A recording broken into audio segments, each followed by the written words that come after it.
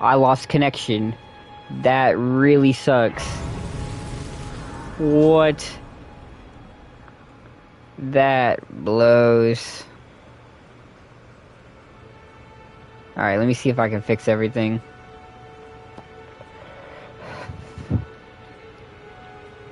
Damn, that sucks. Hopefully, people will pile back in here in a second. Let me rest down at the grace while I get the stream reset up. Damn, that sucks. Always at the worst times, ain't it?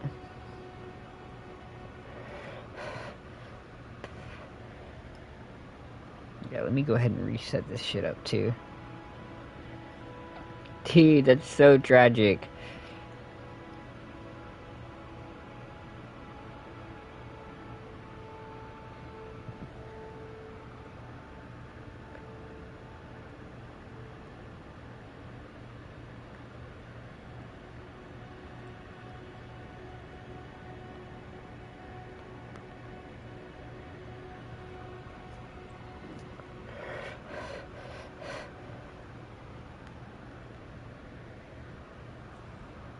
Ah, dude, that's so terrible.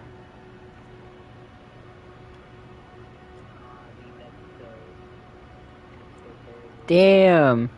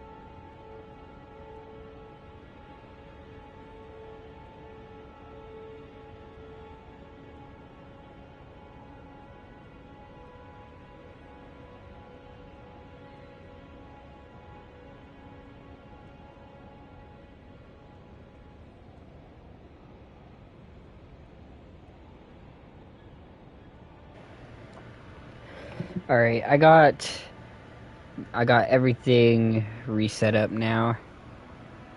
I guess. Oh, damn, dude. I literally had just made it to the boss fight, bro. That is so disheartening. Always the worst timing on the connection issues. I guess let's just go ahead and get started.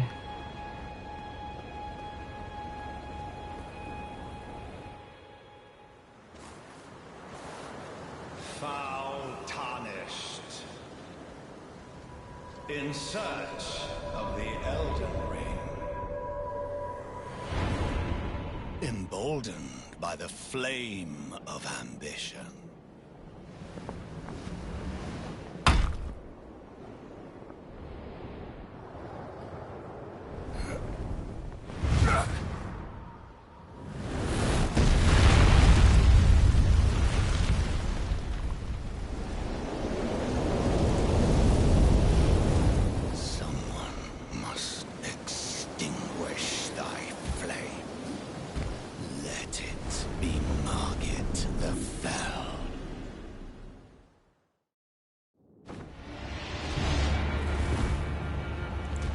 Dude, I'm so distraught about that still. I can't even lock in yet. Rest in peace. That was a good stream too. Or it had been going good.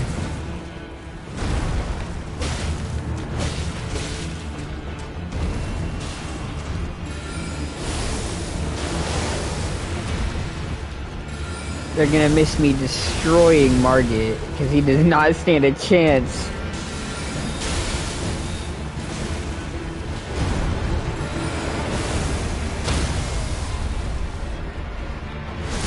Aw, dude, it's too easy. That would have been the perfect... It could have at least waited until I fought Margit. If it wanted to have a connection issue then, it would have been fine. But right before I walked through the door is diabolical.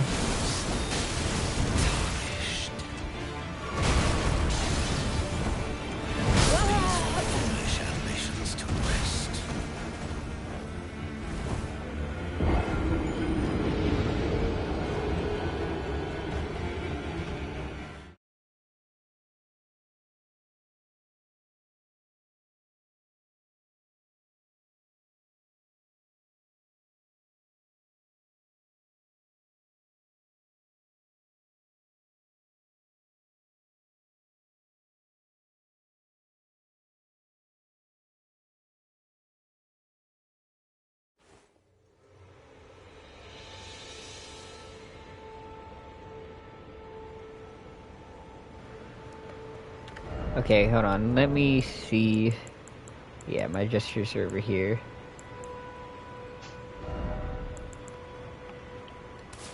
Gotta get my setup nice and good. Man, that is so tragic. Alright, let's go ahead and get this.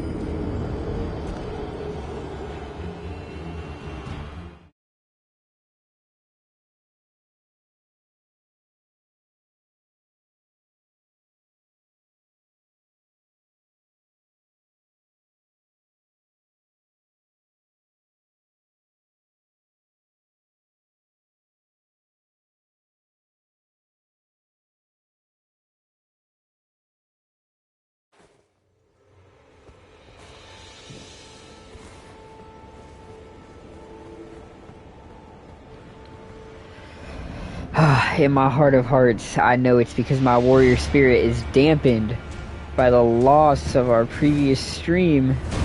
That truly breaks my heart. It's been a minute since this happened though, thankfully, so thankful for that, I suppose, is the moral.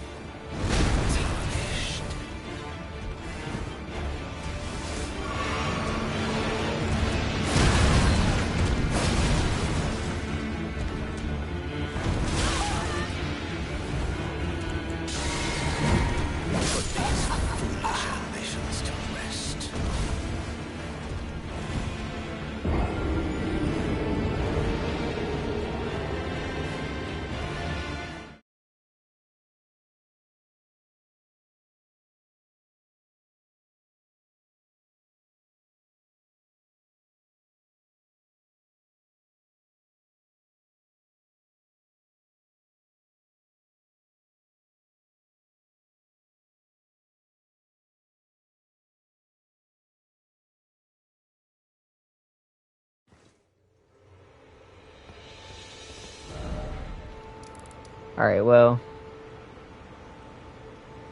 let's go grab our map. I feel like that's fair.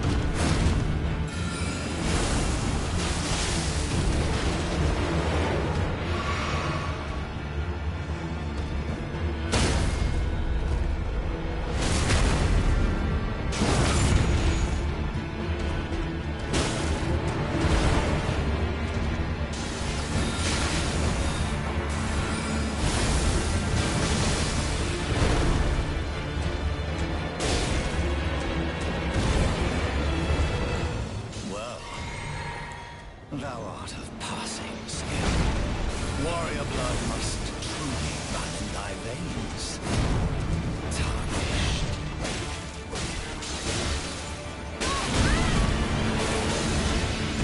Put these foolish ambitions to rest.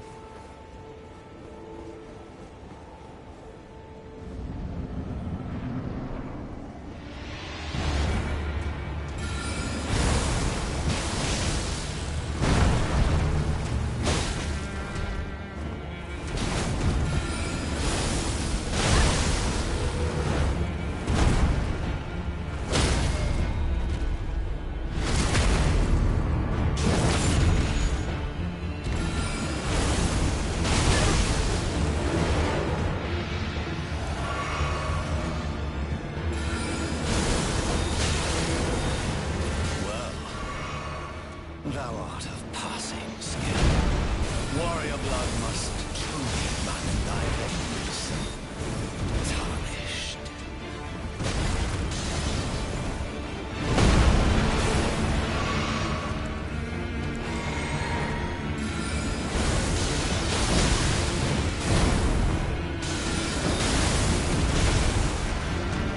Put these foolish ambitions to rest.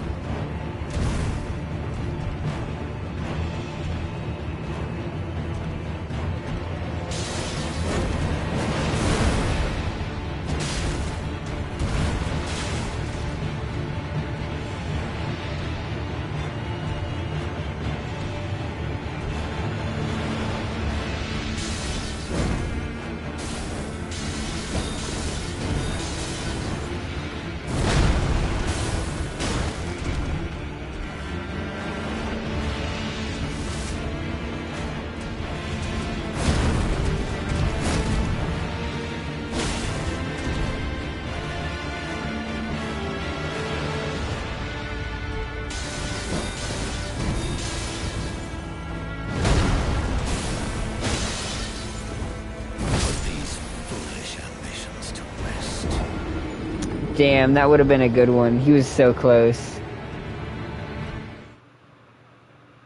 He was real close. That's unfortunate.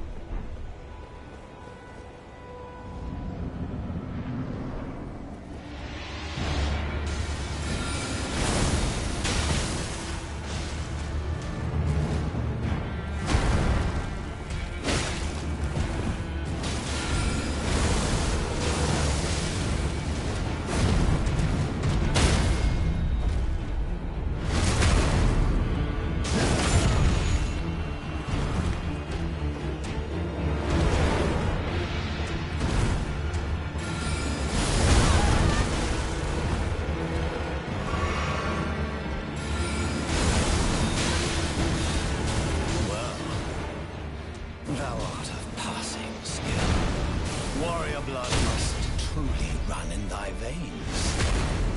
Tarnished.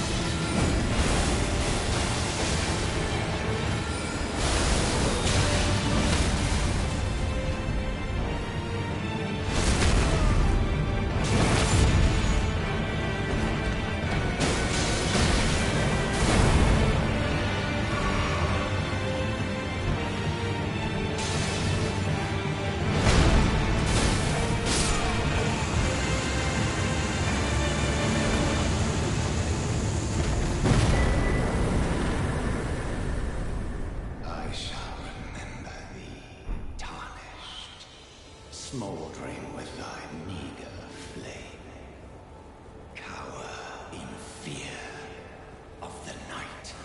The hands of the fell omen shall brook thee no quarter.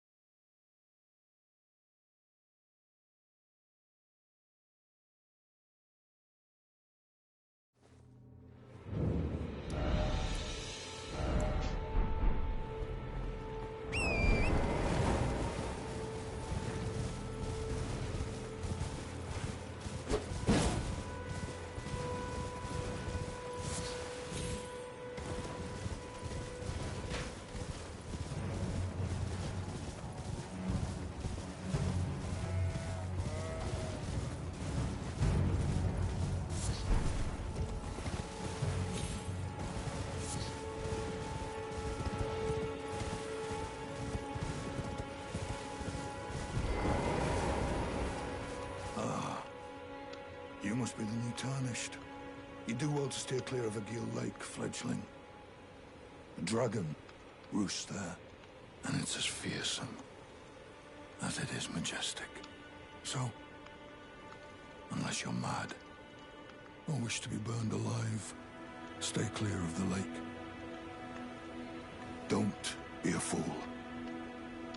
Turn back before it's too late. Don't.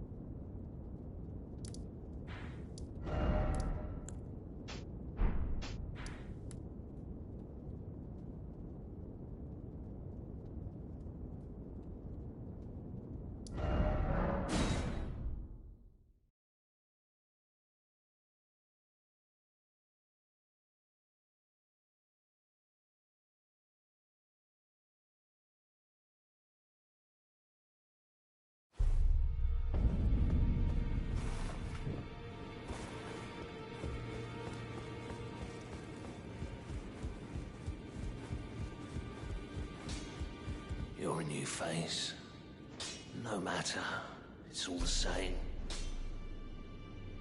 Lay out your arms. Let's get smithing.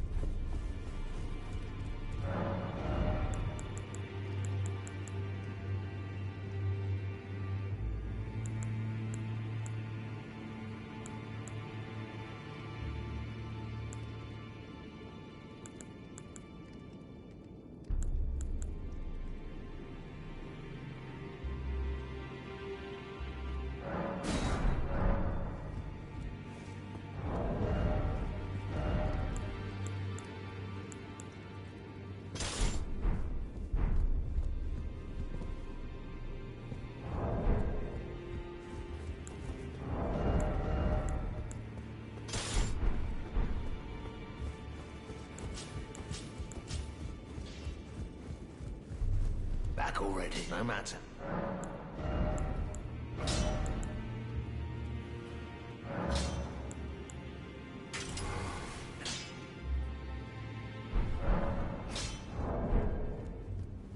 Back, no matter.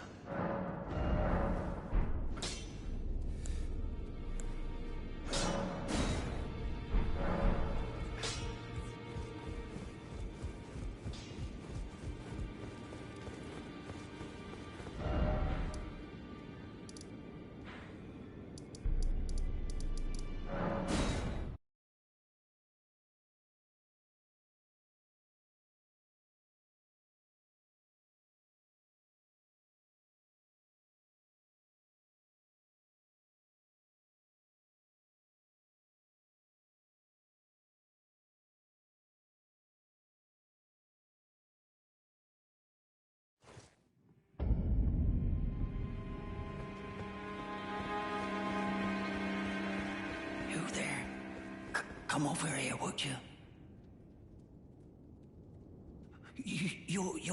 I would advise against taking the main gate into the castle. It's tightly guarded by hardened old hands. Oh, try the opening right here. The guards don't know about it. Fair enough. You certainly don't have to trust me. Well, if you must go through the... But of course, I'd advise a...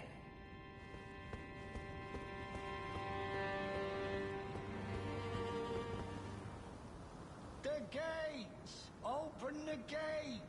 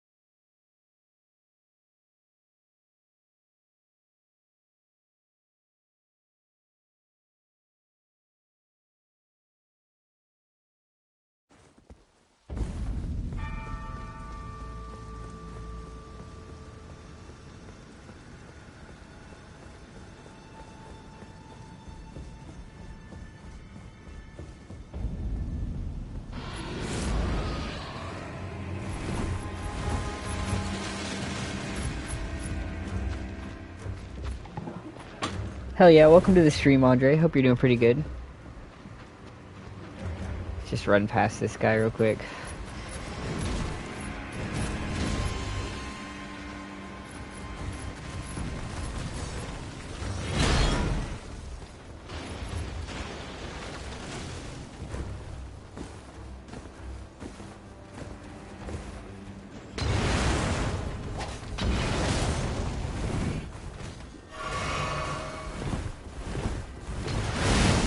Yikes.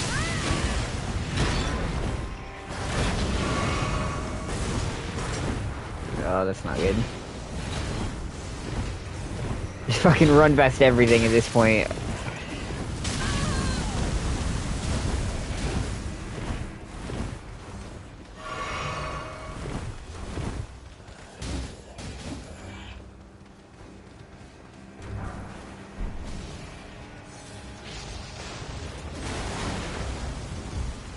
Nah, this is like... I've done well, I don't even know how I'd count, to be honest. I've done a lot of playthroughs of this. I've only beaten the game 8 times, but this is probably like my 14th or 15th playthrough.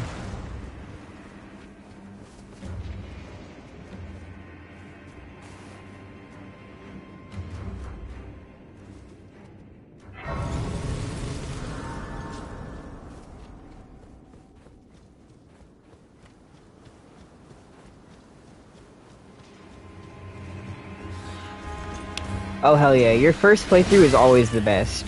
Your first one will always be the most memorable experience you have with the game.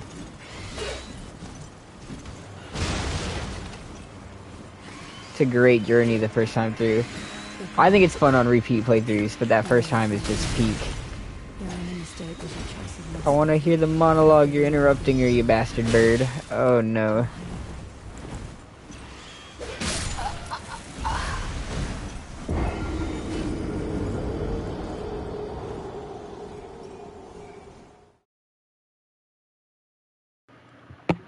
Oh yeah, the Bloodhound Fang is really good in the early game.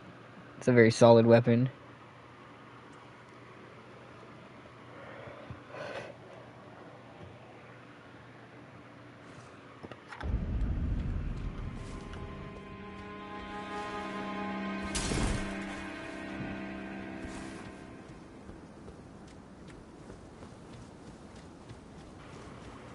I got it. I thought about using it, but I think we're going to go more towards Dex for this character.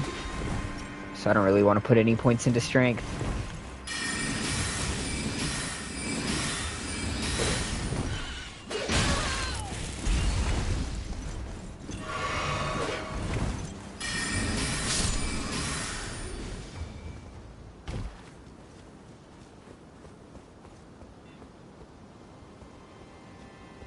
These things are fucking menaces.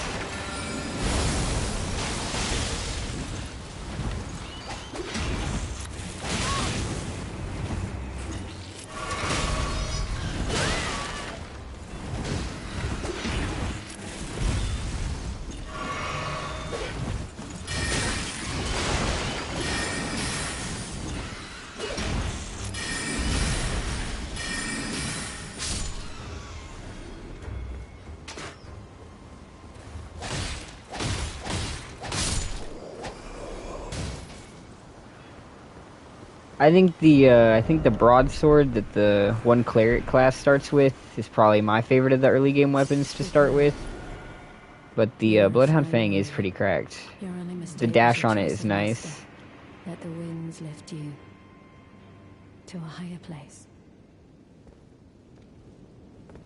Well, who do we have here? Tarnished, are you? Clearly not one of Godric's lot. I am Nefeli Lu. Tarnished and warrior, like you. I'm here by decree of my father. How utterly repellent this is. This grafting of Godric's ill befits a lord. He's tainted the very winds. If you intend to challenge Godric, I ask you call upon me. The winds run foul with his deeds. I'm certain father would permit me aid the fight. Apologies. As fellow Tarnished, we must each follow our own guidance, down whatever road takes us to the throne of Elden Lord. A pass fellow down whatever.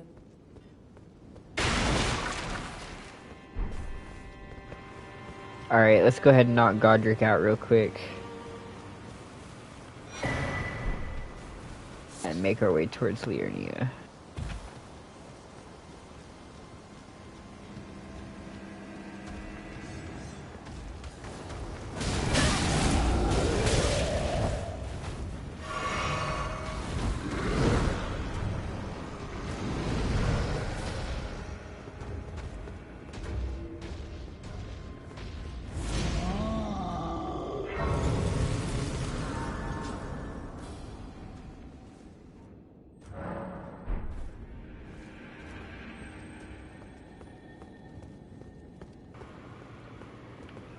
This is still one of my favorites. It's just so fun.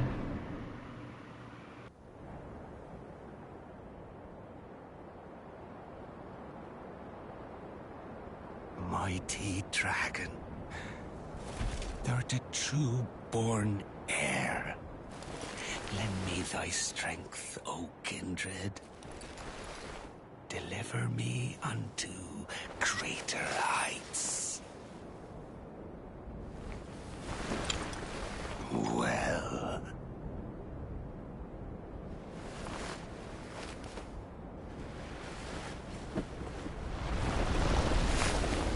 The lowly tarnished. Playing as a lord. I command thee, kneel! I am the lord of all that is golden.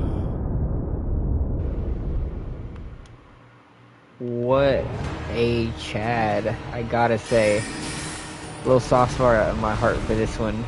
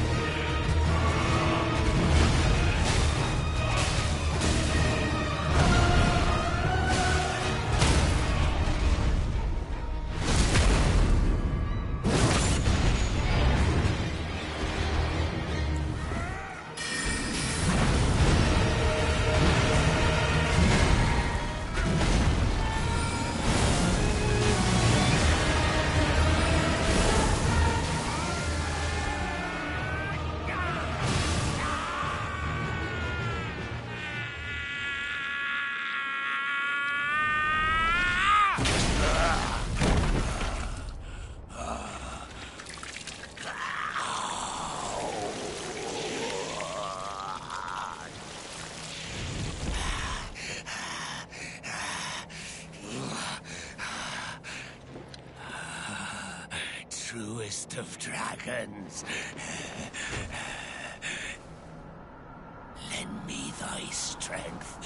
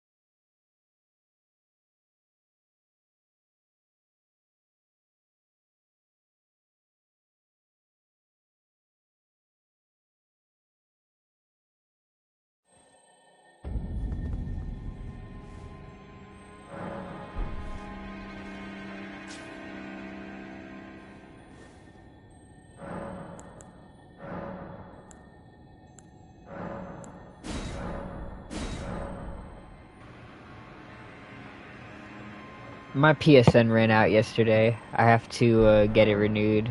I'm stuck in offline mode for a while, unfortunately. I thought I had it set to auto renew. Apparently, I don't, and I've just been too lazy to fix it. Where do I need to go? Right, I want to go grab the claw.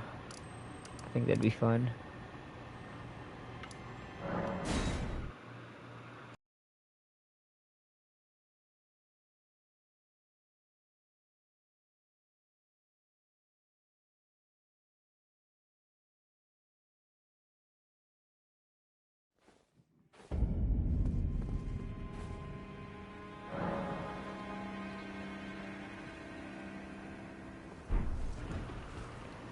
Alright, let's get it.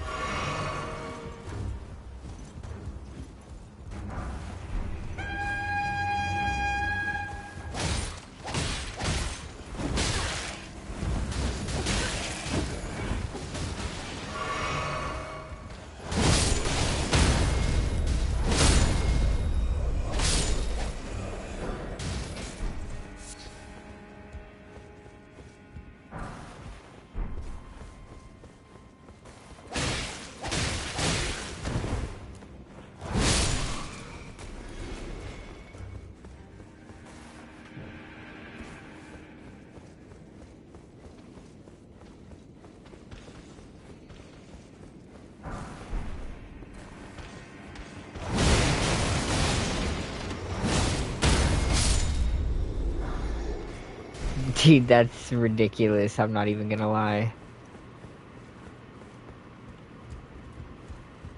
This thing is crazy OP.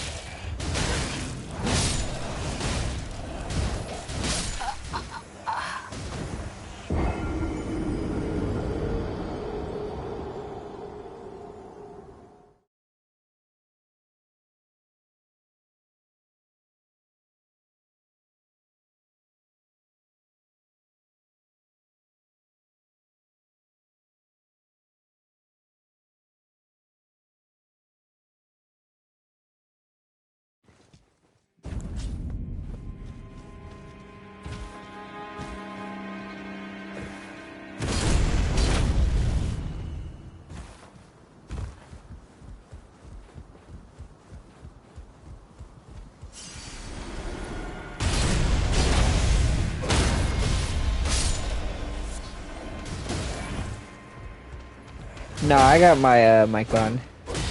I've just been a bit quiet. I had to restart the stream because it fucking disconnected. We lost a lot of good soldiers.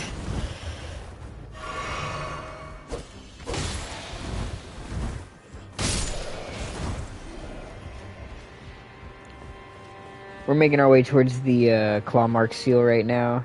Or not the claw mark seal, the claw talisman, the one that lets you get better jump damage.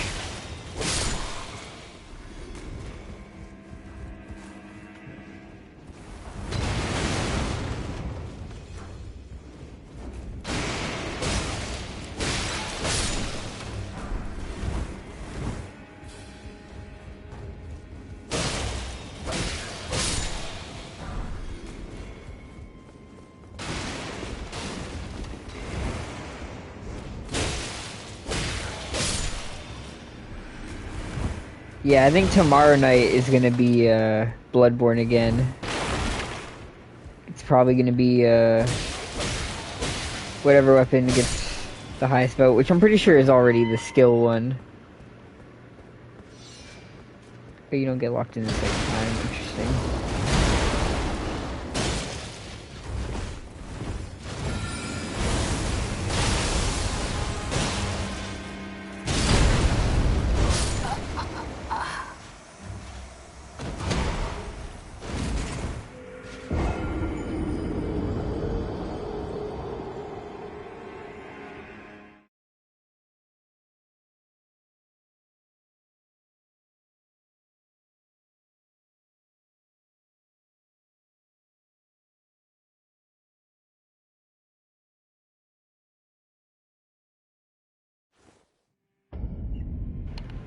Alright.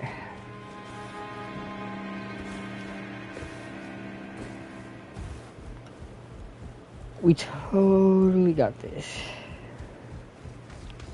Make it 50-50. Yeah, it's been a while since I checked it, but last time I checked it, there were only 2 that were really getting anywhere. Oh, dude, they're kicking my ass.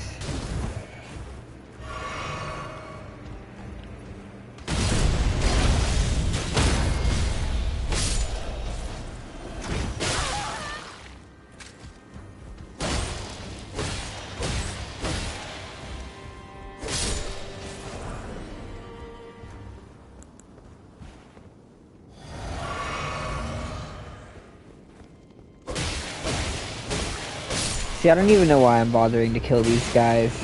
Because every time I die, that fucker plunders some of my shit anyway. There's not even really much of a point in farming these. Nice.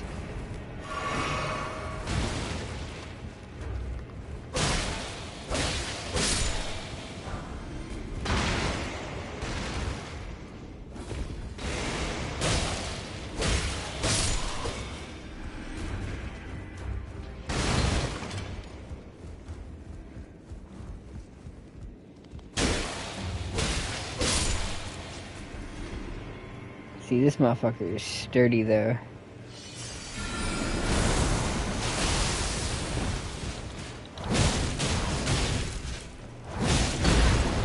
Yeah, that's... Oh, definitely death.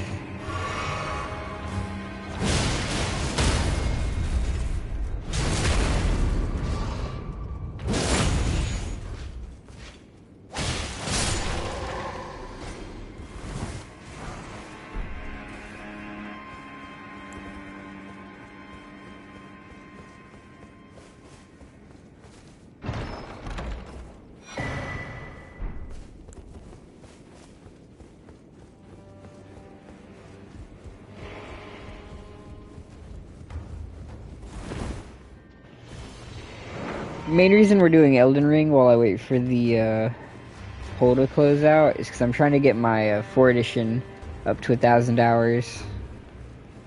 Sitting in the 900s right now. It's that home stretch.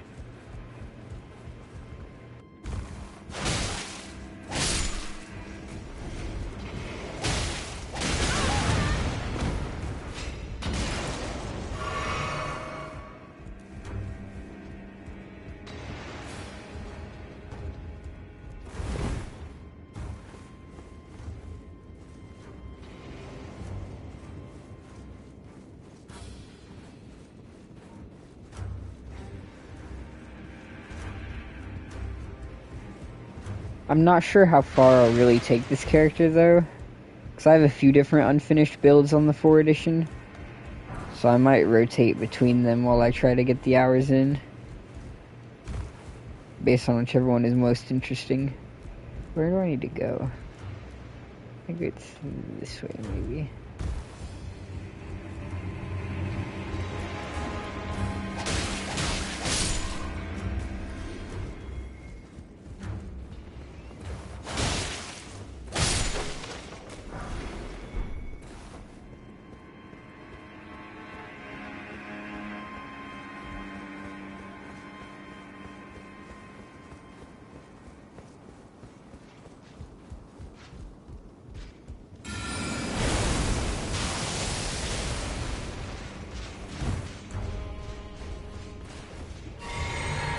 Got to drink my fucking goop.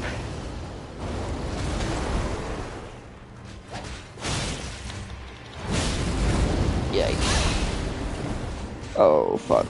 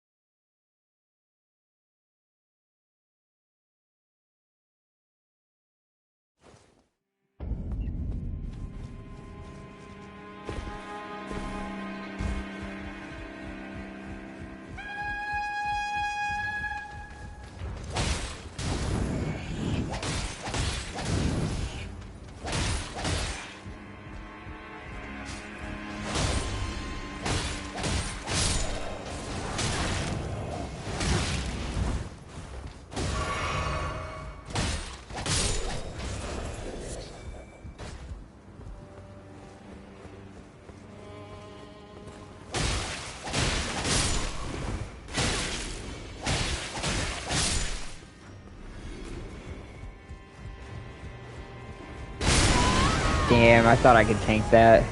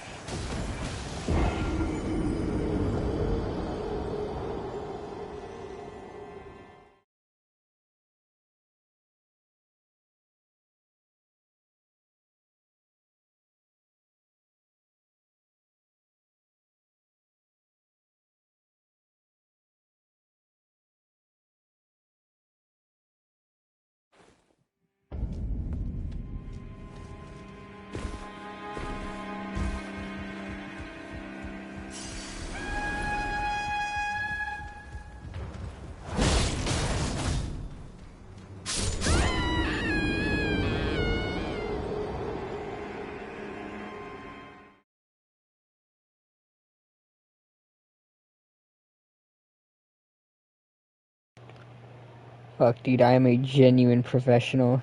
I make this shit look easy, don't I?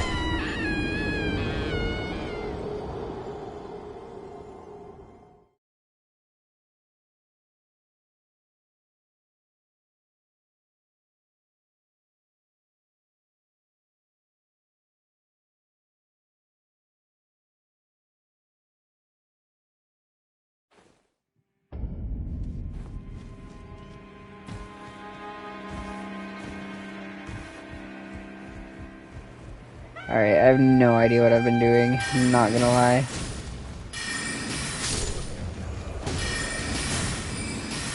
Oh, he killed himself that time. Isn't that nice?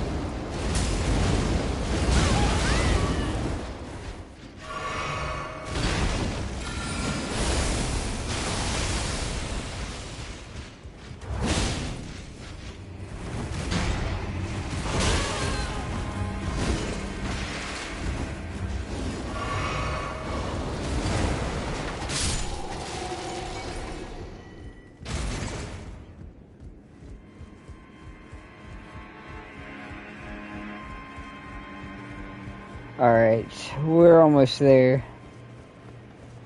And then we're probably just gonna steamroll on over to the academy. Although that's gonna be rough.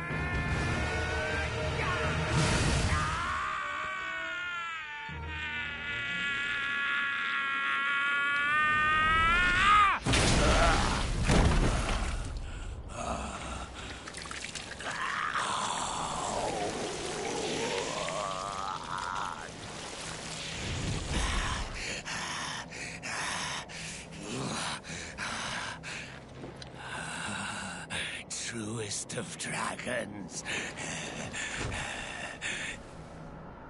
Lend me thy strength.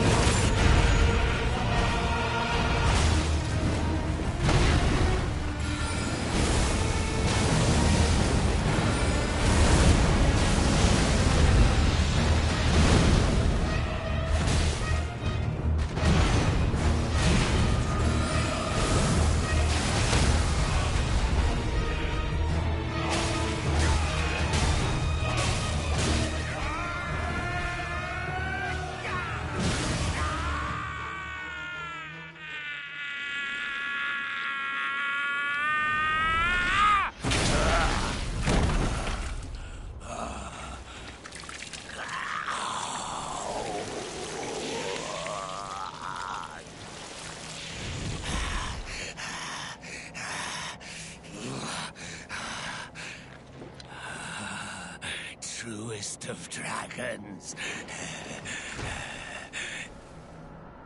Lend me thy strength.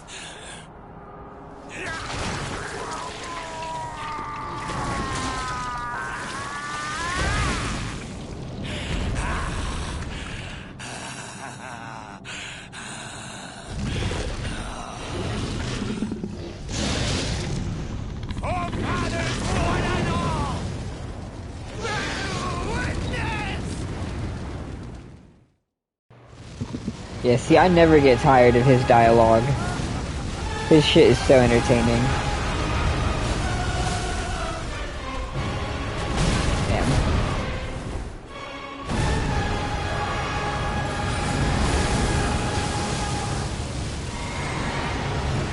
Although I think the music might have just blew out my left speaker in my headset. Holy shit. I think it did. I can't hear anything out of the left side now. Shit's too epic.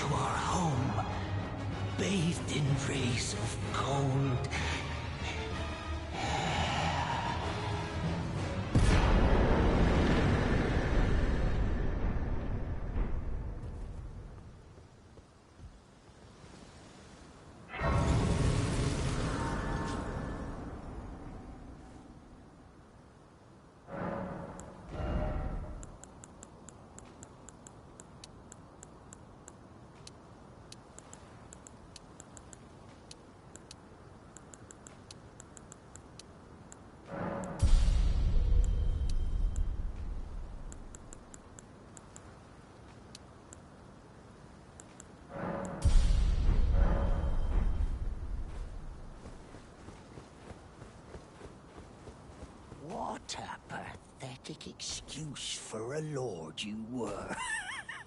Craven to the bone. Pushing me about like that, and after all that grafting, where did that get you? Look down on me, would ya? Godric, you filthy slug. Feel it. Feel it. Feel my bloody wrath. Oh. Hello there. This weasel was... Godric was always looking down on me. He got what he bloody deserved thanks to you. I tell you though, what goes around comes around. He had an ugly heart, an uglier countenance, and met the ugliest of ends, eh?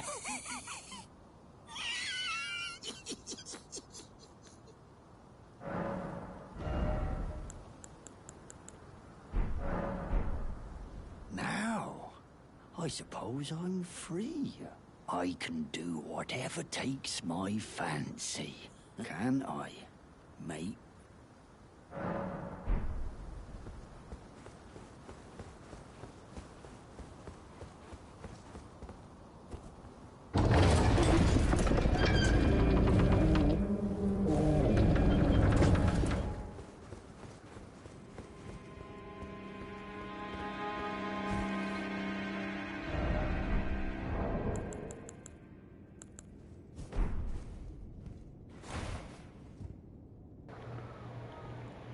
Alright, I'm gonna go grab myself a drink real quick.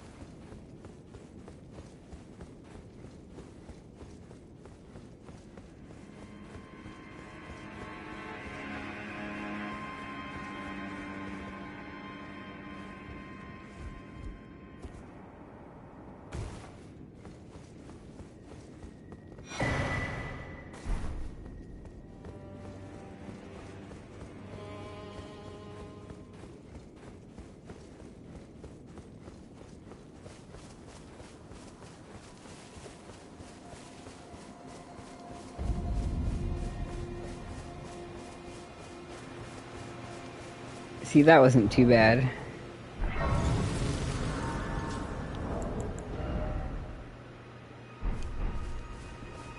Now, Renala might be a little bit of a pain. Hello? Is someone there? My name is Hayata, and I'm journeying in search of the distant light. If I might be so bold as to ask, would you donate any Shabriri grapes in your possession to me? My eyesight has been weak since birth, you see. I can't tell which way I'm supposed to go next, but when I eat one of those grapes, I can feel a distant light in the back of my eyes. It will lead me to my true duty as a finger maiden. Oh, many thanks to you. Now I can feel the distant light once more. You are most kind indeed. May the blessing of the fingers be upon you.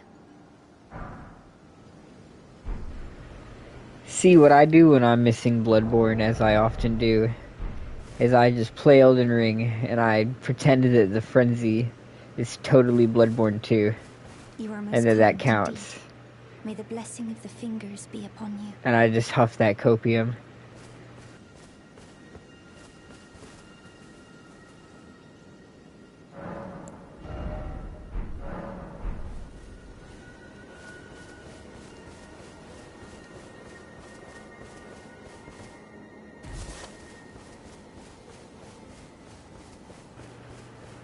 It is nice, though.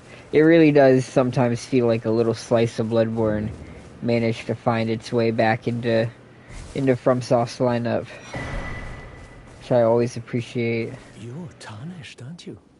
Then perhaps you could spare some runes. Believe it or not, I studied glintstone sorceries at the Academy of Rea Lucaria. For a small donation, I'd be happy to share my knowledge. Well, bless you, bless you. You're a true saint. My name is Tobes.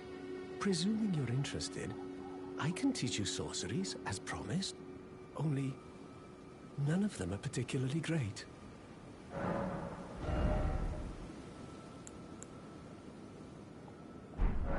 Apologies, friend. I'm afraid my meager sorceries are no match for your generosity. Oh, right. I can tell you what I know about this place. That should help a bit. You've seen that structure to the north, towering over the water. That's the Academy of Rea Lucaria, where we study glintstone sorceries. Only its doors have been closed for quite some time now. After they declared they wouldn't interfere with the shattering, the Academy cast repelling seals on the east gate leading to the capital, and the south gate leading here. As you might have guessed, the seals are still active, making entry to the Academy impossible without a glintstone key. And so I'm stuck here. A fledgling sorcerer with little chance of acquiring a key. When they cast the seals, I'd just popped out. And now I'm uprooted from my place of learning. Why not find yourself a glintstone key?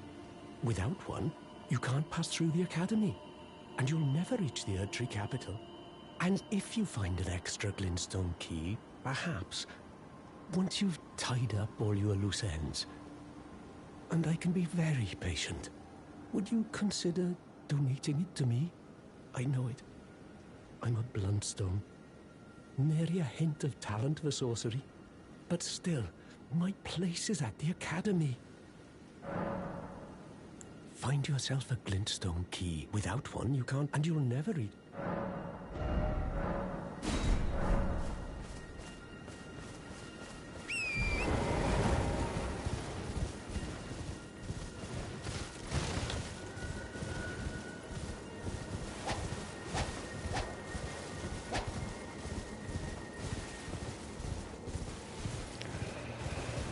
Oh, the setup phase continues, I guess. Let's see what we can get.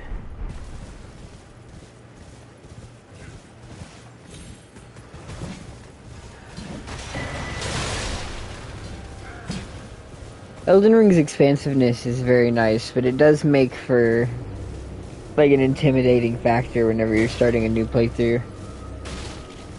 Because it's just like, damn, there's a lot you can do.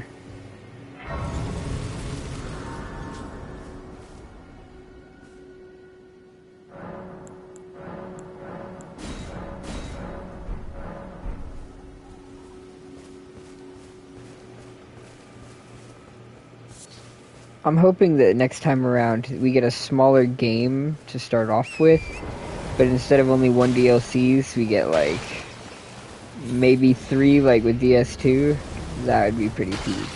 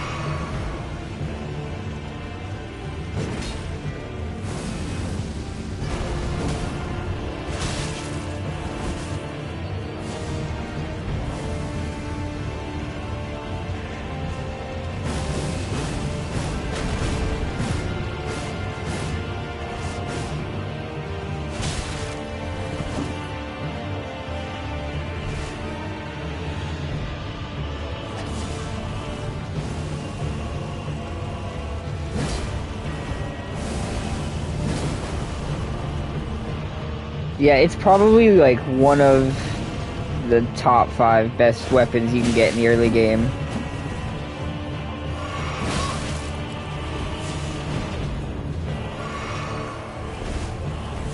This dude is putting up way too much of a fight.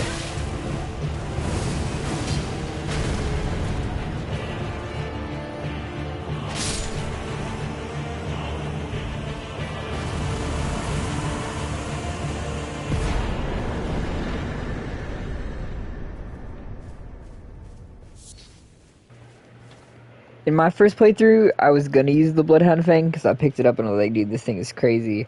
But I got the Blood Slash Ash of War from Fort Height or whatever the fuck it's called, like right afterwards, and put it on the straight sword.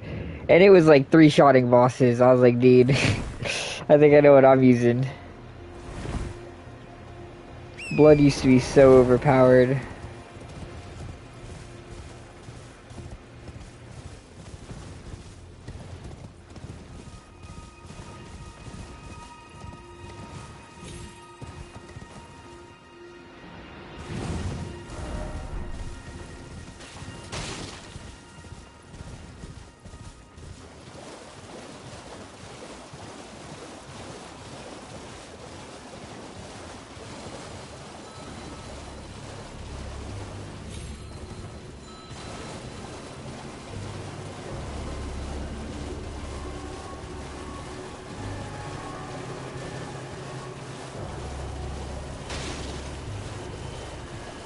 They've nerfed pretty much like all the bleed sources pretty badly too. Like my dual twin blade character is nowhere near as crazy as he used to be. He used to just fucking melt through things like a helicopter.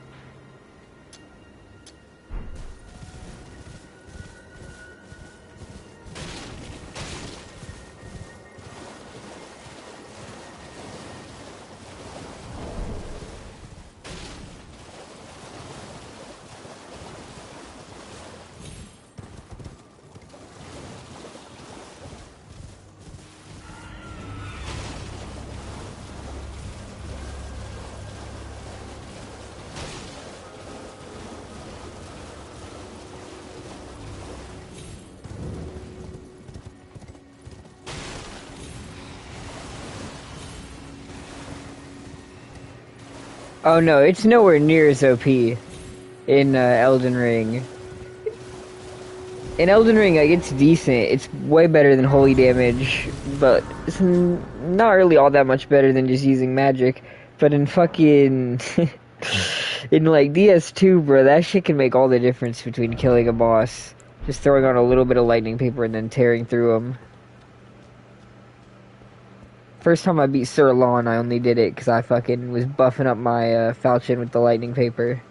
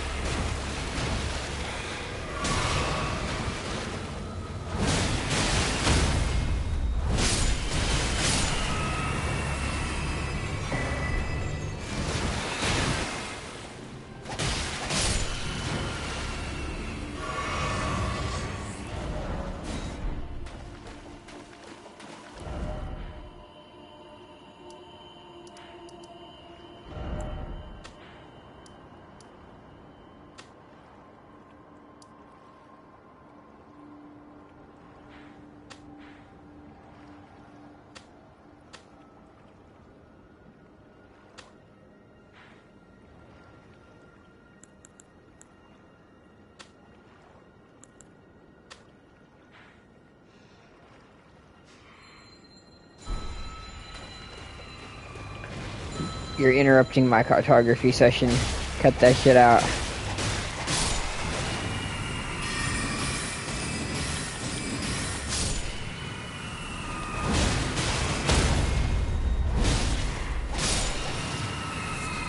Real gamers aren't here for the combat, they're here for the map making. This is the real shit.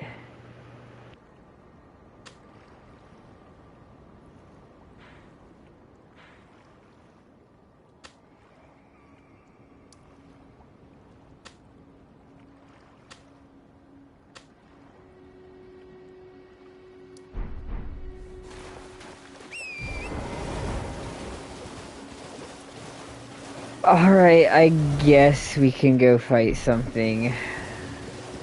Not as cool as playing with the map, but it's whatever. Everyone's got a preference, I guess.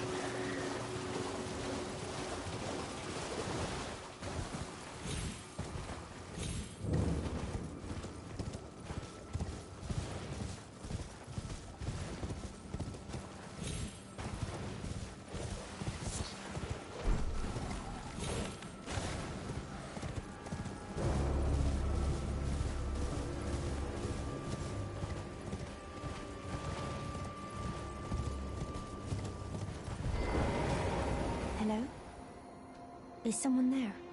Would you donate any Shaburi grapes in your possession to me? I'm on a pilgrimage, in search of the distant light. And when I eat one of those grapes, I can feel the light in the back of my eyes.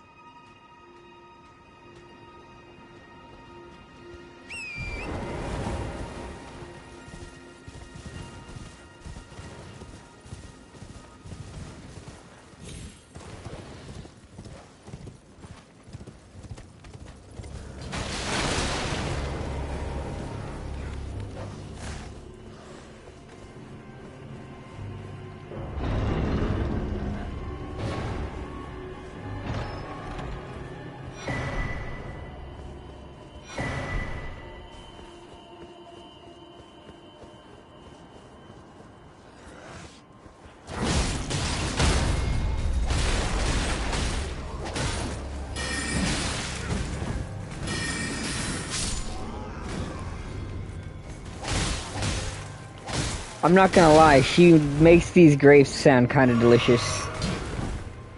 That whole lining your brain with eyes things would be easy if you can just pop one of them bitches in your mouth.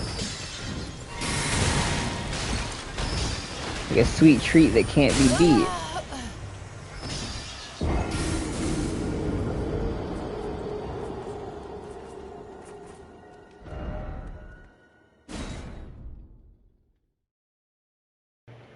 You know what's crazy though? There's actually like a lot of people that eat the placenta. Like their own placenta after they've given birth or whatever. They would have no problem consuming all 3 umbilical cord fragments. Trust me. They would be locked in. Like, they're halfway there already.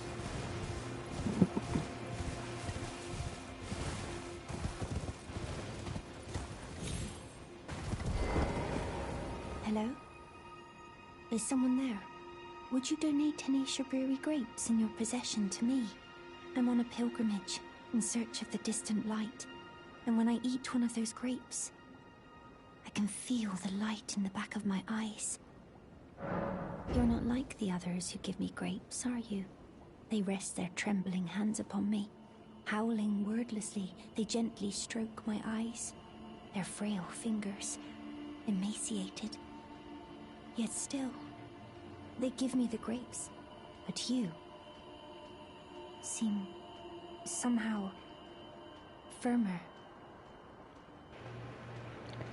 I like how I'm the first person to just, like, grab somebody else's eye instead of fucking tearing my own out to give to her.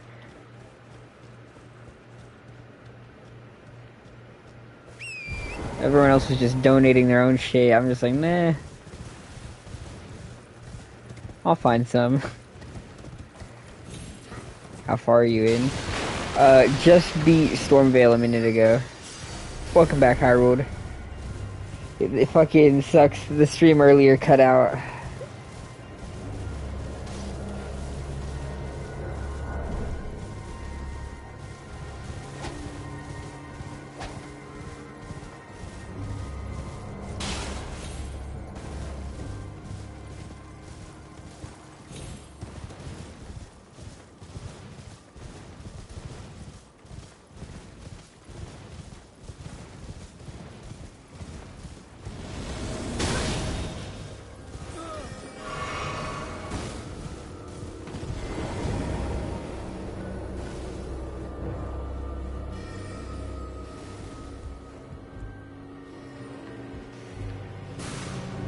I have the stream pulled up on another device so that I can see chat, and it looks fine on there.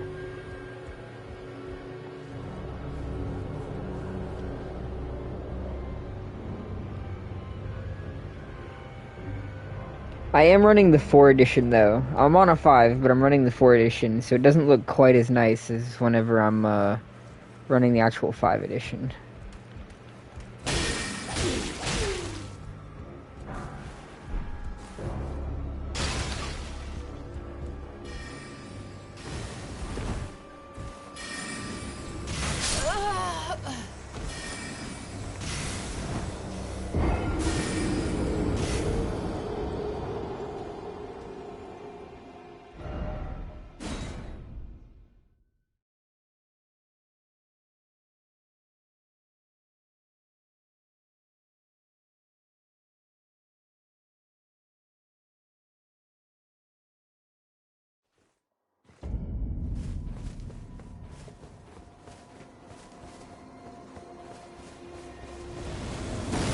Shit's crazy. He just absolutely capped my shit. Instant death. I'm gonna put my runes way back up there.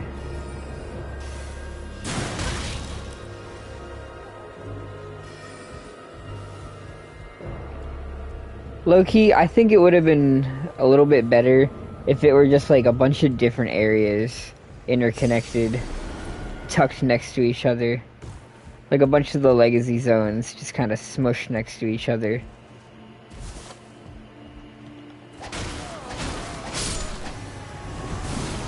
No, I haven't gone to into Celia just yet. I just went around and grabbed the gravity shit from outside it in the Sage Ruins or whatever. Man, I need to cut that shit out.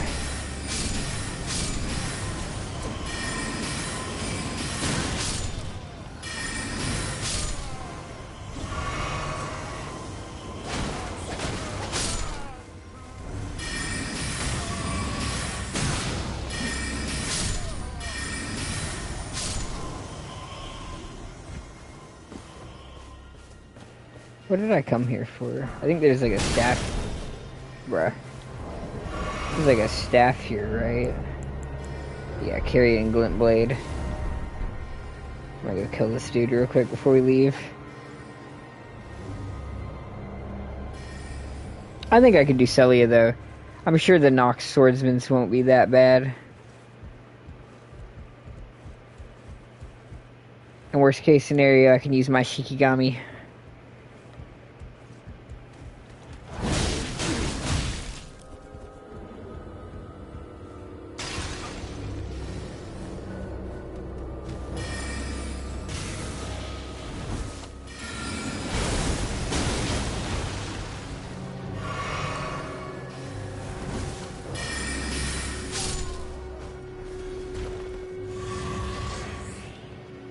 Which I haven't actually given a keybind yet. I guess let's go with the dogs.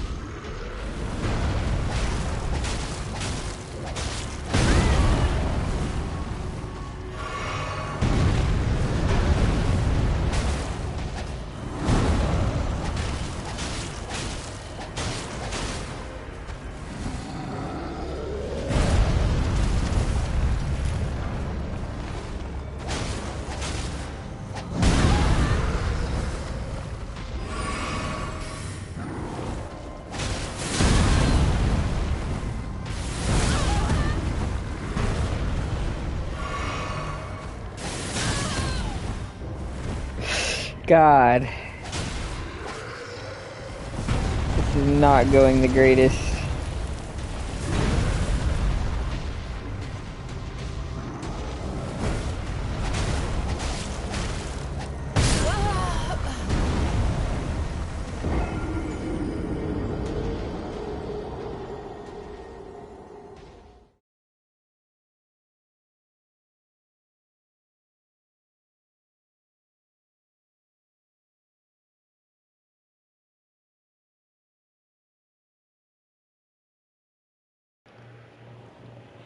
This is what no catacombs does to a hoe.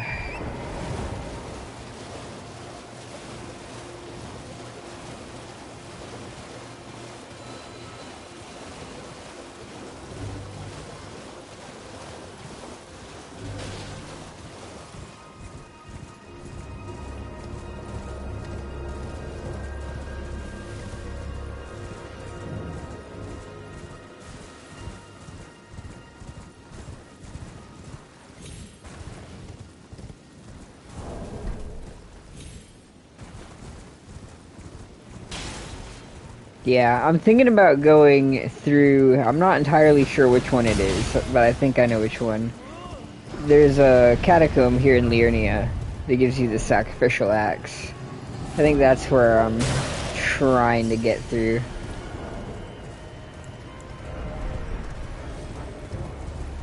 Because having FP is nice.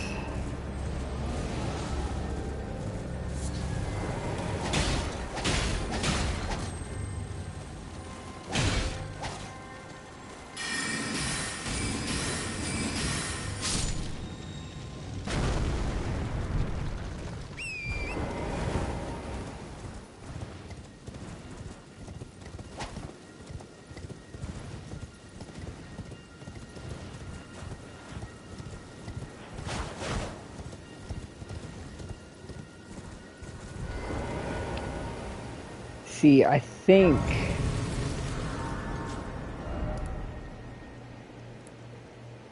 it's in that one. Way the fuck up there. But you can just ignore everything and sprint up there on the horse. Which is exactly what I'm going to try to do. Yeah, it has super terrible range, and the damage on it is not spectacular either.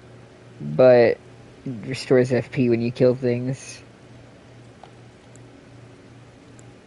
And I think even if you kill things with your spell, as long as you're holding it, you get your FP back. So it's just convenient.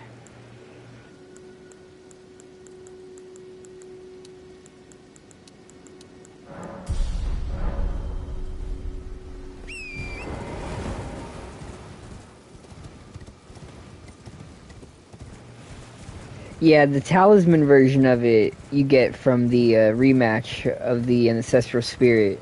Once you get to, I think it's Noclateo? No, that's the one in Night Rain. The one in this one is Nokron?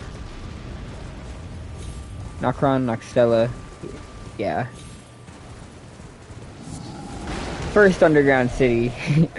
Put it that way, but I'm pretty sure it's Nokron.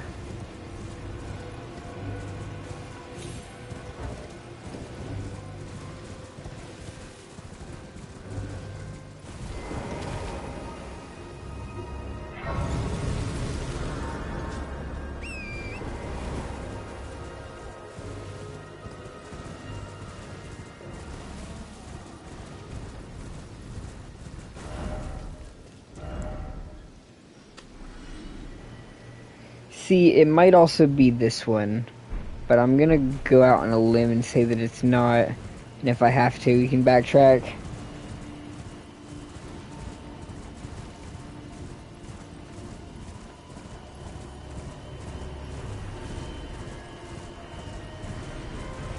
Yeah, no, trying to do some of these builds, it can really suck sometimes. Just how late into them a lot of the shit that you need is. That's why I say my Faith run was my fucking least favorite run in the entire game.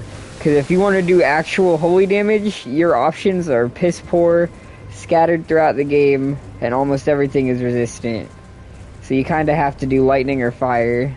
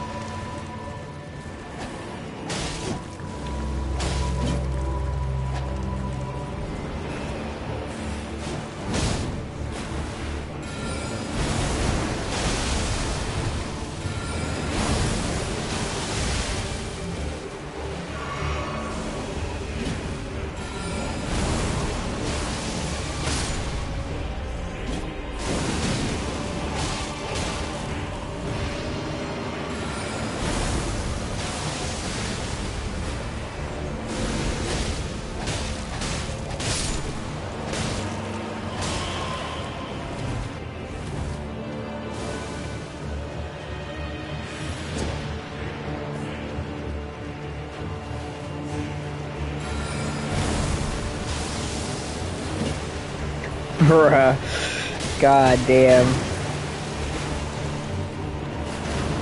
You love to see it.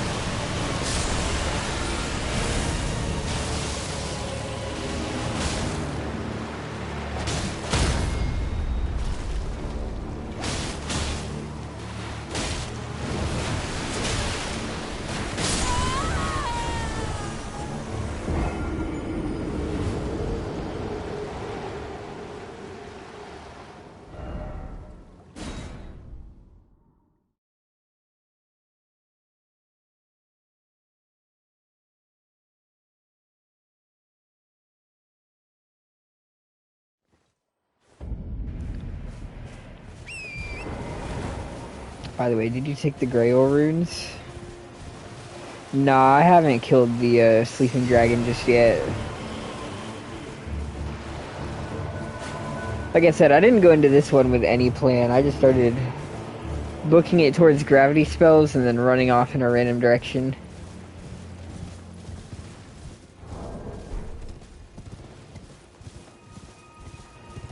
I still have to go back and activate the Great Rune that I got from Stormville Castle.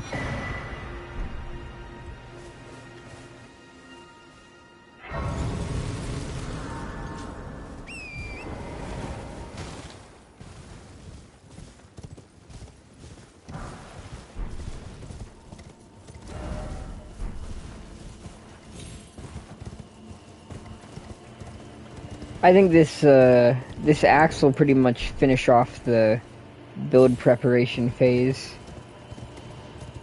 And then it'll just be running around clearing shit.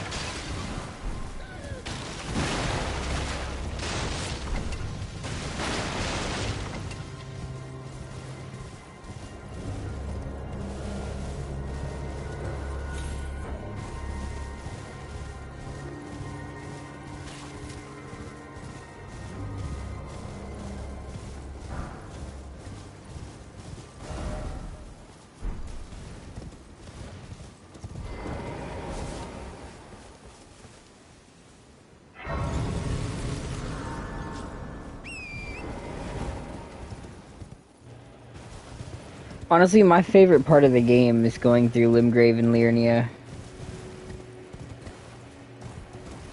The second, like, 2/3 of the game gets slowly less and less interesting.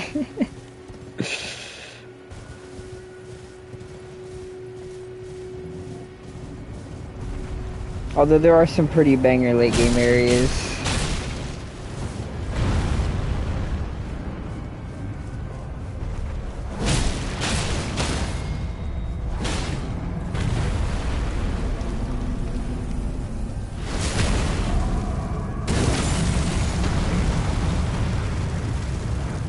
No, the entire Mountaintops of the Giants. Well, maybe not the entire. This second half of Mountaintops of the Giants is completely trash. The first half is wasted potential, and then Consecrated Snowfield is boring as fuck.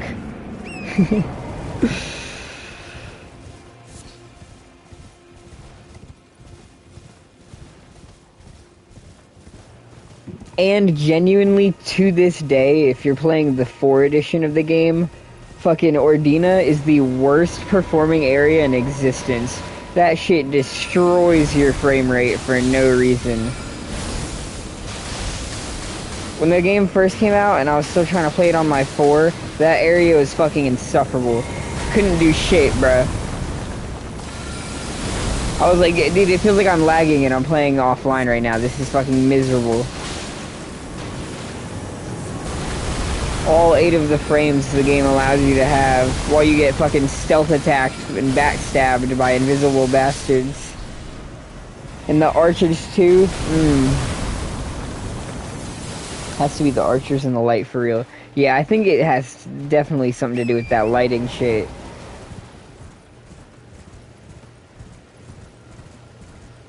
The area had me fuming playing it on the 4 edition. I was like, this is genuinely broken. Like, this should not be in the game in this unplayable ass state.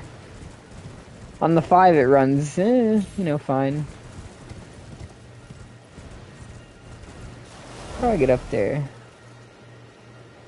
Okay, I see where I gotta go.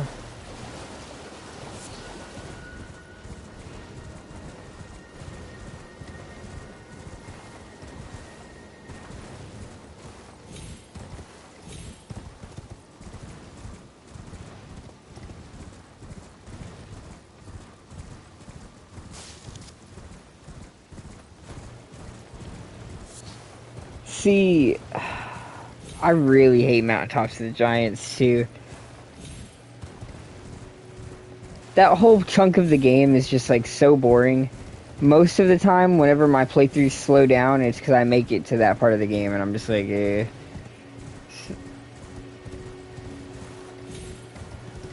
Starts to feel like I'm forcing my way through instead of happily exploring along.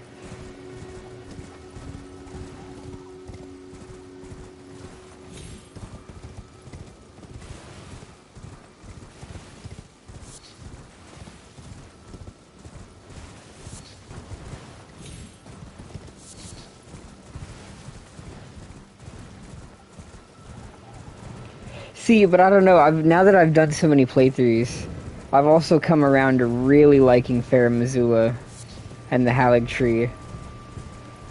So it's like you have to push through that boring slog to make it through to some really nice areas. It's like a golden peak after a mountain of shit.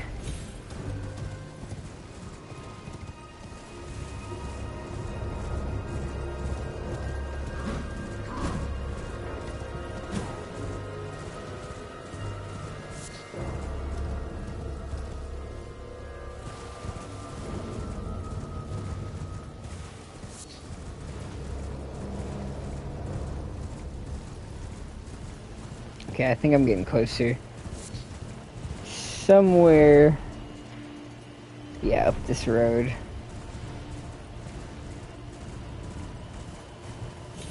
This is the one... yeah, because this one should have the unkillable skeletons and the necromancers. That's gonna suck.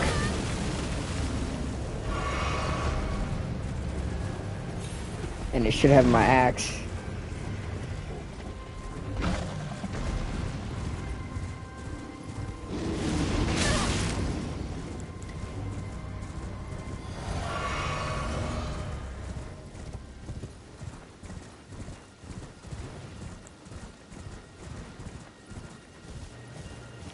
I'd love to eventually have like every single one of them memorized to the point where I know what's in them and shit, but that's just too much information to retain.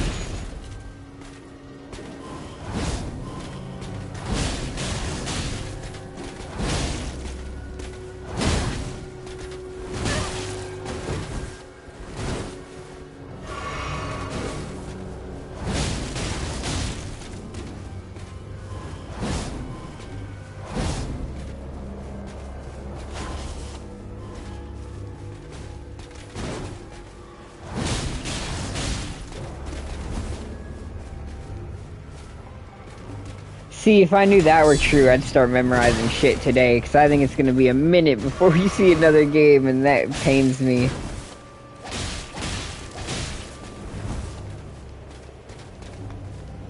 I really think their next game is going to be another Armored Core one. And I've never played the Armored Core games, so I have no interest in them currently. I'm sure they're really good though.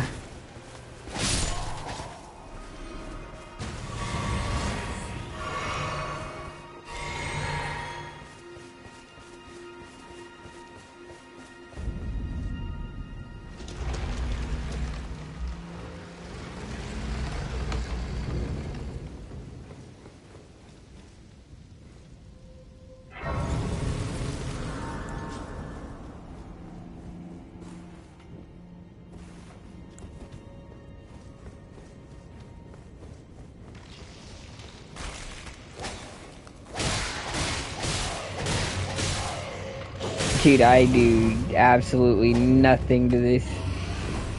I'm pretty sure he's invincible anyway. He's just gonna come back. Fuck it, let's just get our axe and leave. I don't think they were developing the DLC for 4 years, so... I mean, I definitely think they've got something in the works. Probably several things in the works. Is this my axe? This is my axe.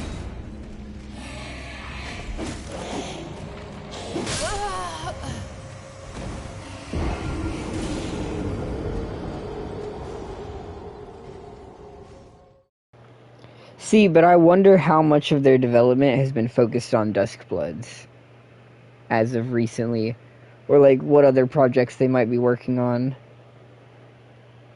Because it's been radio silent on a few things, like the Tarnished Edition, Duskbloods. So I don't know.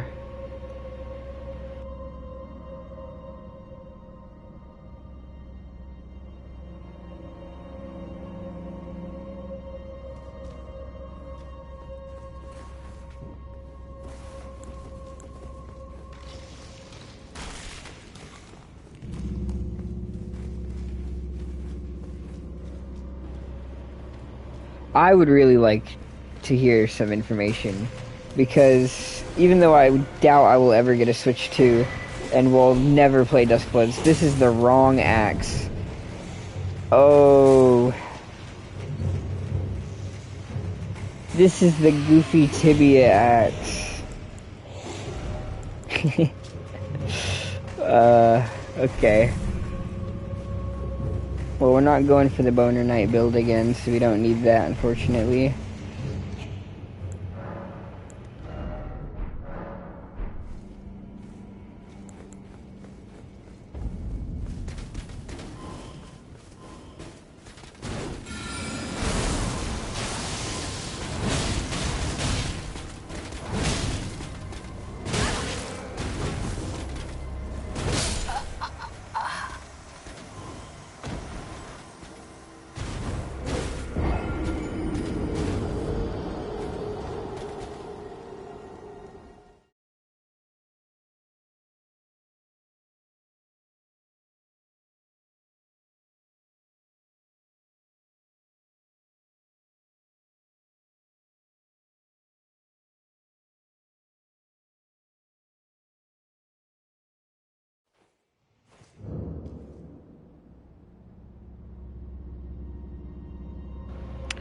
Oh, I was very, very completely wrong about where this axe is located. It's way the fuck in the Weeping Peninsula. Don't do that.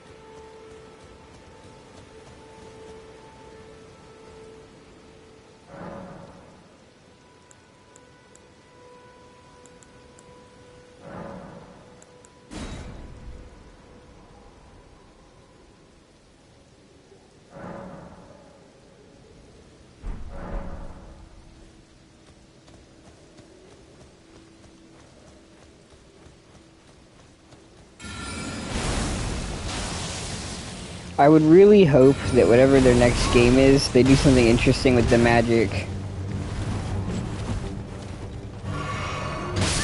Damn, that's a lot of damage. I think so far, I honestly think Bloodborne is my favorite to do a magic playthrough for. Elden Ring would be a close second. Because my favorite thing to do with being a spellcaster is to try to mix and match, have a good variety of spells. And there's some fun, different, like, weird options with Bloodborne. Got a lot of options in Elden Ring, but a lot of them are kind of samey.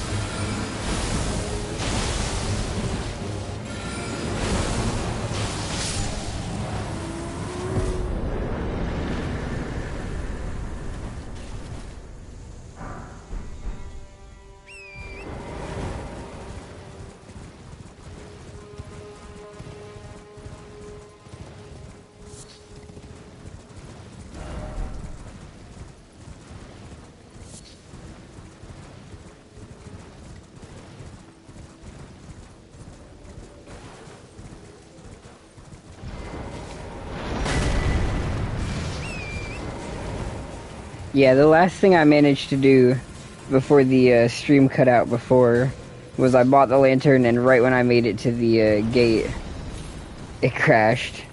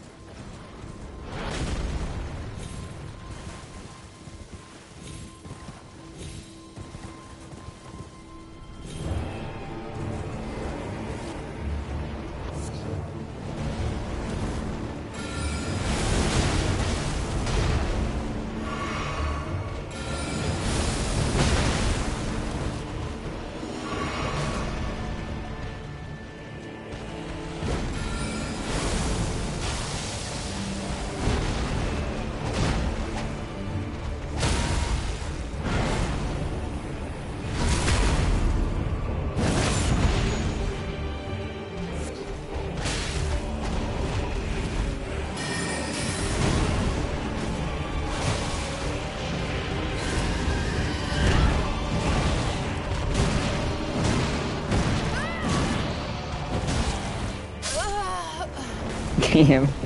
I'm not even gonna lie, I thought I dodged that at first. Definitely did not. He cooked my shit.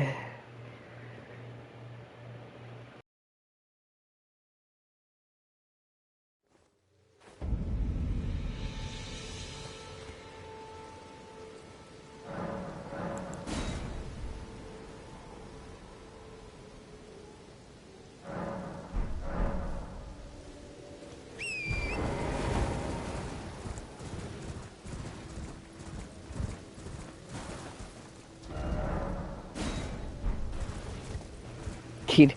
I was like, is this nighttime? This barely looks any different, but I mean, that's what happens when you're next to the fucking giant glowing tree.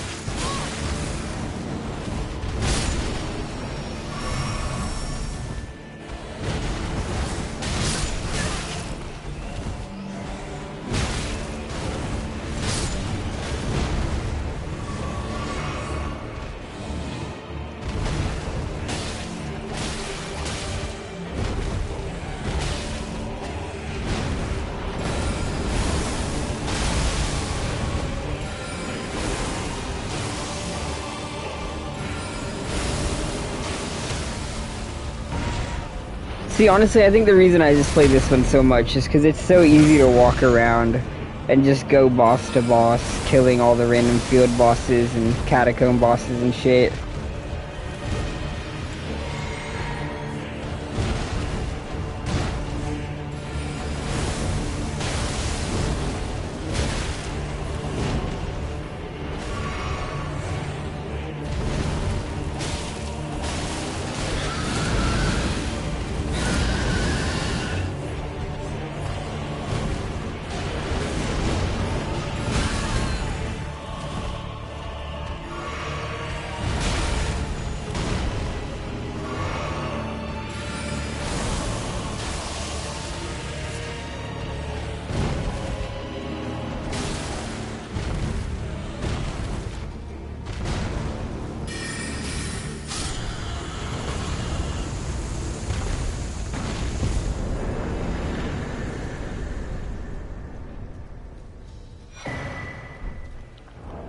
That's the actual axe I wanted.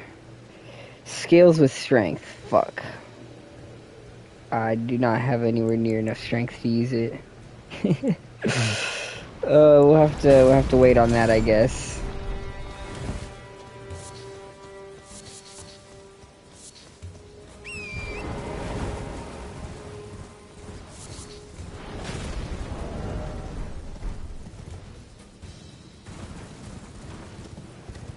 Although, I know how we can get half of it.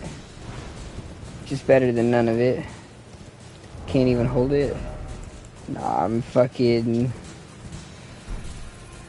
It'd be useless to me right now. But yeah, it has very little range. Terrible range. You have to be right up in their face, but...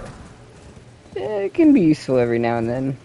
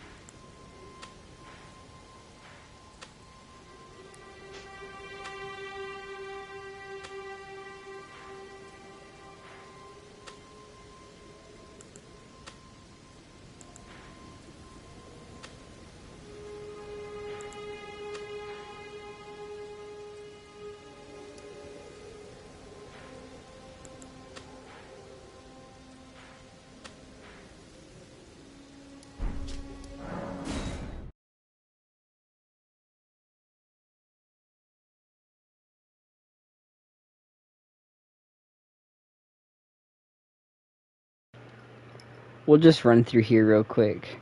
Because we can get 3 more strength off the Radagon talisman that's down here. And then if we kill the Ancestor Spirit, that should get us enough runes to level up the rest of the way, I bet.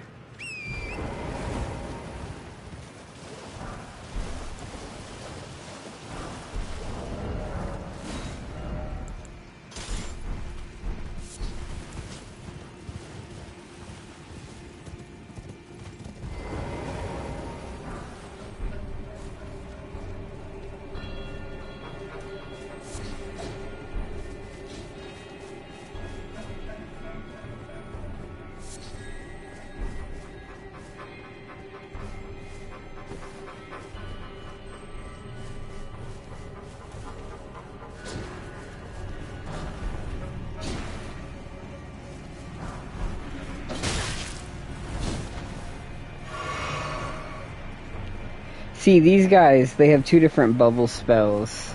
And I wish they were more useful, because they're silly. But they're kind of just complete shit.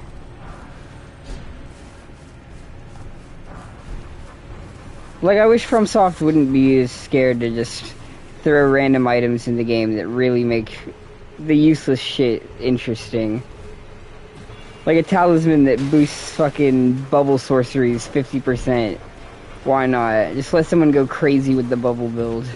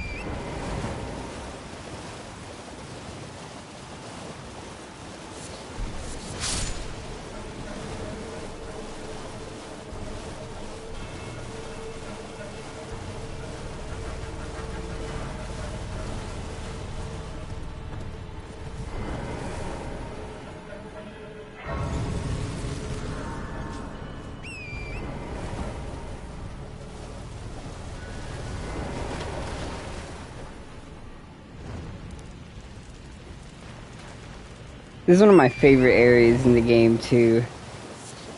If anything gives me some good old-fashioned Bloodborne vibes, it's this cosmic underground city. This place is gorgeous.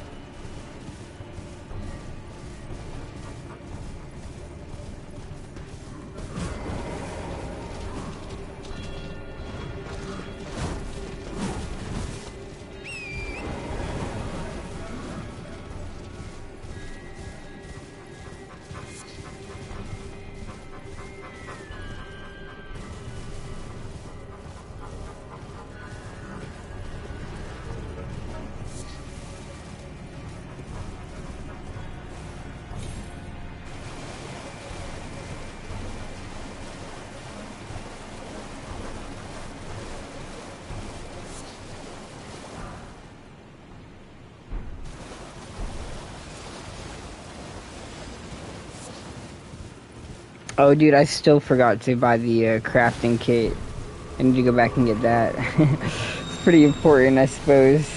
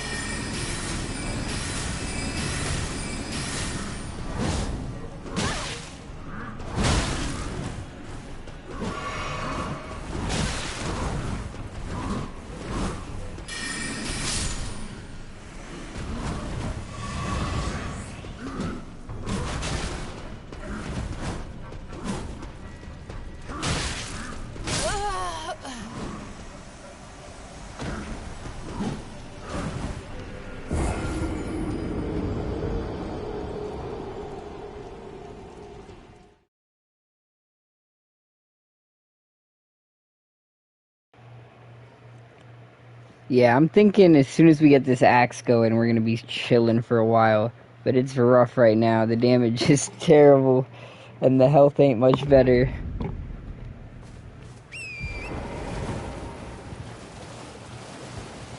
But it's literally right up there, and that'll get us up to, let's see, 14, and I think we need to get 16. So we just have to level up 2 times.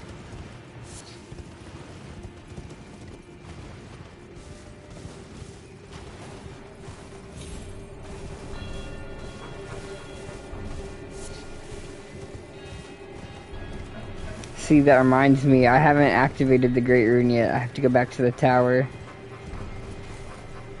I need the crafting kit, Great Rune, level up twice.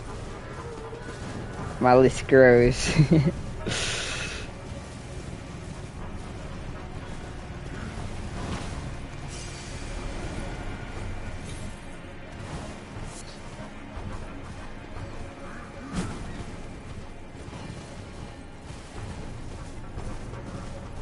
I'm here for the Radagon Scar Seal that's up here. It's either the Scar or the Sword. I think it's the Scar.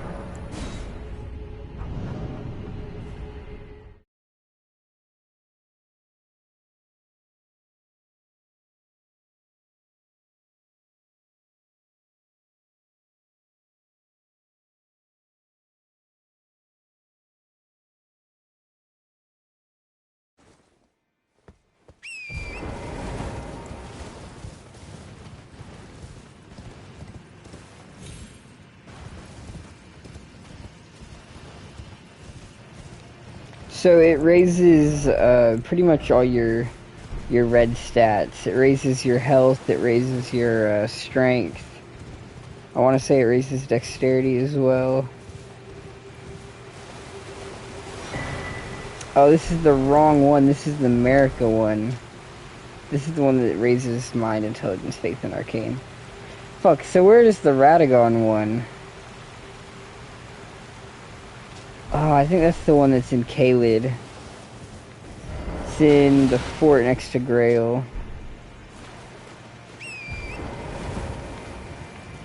See, I prefer to only kill Grail after I've gotten the gold scarab, just to maximize profits. Elden Ring as much as I did before. After playing through DS 1, 2, 3, there's something about Elden Ring. Yeah, I don't know. I've done 8 playthroughs so far of Bloodborne that I finished. Not of Bloodborne, of Elden Ring that I finished. And then I have a handful that I've abandoned. And then I just went through the whole trilogy, and I've played the games before. But I don't know, I still fuck with all of them for different reasons. Sorcery is a noob trap. I don't know, it's good for upping your stats early game whenever you need to reach weapon requirements and shit. That's usually what I use it for, is to reach certain weapon and spell requirements. And I mean, it doesn't really make you take all that much damage.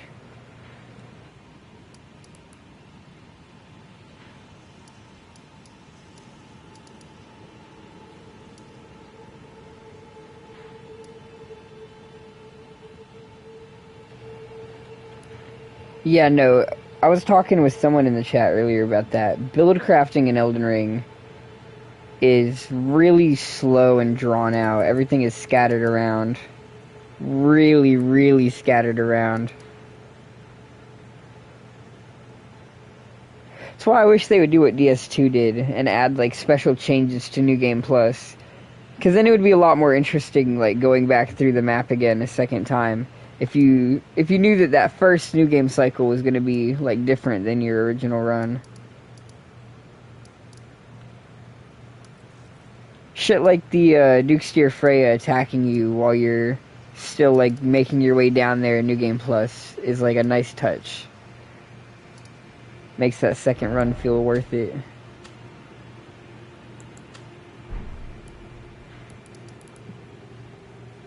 Dead stream. What do you mean? Did it cut out again? Because I was having issues with it earlier. Man, my internet being whack. I don't know, it might not be yours, it might be on my end, because we had the stream cut out once already today. Although it'd be terrible if it happened twice. What am I doing? I guess let's just go kill us an Erdtree avatar.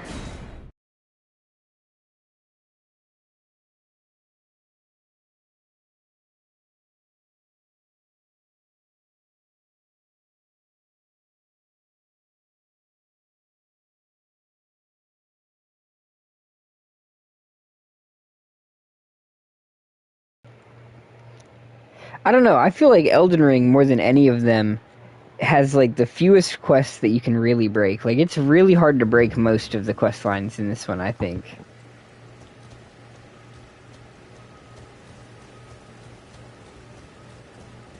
And the ones that are breakable are usually the ones that don't really give you much.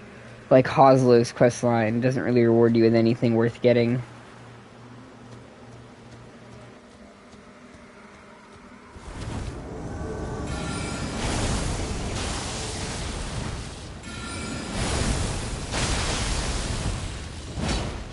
I feel like the biggest one that you could fuck up would be Patches, but just like as long as you don't kill him, you're chilling. And then as long as you don't like advance, I guess Volcano Manor, if you don't take your time to do all the kill contracts and you just rush through the game, you can break the Volcano Manor contracts.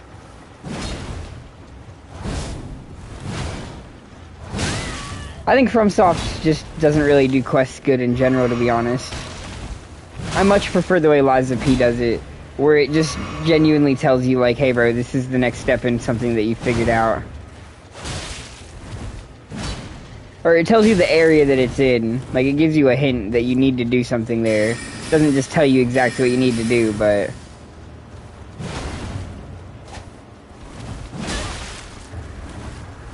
That's... Oh, I thought that was gonna get me for sure.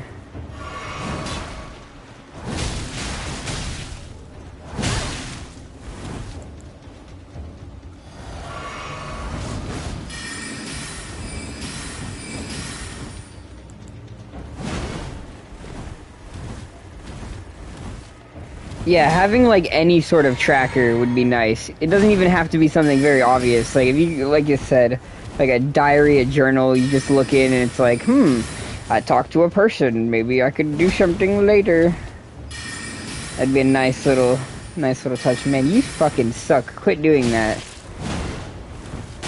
It never takes this long to kill this bitch. God damn.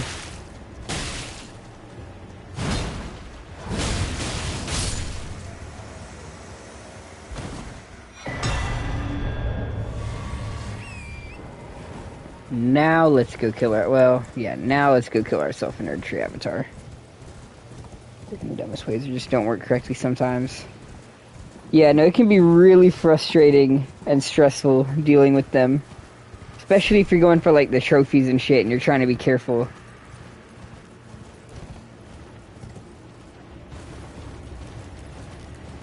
That, and there's so much jank behind almost every quest line they put out.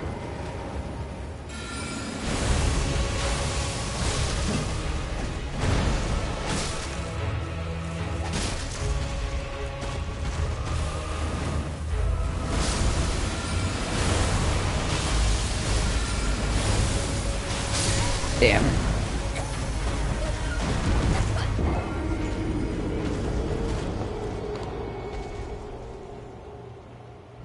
See, do you know what questline? Because if you said what questline, I could try to think.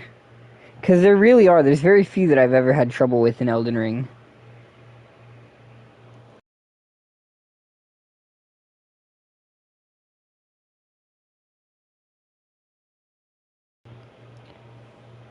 I think early on when the game came out, I managed to break the entire Haligtree questline. Damn. I like died without picking up the half a medallion that you get from the dude that you talk to, or he got murdered, one of the two things, and it just didn't give me his half of the medallion. But that was like right after launch. And I noticed a lot of bugs after launch, so that might have been a bug.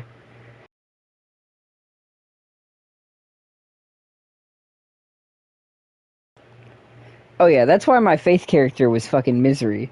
Because, like, the whole time I was sitting there and I was like, oh, everyone says, being a spellcaster is so easy. Being a big bonky is so much harder. And I'm sitting here having to put points into every single fucking stat on the board just to try to make some of these dog shit incantations useful. I'm like, bro, give me a hammer and let me dump 80 points into strength. I think that's a lot easier, I'm gonna be honest. Hit the boss for 2,000 damage with one bonk versus sitting there trying to tonic up and shit for 10 minutes to get your spells to do good damage.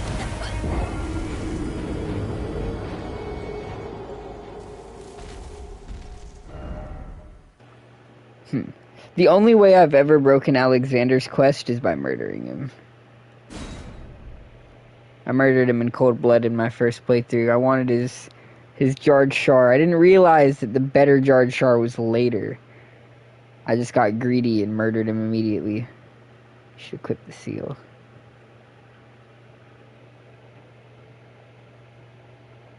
Nah, I grabbed it. It was the wrong seal.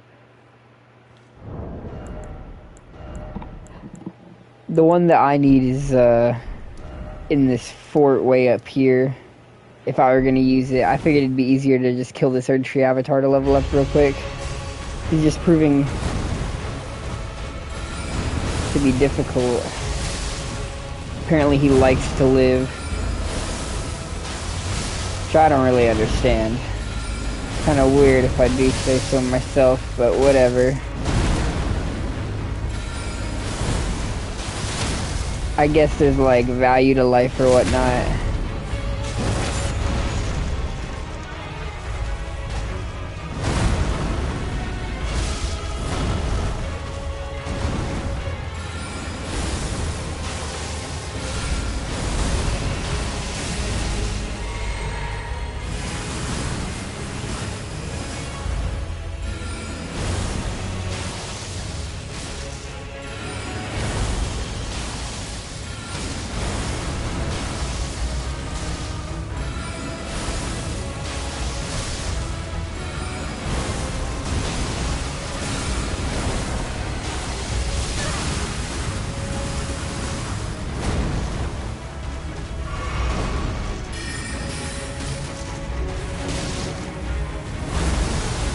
That's very inconvenient. Oh my god, dude, he pissed off all the grunts.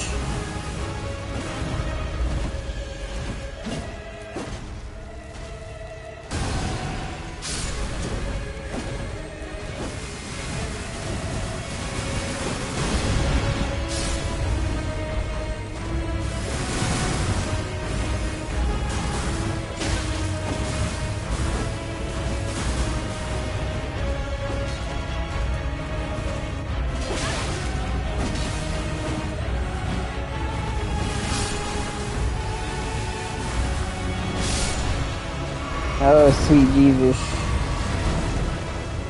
This did not go to plan whatsoever.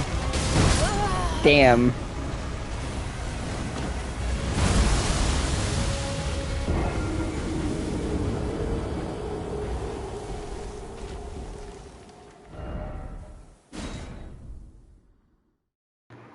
We fumbled not getting that second critical attack, I'm not gonna lie. That was the moment that really locked us in. Sealed our fate.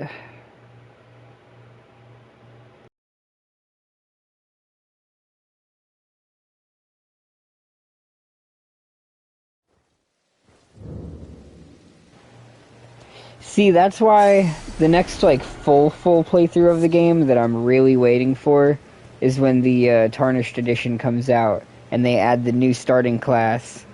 The one that's gonna be, like, pretty much one for one with Lucatiel from DS2. Like, I will absolutely do an entire playthrough of that.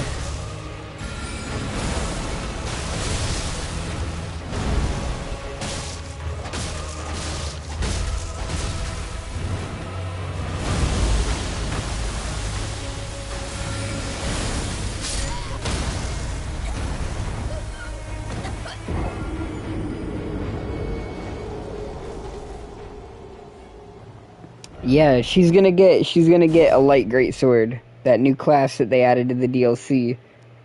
And my favorite weapon in the DLC was the Twin Knight sword that's part of that weapon class. So I'm just like, yes, bro. Give me an entire run of playing that. I am so down.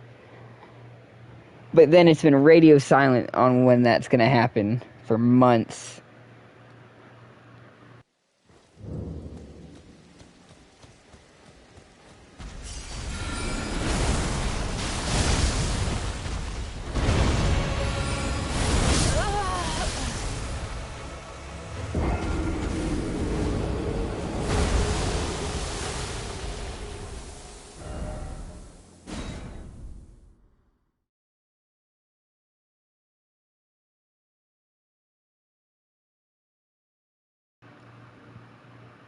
Yeah, I think there's two of them. I think there's going to be two new classes that are going to come to every version of the game at the same time that the Tarnished Edition launches for the Switch 2, is what I heard last. I don't know what the second one is.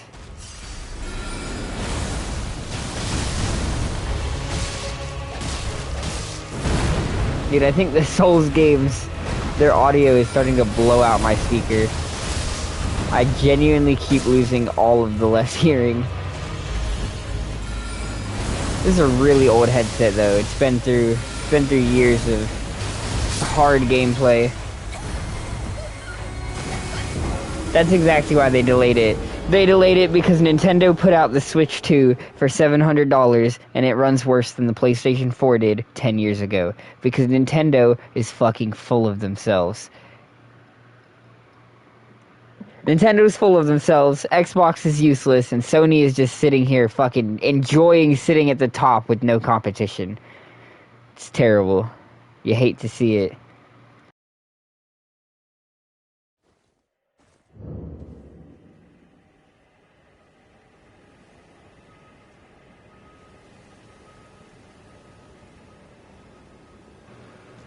Yeah, I'm really hyped for that. Honestly, I might do playthroughs with both of the new characters, but I'm definitely gonna do the one that looks like fucking Lucatio.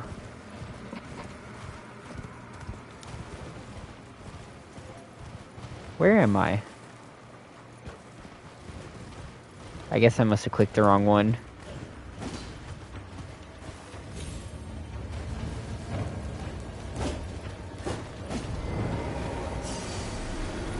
Oh, Erdtree Avatar, why do you resist so heavily?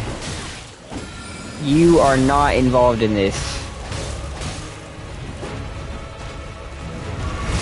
Damn.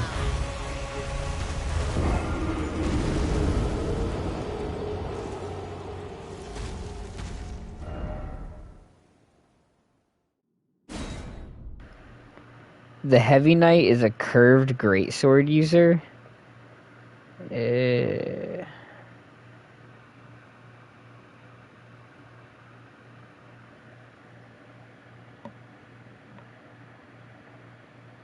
Well, that might be interesting.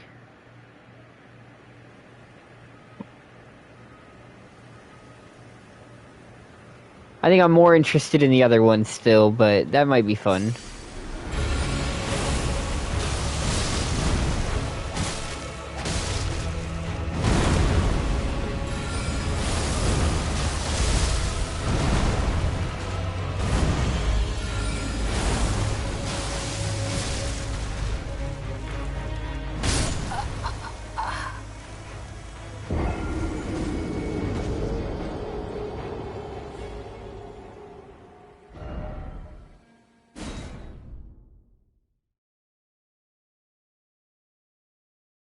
Oh.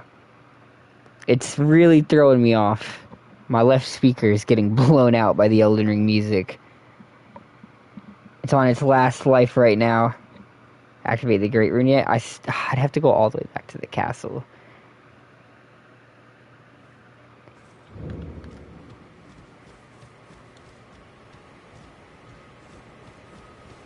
Okay, I'll give it one more try, and then if not, we'll go back to the castle and do that. I think I still only have audio in the right ear. That is nice.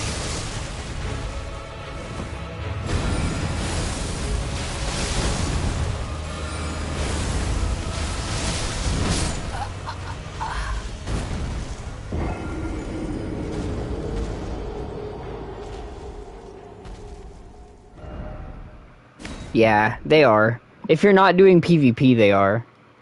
The only character that I've done PvP for, and really the only character I've done PvP on in any of these games for, was my mage character on this one. I'm not gonna lie though, I was farming the shit out of rune arcs. It was so easy to fuck on people. You can make so many different spell combinations that catch people off guard.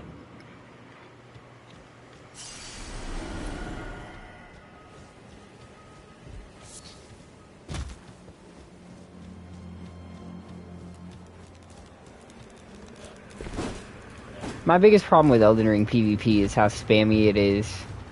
You go up to someone and him and his buddy are both sitting there with fucking rivers of blood, spamming the Ashivore so that you can't walk within like 10 feet of them. Or one of them's spamming rivers of blood and the other is spamming waterfowl dance, and it's just like, oh, go fuck yourselves.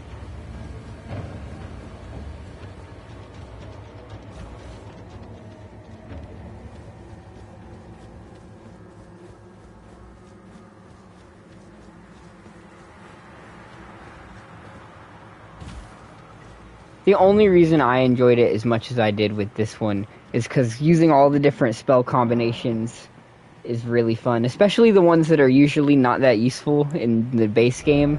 Finally being able to trip players up. It's like the redemption arc. Alright, let's go activate the Great Rune, I guess.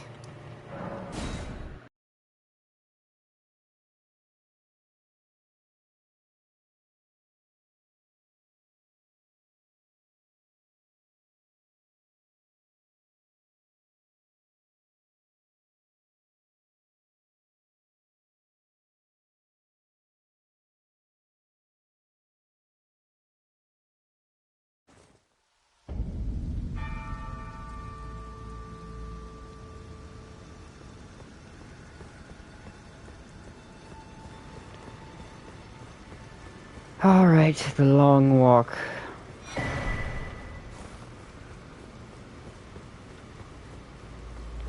Yeah, the biggest thing with Elden Ring is that it's just everything is so scattered about and there's so much to do that it's a little daunting sometimes. And I'm a completionist, so my itch is to do everything.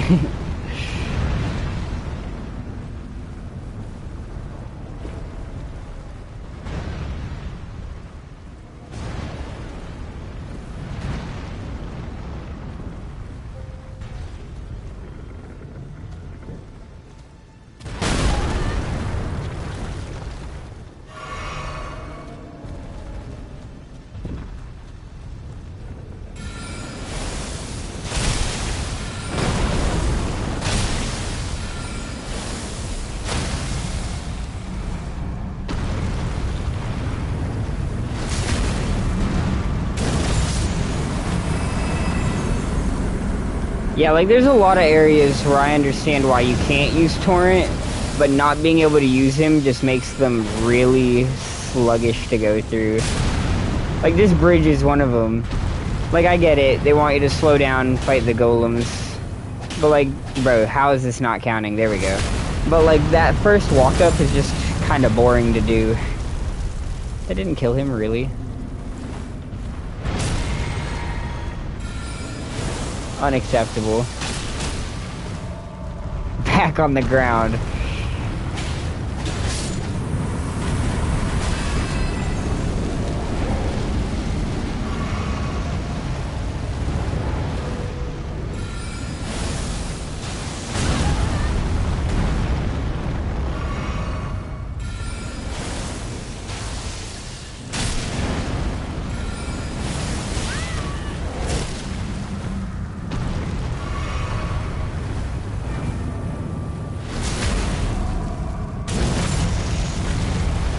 The, what is it called? The shaded woods or whatever that you get to whenever you get, outside of Midra's Manse. That area is so fucking boring to walk through. And it makes sense why Torrent isn't around. He's scared. Very cool, very atmospheric for the first 30 seconds. And then it's just like, dude, get me the fuck out of this boring place. You slowly walk your way through the woods for like 6 minutes, and then you get to Midra's Manse, and it's just kind of way too short.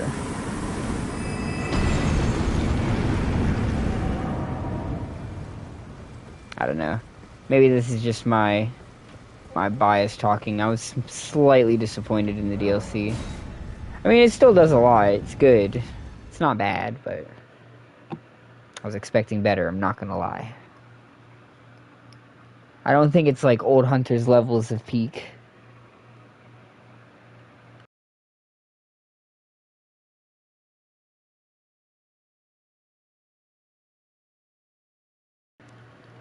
See, I think there's two things with magic builds, though. There's optimized magic builds, where you just go for pure DPS, which, to be honest, I think is usually boring. And then there's just, like, the mix and match kind of spell build, where you just try out different spells and different themes of spell and shit. And that's a lot more fun. I think FromSoft could definitely do better, but I do see some enjoyment in it.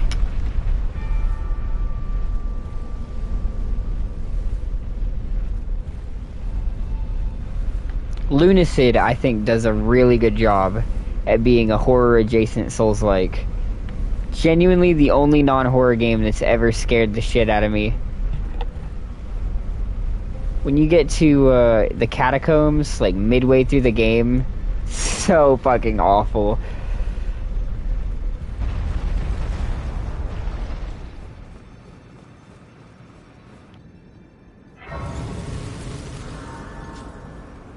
There's some other early game areas that are pretty creepy, like the Temple of Silence has a very disturbing atmosphere. You kind of walk through the place on eggshells your first time. But the catacombs was really like the moment for me where I was just like, damn, bro.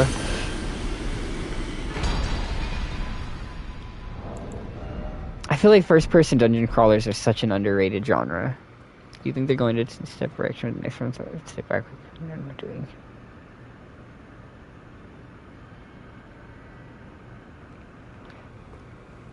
Okay, so my conspiracy theory is that the next game that they make will be them refining the spellcasting system.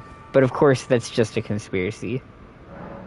I don't think the next game will be a Souls-like. I think it'll be more like Sekiro, where it's kind of experimental. Vermis is a good book, although there's no game for it. Vermis.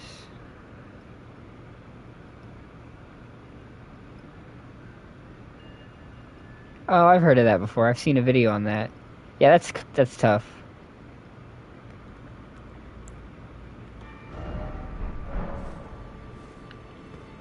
My, like, oldest hobby has always been writing. I've always been a writer. So world building is just, like, fucking cocaine for me. I love that shit. I eat it up every time.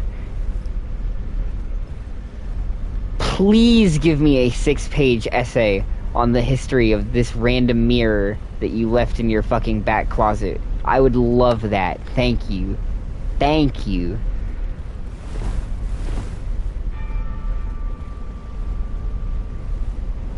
I wish every item I could just walk up to that shit and inspect it, and like Resident Evil, it would just like float in front of me and get like a little description of what the fuck's going on with it. Should be great.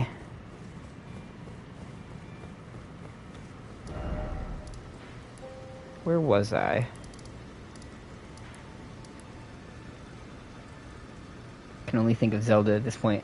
I would love for there to be more Zelda-like games. So badly.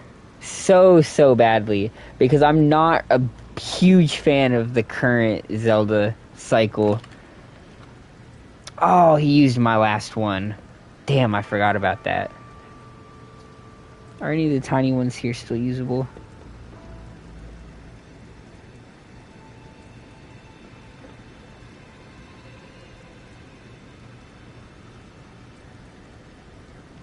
There's an indie studio called Yacht Club Games that's working on a title called Mina the Hollower, which is going to be an old school Zelda-like game, but for like PlayStation, Xbox, every other console. But it looks more like Four Swords and shit style.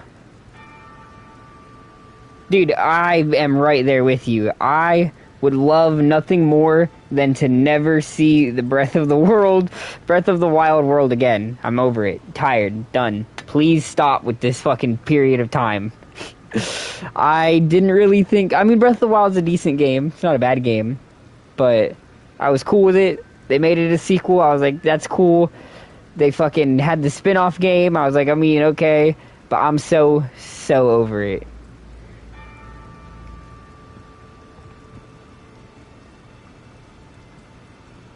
Nah, I think they stray way too far away from the Zelda formula. The dungeons are not dungeony enough.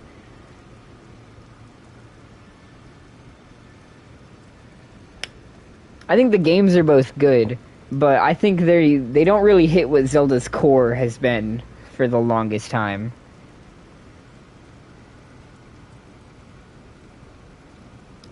I know that the Tears of the Kingdom has some, but even the ones in Tears of the Kingdom don't really impress me.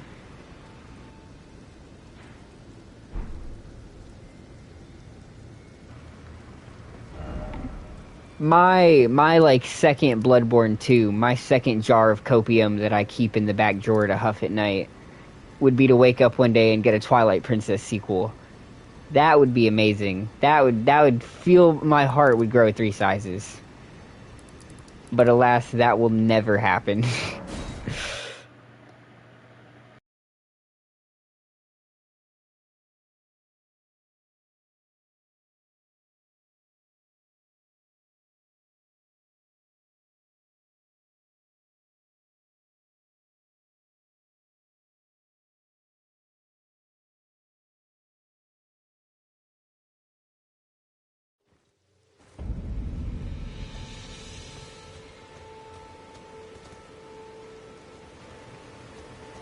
Why did I come here again?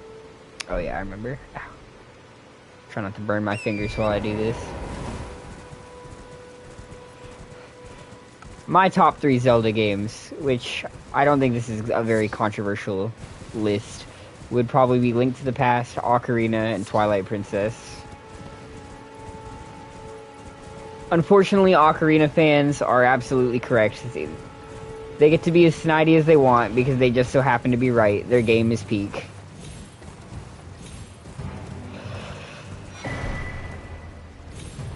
Haven't played Majora's Mask yet, but I bet it's good.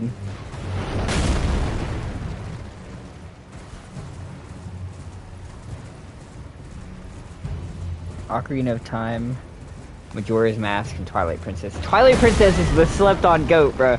Twilight Princess is just so peak. So underrated.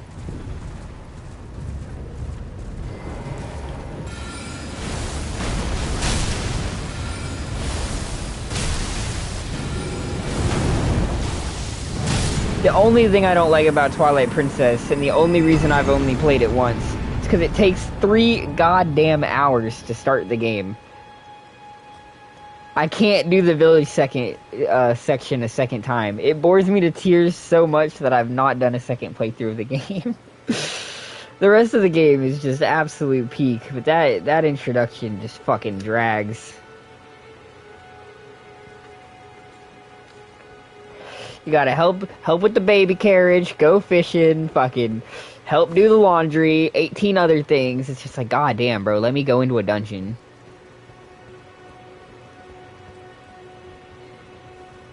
If I had the 3DS remake of Majora's Mask, I would definitely give it a try.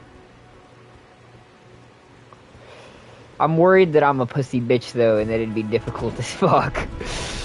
Dealing with that time limit is rough.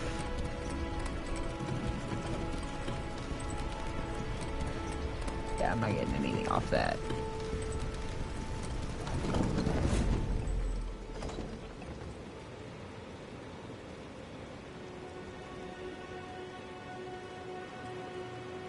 I kind of agree with that, because I think, I've heard the Majora's Mask remake on 3DS is not the greatest. Like, I've heard they changed some of the boss designs to be more obvious, because I guess they didn't think people could figure it out for themselves and shit like that. So it'd be nice to see, like, a proper remake of Majora's Mask. I don't really have any complaints about the Ocarina of Time remake on the 3DS, though. I just thought that shit was peak from start to finish. They changed and ruined too many things. That's exactly what I've heard.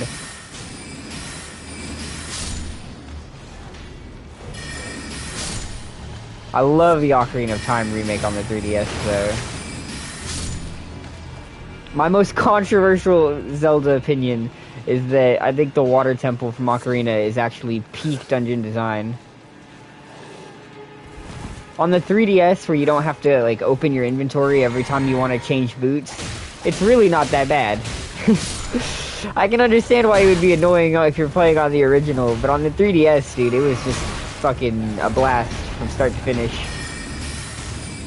It's one of my favorite, if not my favorite, in that entire game. I hated the fire temple way more than I hated the water temple.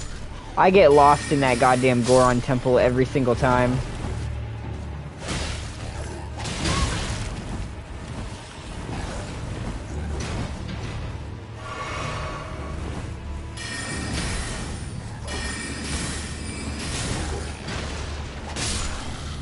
I've played Phantom Hourglass as well, but I cannot be fucking bothered to go back to the Temple of the Ocean King one more goddamn time.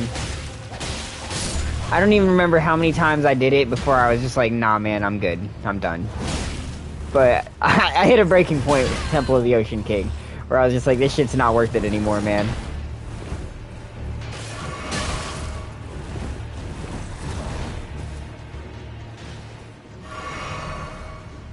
Yeah.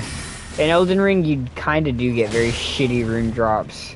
That's why everyone ends up bird farming.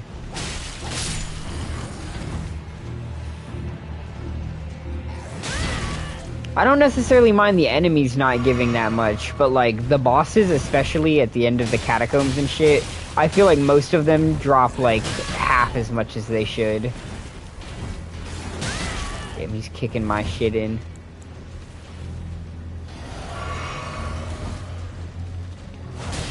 See, I would love to play a Zelda-like game and stream it, but there's no way I will ever stream or, like, make content on a Nintendo game. They'll sue my shit into oblivion. I'm not that lucky. It'll be copyright strike here, copyright strike there, every fucking upload.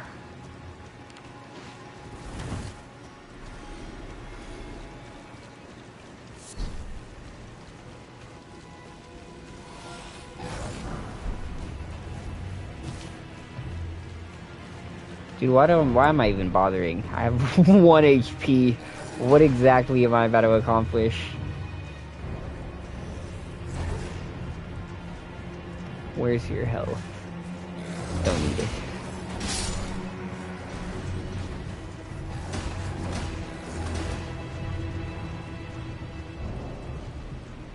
Holding attacks is annoying because it's too often and they strike faster. See, but low-key, it's been like that since DS1. I was surprised playing Dark Souls 1, watching like enemies raise their sword and then just hold that shit for what felt like fucking 13 years while my kids were growing up in the background. And then that shit would just instant, or their next attack would go from being slow as shit to just fucking right like that.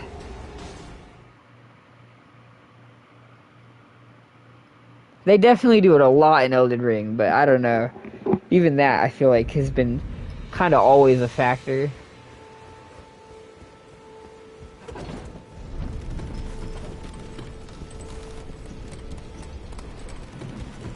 I can definitely think of examples like Margit, though, where they hold that shit for, like, forever.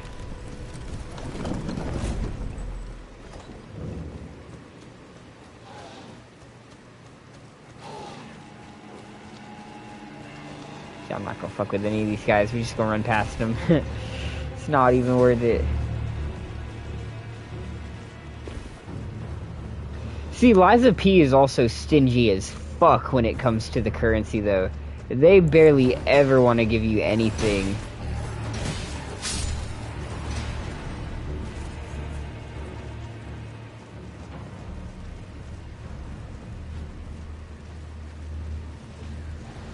When I'm playing Liza P, bro, I feel like a beggar in the streets.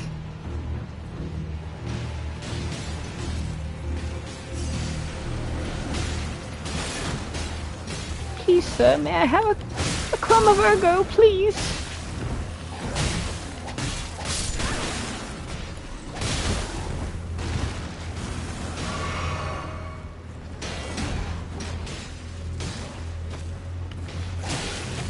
Like, you wish Bloodborne had backstabbing instead of the like stunning them and then backstabbing them.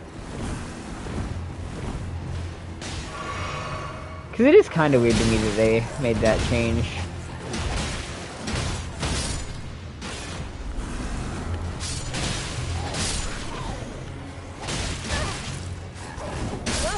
Damn.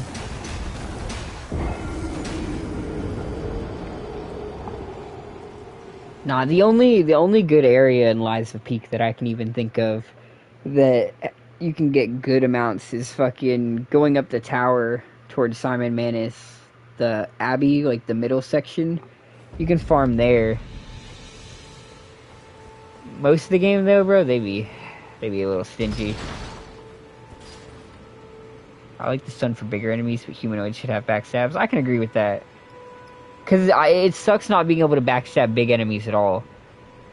Playing like DS3, sometimes it was like, man, it would be so cool to just whack the shit out of him like you can the ogres.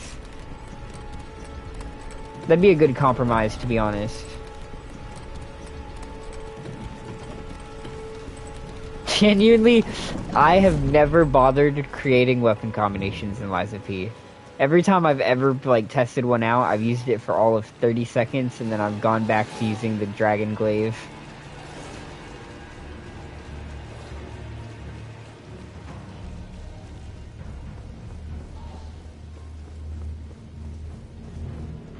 Because it does. It feels like most of the combinations are just really mediocre.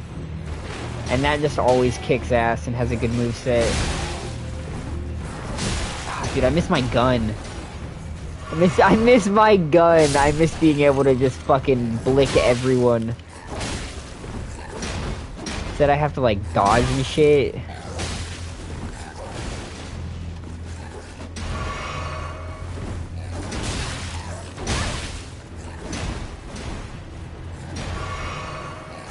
I think that's the reason Elden Ring is trash. It's because it doesn't have enough guns. Give me like one shotgun, bro, in its peak. Some handles don't change enough to really fit build. Yeah, you can change the scaling, but honestly, even that I never really found to be too helpful. I think the rally system should have stayed in From games. I feel like that's a controversial opinion. People get so up in arms about the healing mechanics. It's not pure unless you only have one heal.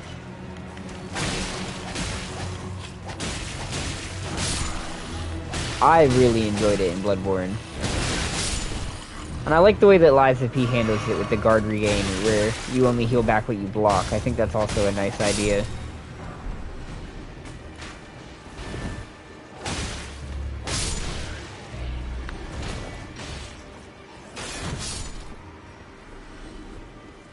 And I think it's a nice compromise, too.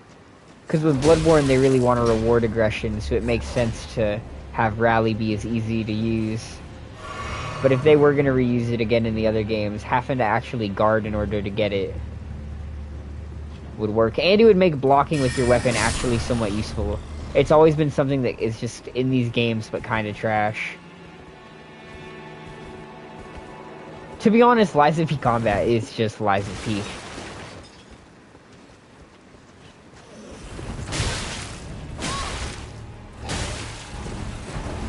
And the way they do the throwables and consumables in that game, where they're actually useful too, it's just chef's kiss.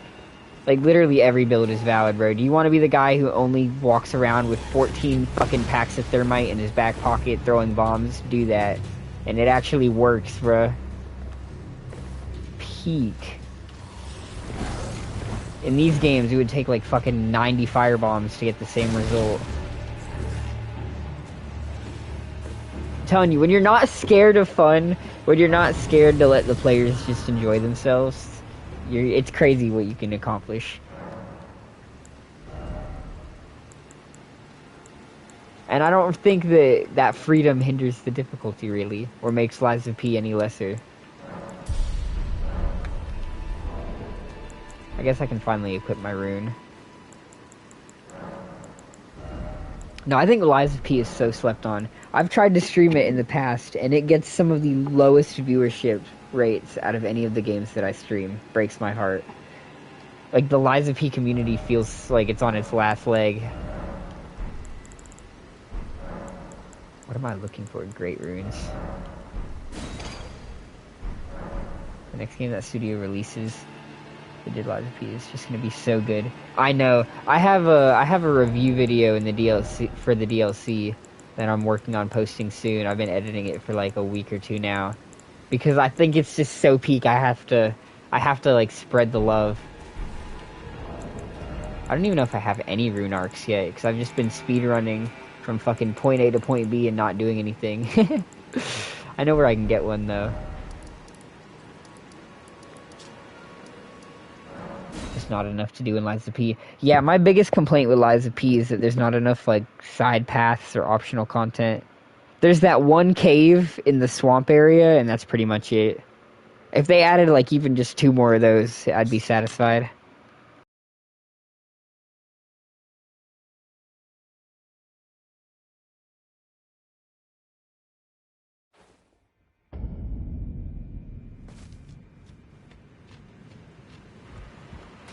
To be honest, the reason that I don't hate 3 as much for being linear is because Lies of P is even more linear, and it's so peak that I had to, like, come around and be like, well, maybe it's okay if they're a little bit linear. I do think that's its weakest link, though, and I think that's one of the weakest parts of 3 as well.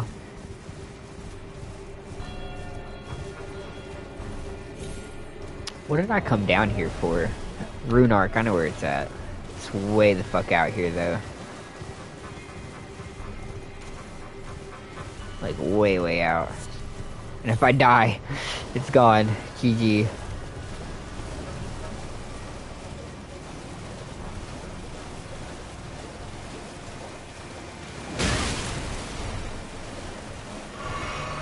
Which one are you missing? Are you missing the record achievements, or completing a 3rd playthrough?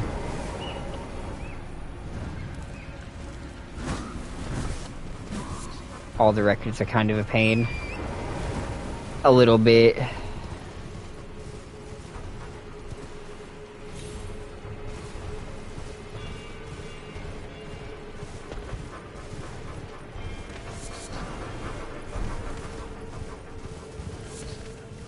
See, I don't like it because it forces you to do a New Game Plus run to get all the records, but then they don't add anything new to New Game Plus.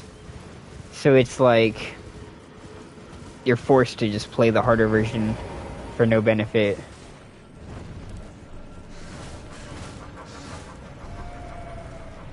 Like, my personal preference is always just to start a new character and do a fresh playthrough over doing New Game Plus runs. That's why I've done very few of them.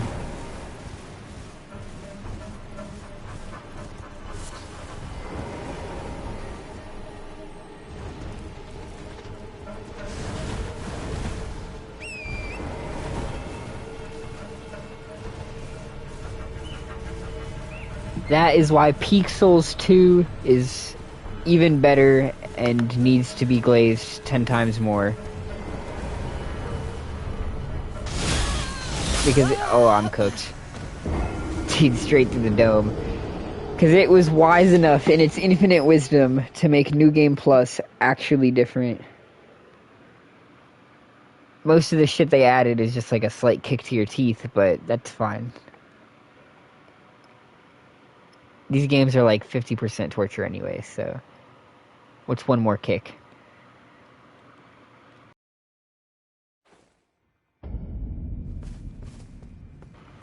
Yeah, I'm thinking the next stream is gonna be Bloodborne again, and it's gonna be whatever the finishing result on the poll is. So that'll be later tonight, tomorrow, whatever that happens to be. Technically, I guess it would be later today, but way later today at this point.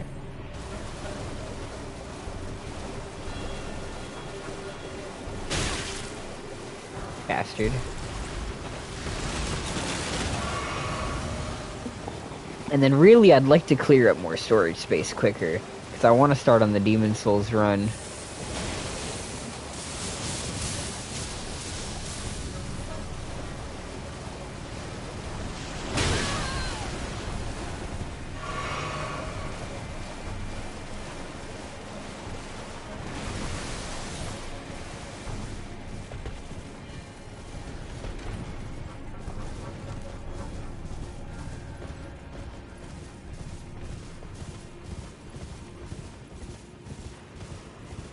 Yeah, if it stays tied, gonna have to leave it up to chance.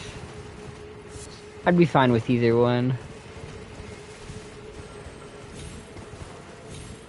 Like I said, I'd like to just keep going back to Bloodborne and doing runs for it. Because it's always been my favorite in the series, even though I have so few hours on it.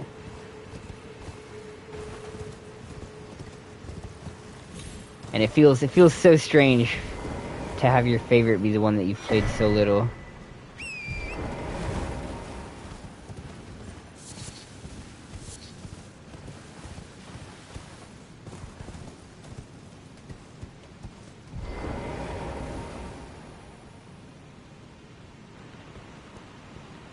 See, the only reason I wouldn't really fuck with them adding new shit is because since FromSoft wasn't involved with it at all, I feel like it'd be kind of jarring to see what Bluepoint adds to the world, or what they change about the world building and the gameplay and shit. It's like the switch that Halo did back in the day from Bungie to 343.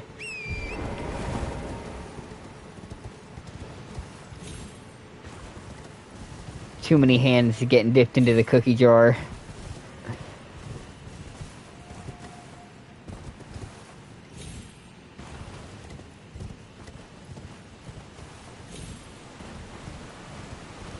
If FromSoft had been involved, I would have loved to see, what is it? The frozen giant level that was scrapped from the original as like a DLC. That would be tough. But I feel like you need to have at least some of the, creative involvement of the original. Yes, this should get us strong enough to use our axe. Let's go see if we can level it up real quick. Yeah, Elden Ring does take a minute to set up. We are 3 hours and 40 minutes into the stream, and then there was like an hour and a half into the stream before it cut out before that, and we still haven't even like gotten our kit.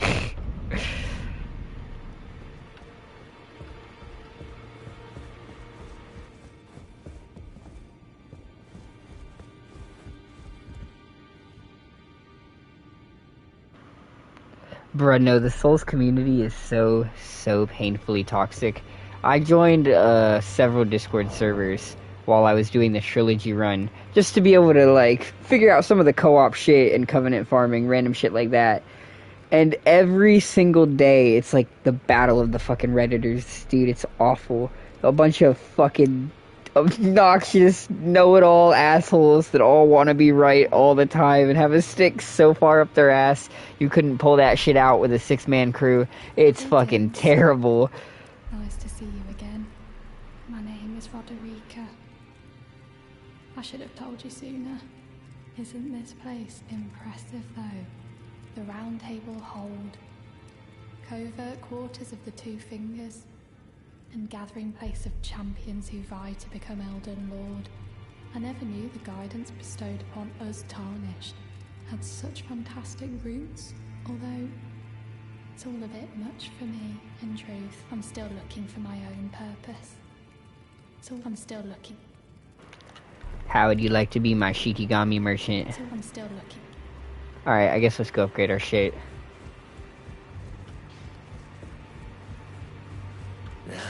Yes, you know, I've given up trying to talk to people in those servers and have like civil opinions discussions because it's just so toxic. It's not even worth it anymore. Like, I had a dude who's asking for help, and I recommended like the exact build that I used for a boss fight, And I posted the video like 5 days ago of me doing that boss fight. And you know, I'm getting like 600 damage a shot into this boss's health bar. He's like, that build is trash. That build will never work. You're giving him terrible advice. Goes on this like 30-minute lecture. I'm like, brother, either give your own opinion or just shut the fuck up at this point. Like, I don't need to hear your fucking 10-page argument about why I'm wrong. I can see the video proof of me doing it right there. But you live in that fucking fantasy world, man. Hope it's nice and cozy, full of cotton candy and rainbows.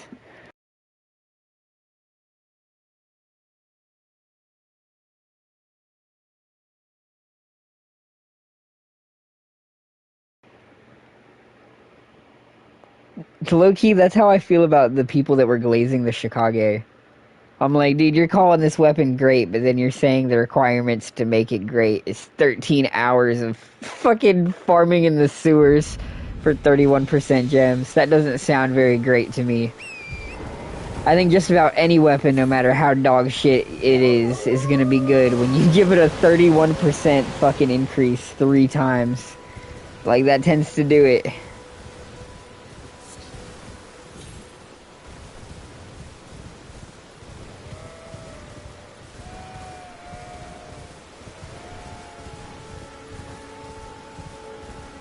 I don't know, that's how Bloodborne, I'm not a fan of build crafting in Bloodborne either, to be honest.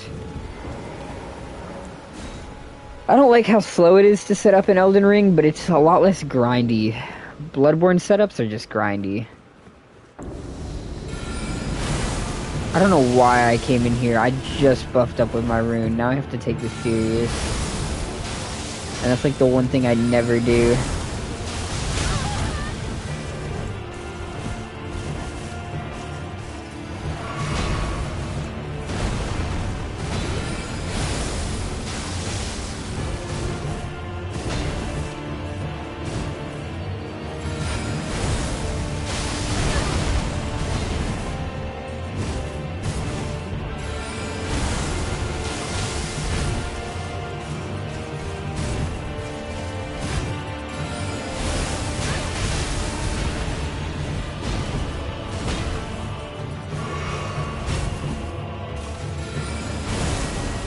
See, I don't know why I came in here. It was very stupid. I guess I just wasn't thinking.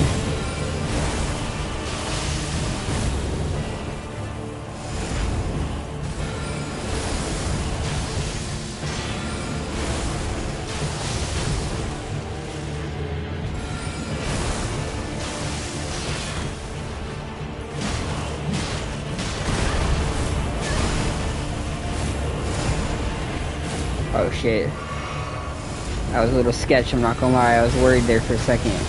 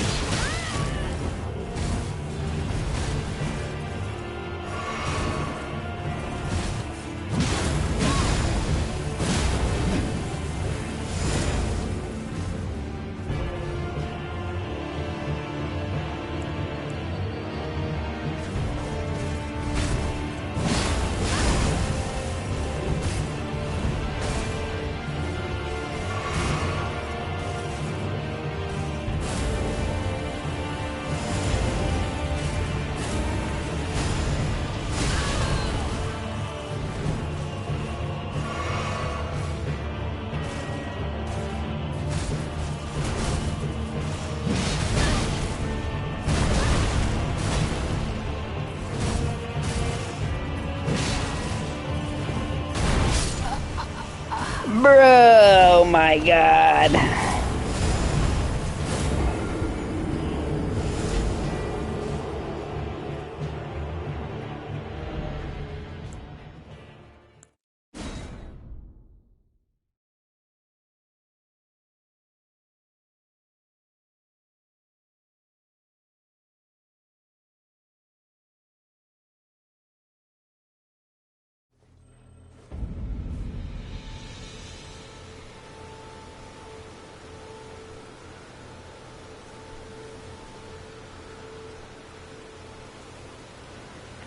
Okay. Well...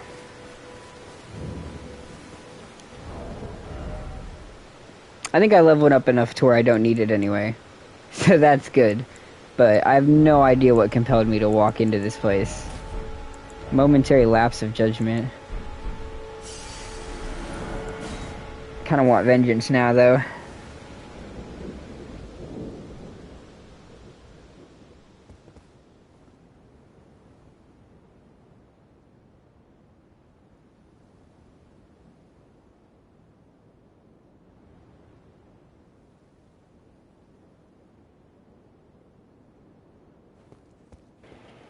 Weird.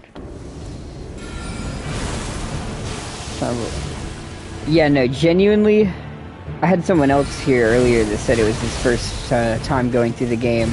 And I was like, your first playthrough is so magical. You never forget it. Everywhere you go, it's just like a new, beautiful surprise waiting for you. Can you fuck right off? You ugly fucker.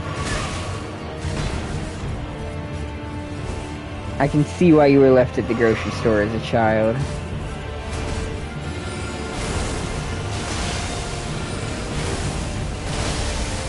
What was I saying? Alright. Yeah, it's like a beautiful surprise everywhere you go. Just around every corner, it's something fun.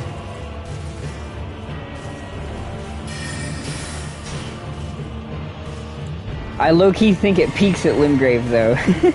Like, Limgrave in the Weeping Peninsula is just 100% peak.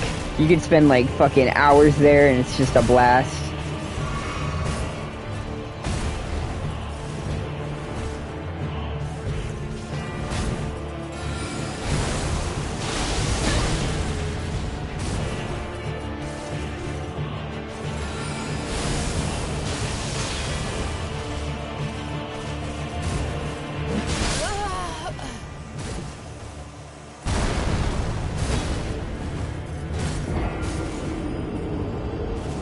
Oh, my back. I'm gonna go grab a drink real quick.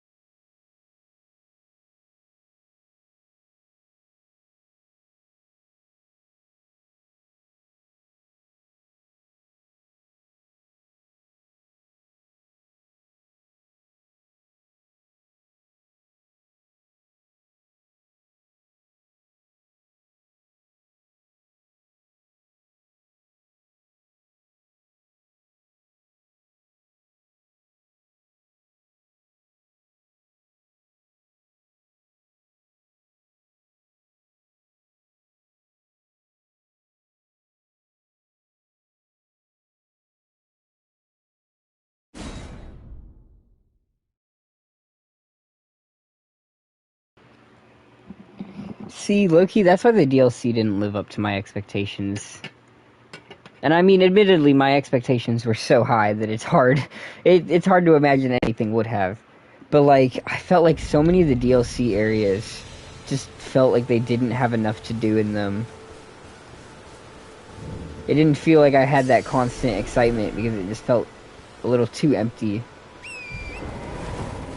Like, fucking Char's Hidden Grave or whatever, you see that right at the start. It's like, oh, look at that red field down there. I wonder how I'll get there. But then when you get there, it's just boring. The Cerulean Coast is beautiful, but there's almost nothing there.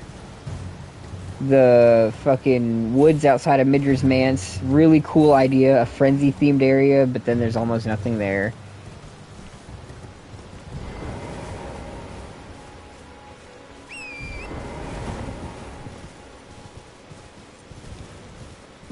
It felt like the only areas that really got enough attention was the start of the DLC, and then the Ruins of Rao.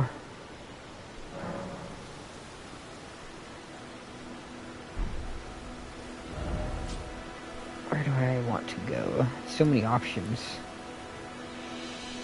See, this is my favorite part of Elden Ring, is the start of the game when you haven't done everything.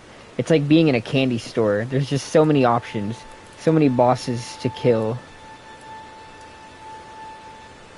so many catacombs to plunder. Let's go here. Wouldn't that be fun?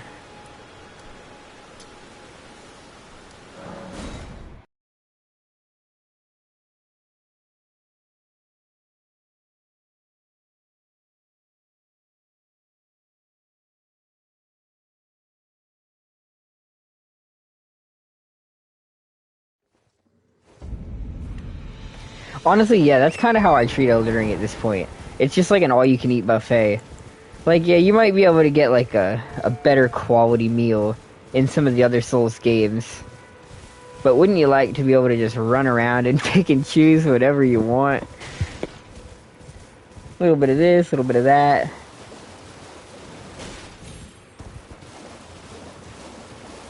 Catacomb here, Lord of Frenzy there.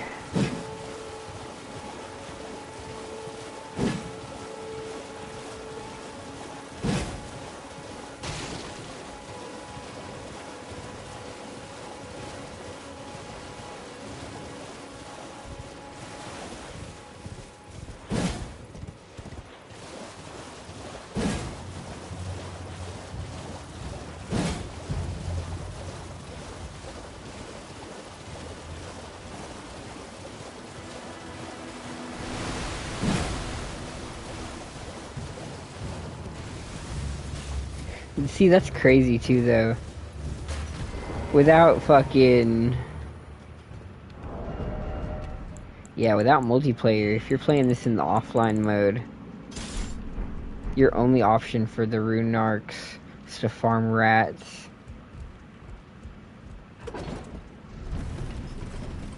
That and the bird farm are both going to become so inaccessible once the online for this game starts to die down. Which is such a worrying thought. I suppose that's how it has been for all of the games. But this is the first one that I'll have lived through the full life cycle of. from birth to being completely dead. So it's just like, damn.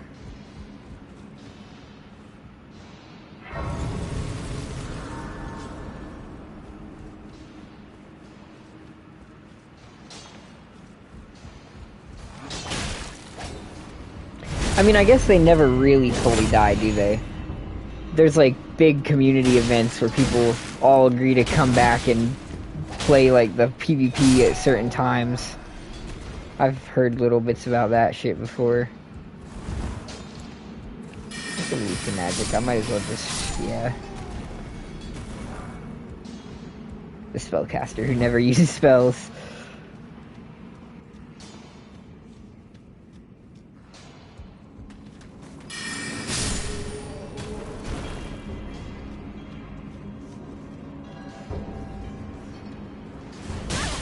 Yeah, that is a cool feature. I never noticed that in my first playthrough.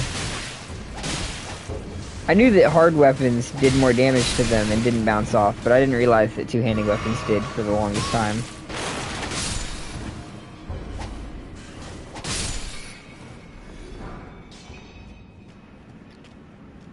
I kinda wish these games would maybe mess around with, like, different resistance types and shit more often. Or try to encourage people to, like, branch out and use different shit in their arsenal. Like, the spiders do a good job at that. Rom's spiders having the hard segments.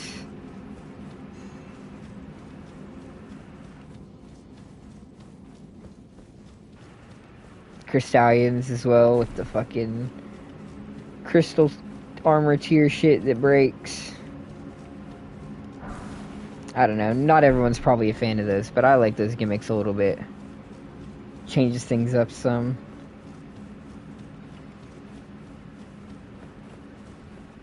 God.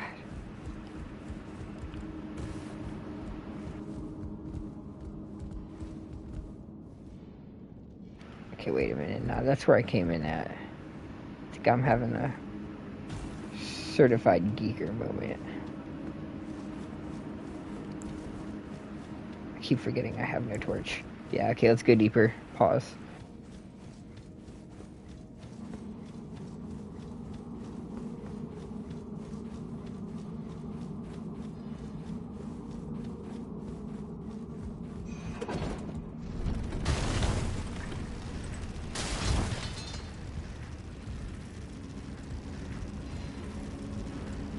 Is this not one of the ones you can jump down? Apparently not.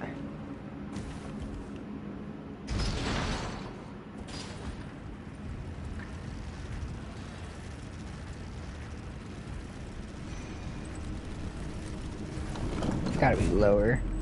There's always a spot you can jump down on these. Yes, here we go. It's just tucked away on this one.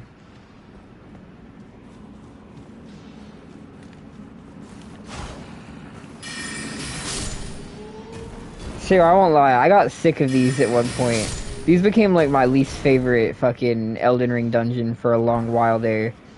Because I hated the elevator sections where you have to jump down, loot smithing stone, jump down. Because then you can't just go through it, like you have to take your time with it. And it's such a vital resource too. It's cool, the first playthrough it doesn't bother you at all. Every time you find one, it's like, yay. But when you play the game over and over again, these become really annoying to deal with. These tunnel variants. Or at least they did for a while. Now I've kind of like rounded back out again to not really caring either way.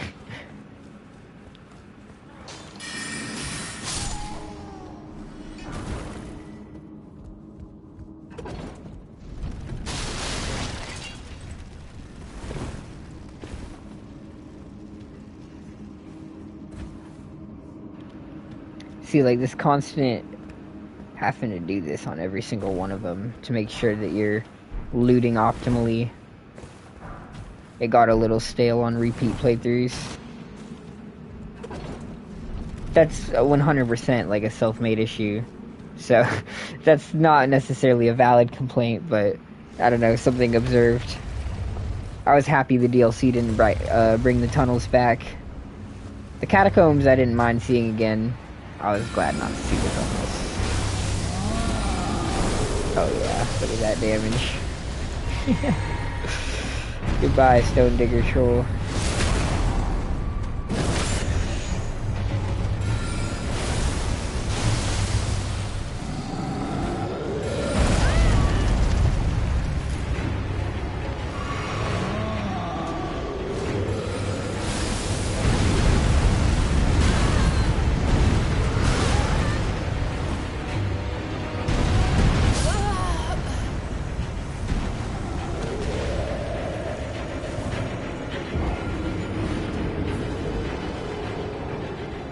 That's bizarre.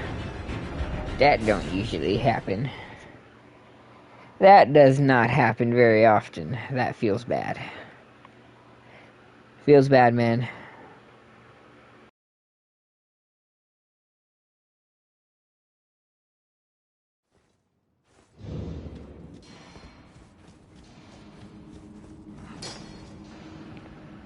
Yo, so I know that said Stake America, but this... I have no idea where this shit is.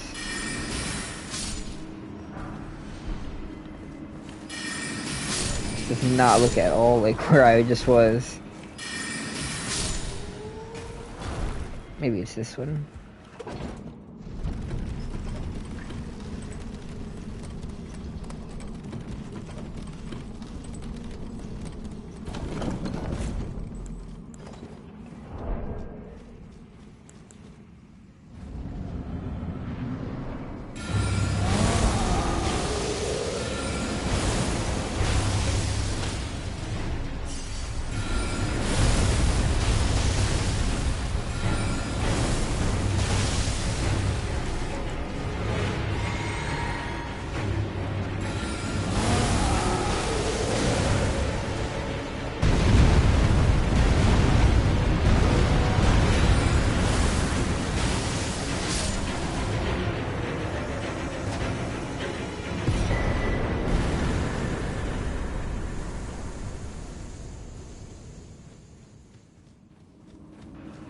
Alright, let's get the back half. I will say, I wish they would have done more with the Ruined Forge dungeons that they added in the DLC.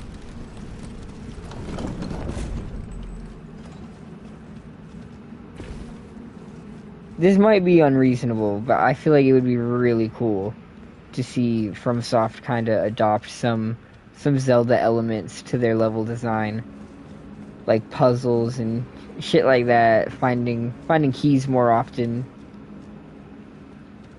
Again, that also might be something that not everyone would agree with, but like Shulva, having the arrow shit in Shulva is kind of interesting. I think I might have fucked myself a little bit on this. We can just go back to the start. It's whatever. We'll just run through it quick.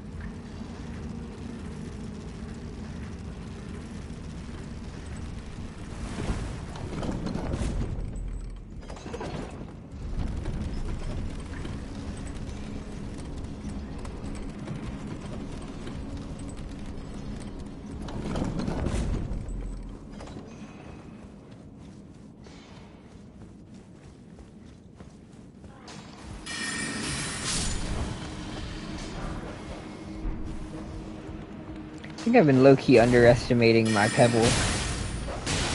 I probably should have just been using that a little bit more often. The damage is kind of there compared to my poor little scimitar.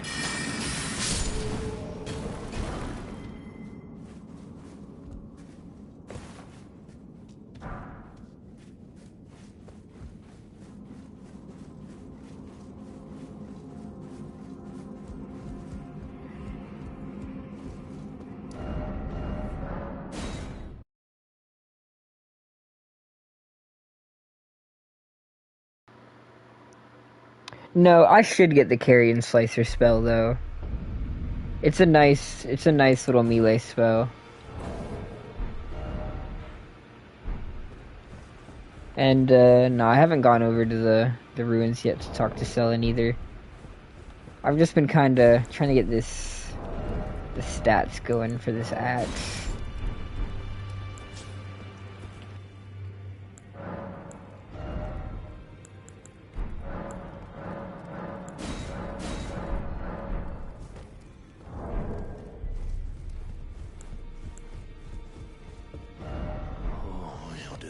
Have mercy and grant me forgiveness. The road is yet long, a god is not easily felled. But one day without fail you will have your wish. So please grant me forgiveness, Queen Marika. You, is it? I didn't notice you there. I'll be doing my job, same as ever. Just lay out your arms.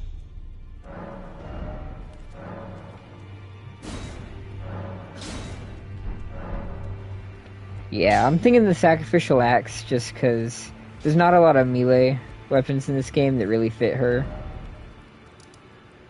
And that'll at least restore us FP pretty easily. Let's go mop up some easy ones real quick for some runes.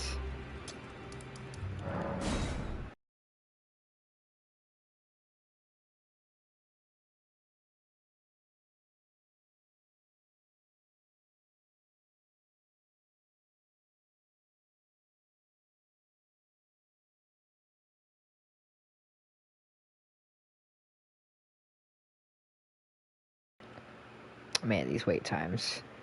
Diabolical.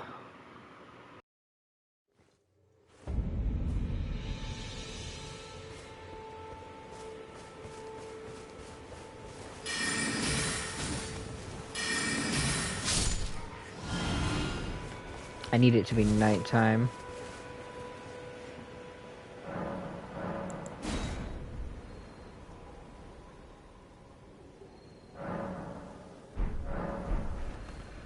Alright. Might be worth it for this guy again. 64. Where's your Reaper +8? That's true. His is not that bad of a weapon to use. I might keep that one in mind actually. Cause I didn't use it on my normal mage playthrough.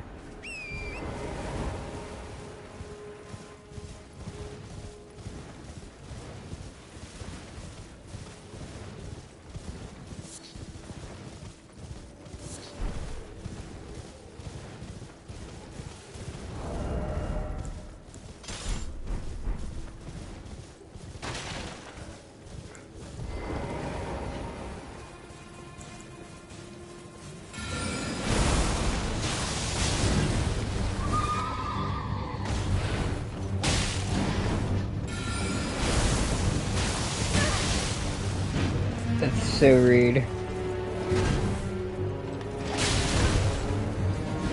Crashing my fucking party for no reason. What a bastard.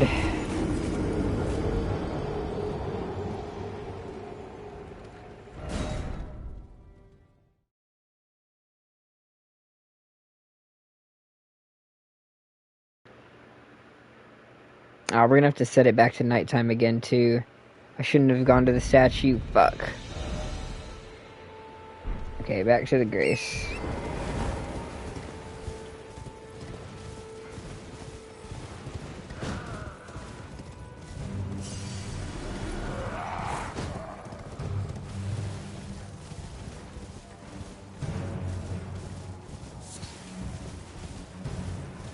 What is the strength requirement for it? 16. That feels mildly excessive for quite literally the smallest axe ever. But I suppose that's manageable. The Rancor call spell. Yeah, the Rancor call spell is cool. I did a Necromancer Mage build at one point with the Rose's Axe, Rancor call, and like one or two other spells. And that was fun.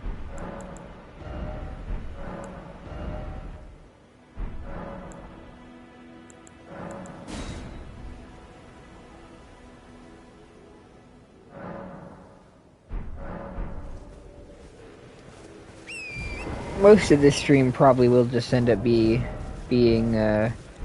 set up for this build. Which is kind of like what we've been talking about with Elden Ring setup being such a long process.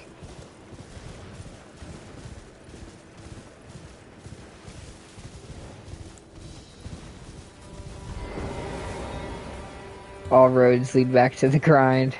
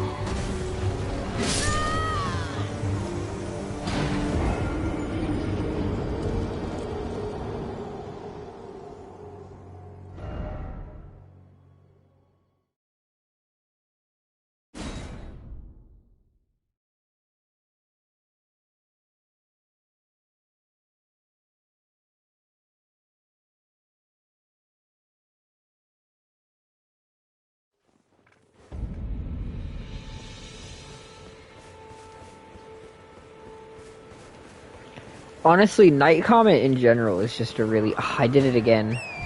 I keep forgetting that it needs to be nighttime. I can't just go to the statue.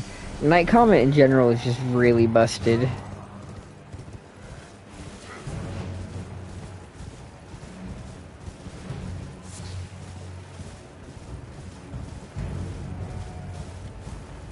Which was the closest one? God, way over here.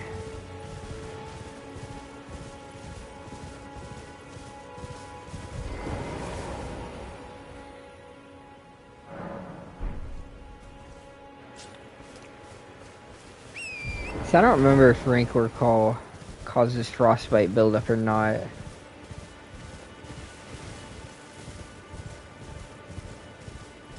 God, I forgot to set it to nighttime again.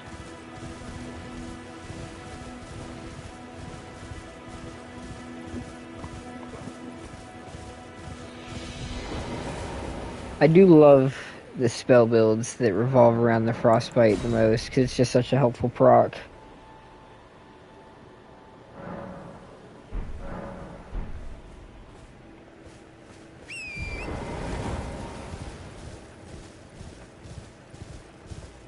Yeah, no, there's a lot of... The most fun playthrough I've had of this game, or the most, like, interesting playthrough, other than my original one, would probably be my mage character. Because there is a pretty nice variety of spells, and a lot of them are funny. I liked a lot of the DLC ones. The finger ones are fun. The putrescence ones are kind of shit, but the finger ones are cool.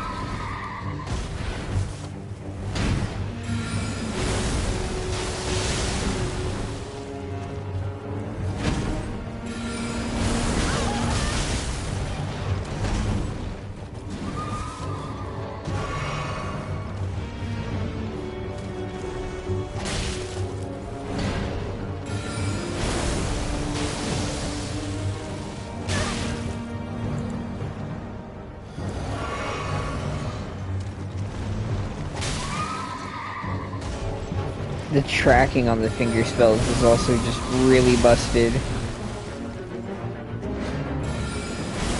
Pestilent Threads level tracking.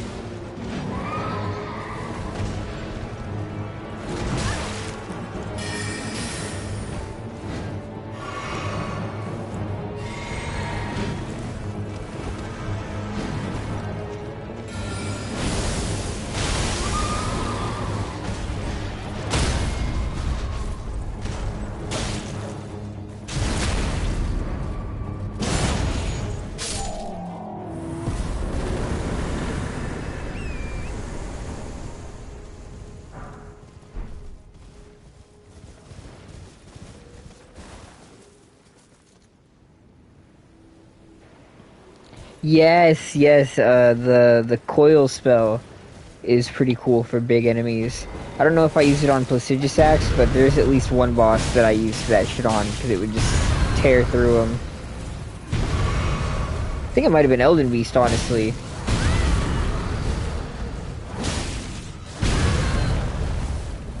What am I doing? Spellcaster who never uses spells.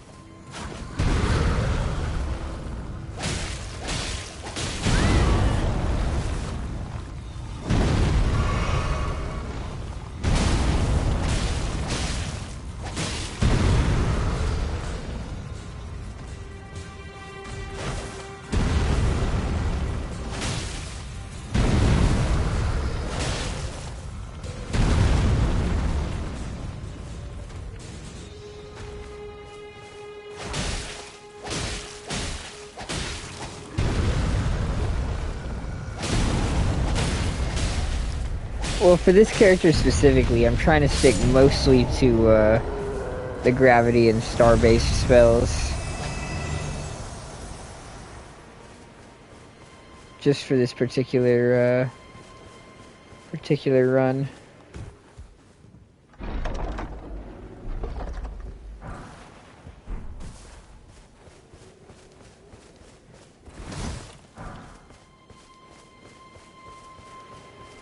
At some point I should do a build around fire. A pyromancer or a magma build. Because I never really focused on that in either of my faith or intelligence runs.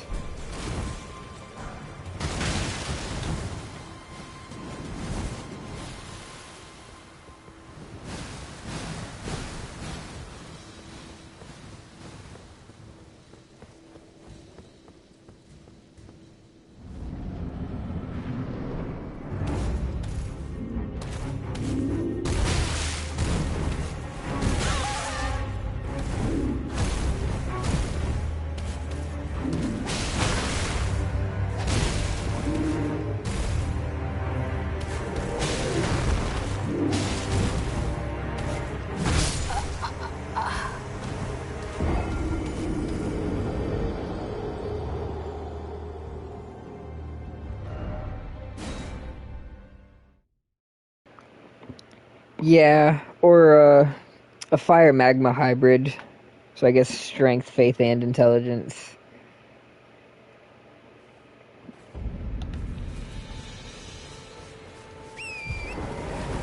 Because I kind of sidelined that on all my builds. I just wanted to do the other shit.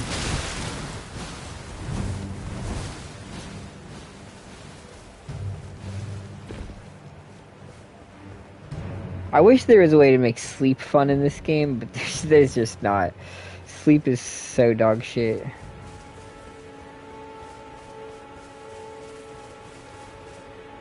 I don't always forget how to get into this one. It's like I fucking geek out. Here we go.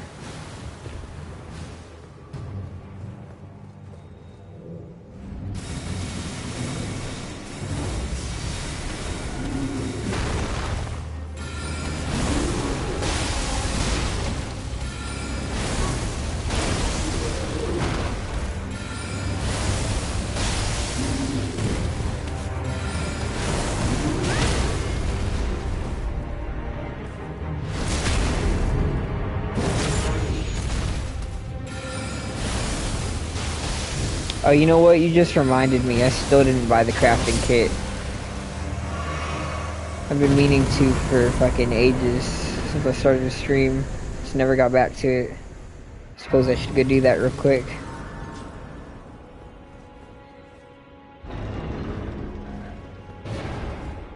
Tarnished, are we? I wonder you should turn up here. I am Selen, a sorcerer, quite plainly. Why are you here?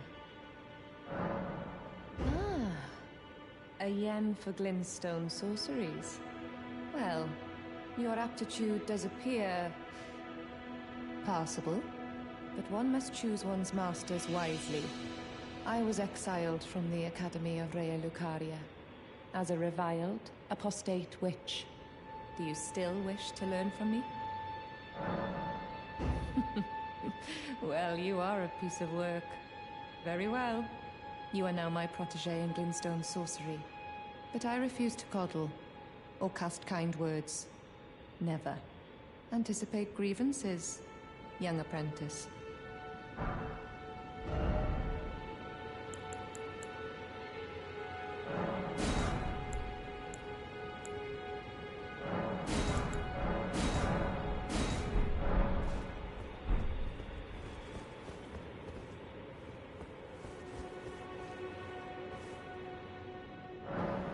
Alright, let's go.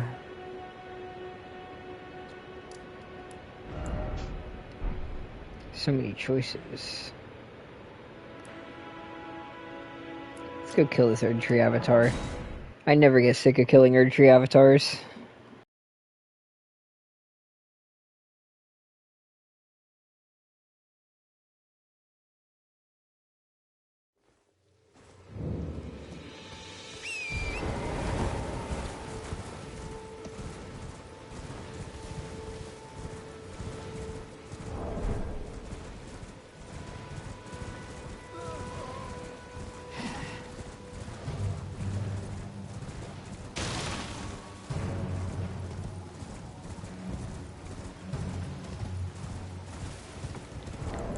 The one near Thops. I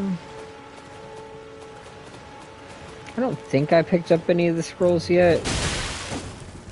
No, I picked up one of the prayer books. I don't think I have one of the scrolls yet. Oh, I wasn't paying attention. Cool.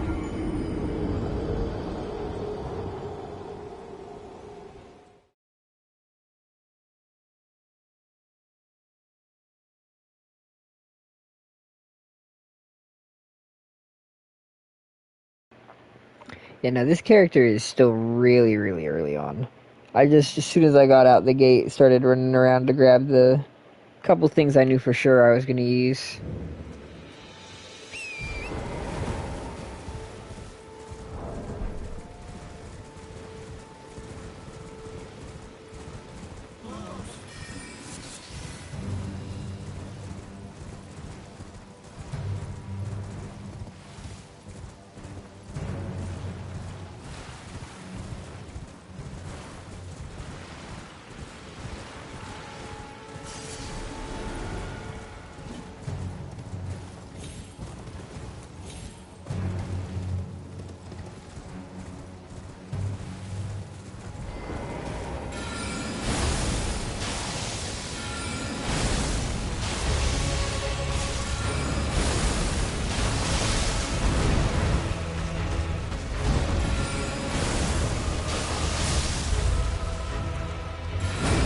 I'm probably gonna go with the one... Probably the one that makes it so you, fucking do more damage, but it costs more. Either that or I'll just go with the Carrion Royal Scepter.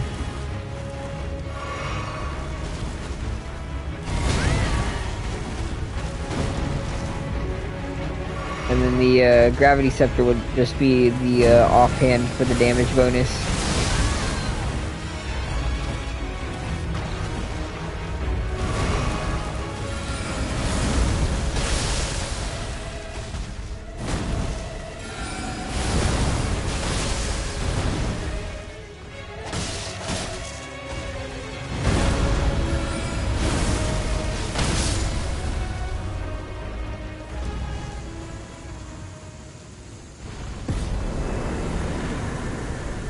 Normally, early game, I use the demi-human staff, but for this one, I didn't think I really needed it.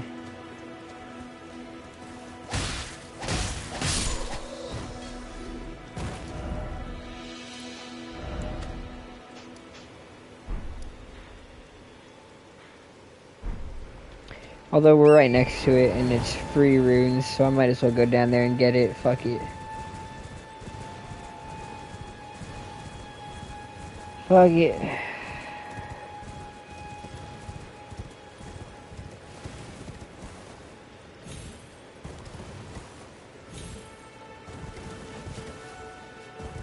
Yeah, have I marked? Yeah, I did mark that one.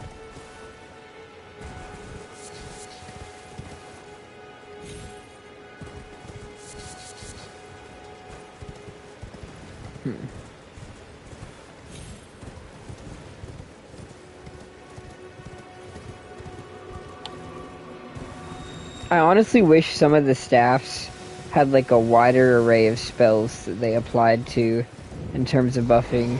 Feels like there's a lot of spells that just kind of get left out. Or that you would think should count towards it, but just don't.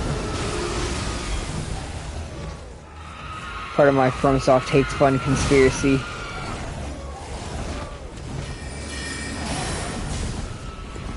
That was all I had in me. Add a goop.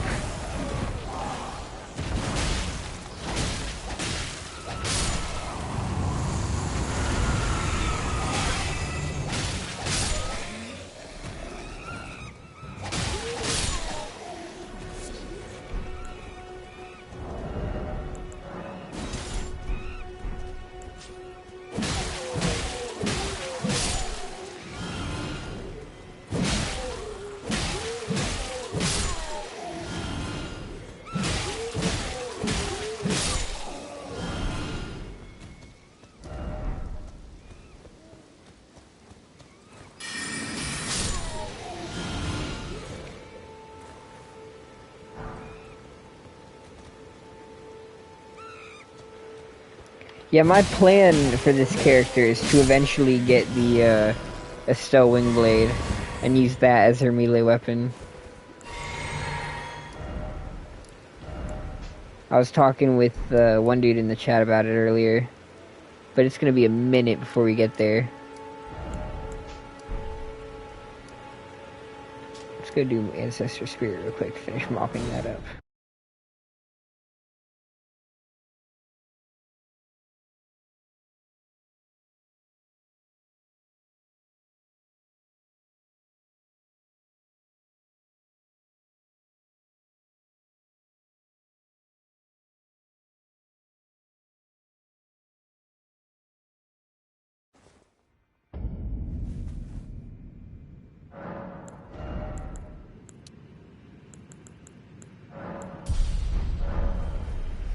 Yeah, that sucks. I have to level up strength 3 more times before I can use that weapon. Effectively, at least.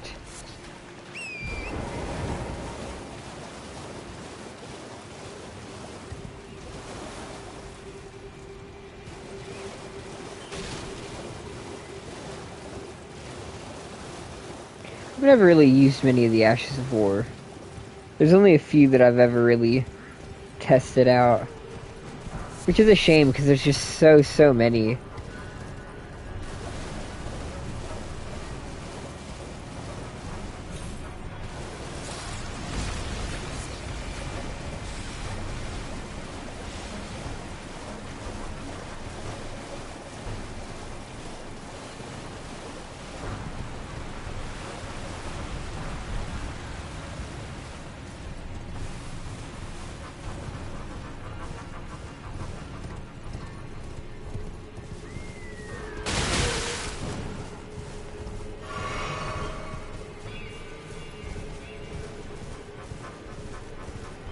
Oh, you know what? I think I know which one it is. It's this one back here inside. Like a little building.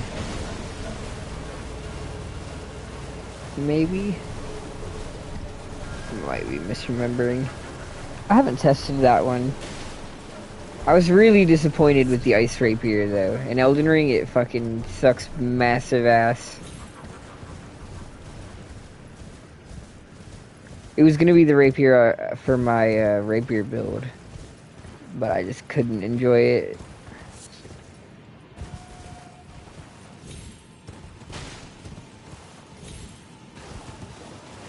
I tried using the bubble spells from this area, the Oracle bubble spells, and they were just really underwhelming.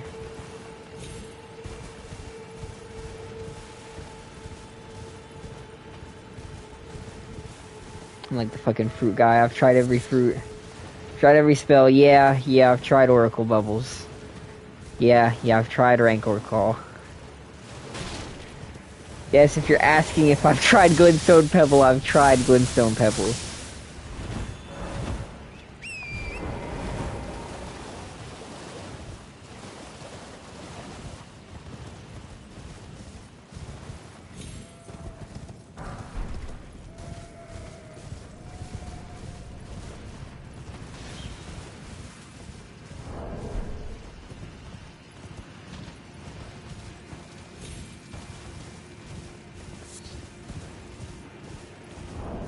Don't they scale off Arcane? Aren't they like two of the only sorceries in the game that scale off Arcane?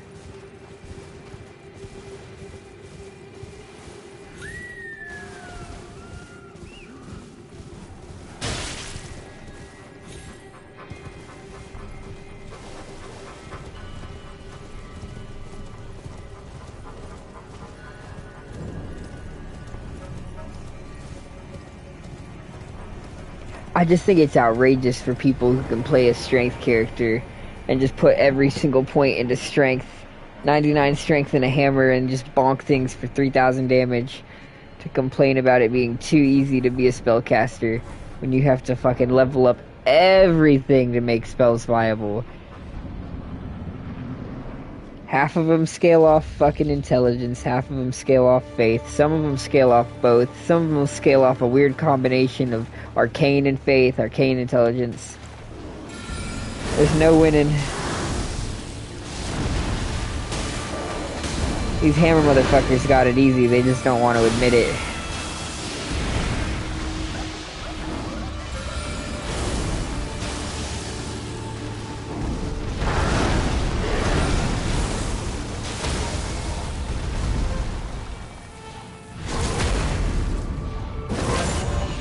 I don't think I've ever done that to this motherfucker before.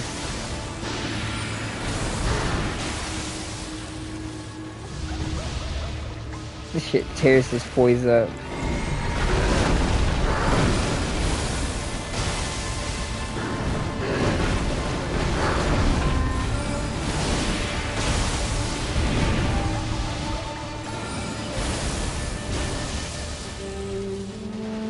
Yeah, I think that Spellcaster is easy mode is propaganda.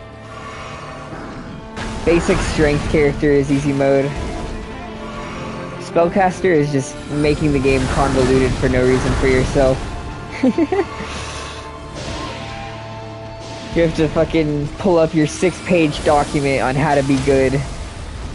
Otherwise your damage is astronomically shit and you're getting one shot by everything you walk up to.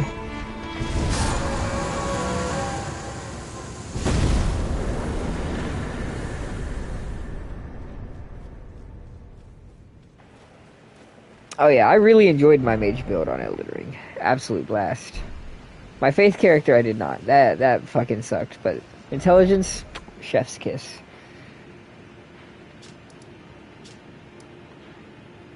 Guess let's just mark the Dragonkin soldier for now.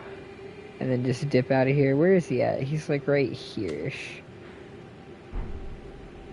Madness is so painfully trash. My first faith character was a madness build character. And they were only madness for the cool factor. Like, I would use the spells were happening, but the damage was not there. The damage was never there. And the one spell that actually did do good damage, the fucking, the grab attack one, where you could grab NPC type enemies and basically one-shot them. FromSoft nerfed the shit out of it, so now it's not even useful. Like, all the frenzy spells are just really badass, but not good at all. But as a Bloodborne copium huffer, I have to rock the frenzy build because it's like my last little string that I can hold on to whenever I get lost at night.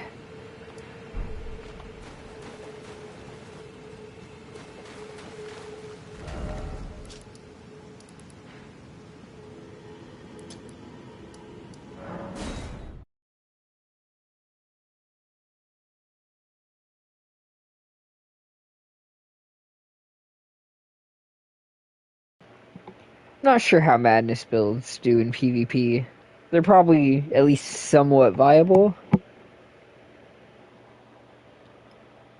The snipe spell is really cool, but I imagine it's really easy to dodge. But you can probably catch people up with the ranged attack. Fucking fire blasts.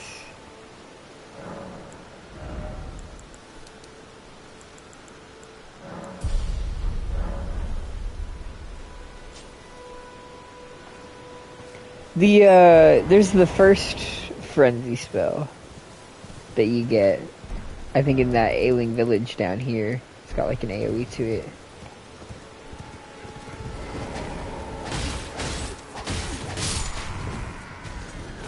The earliest intelligence AoE is the crystal burst, but it's kind of shit.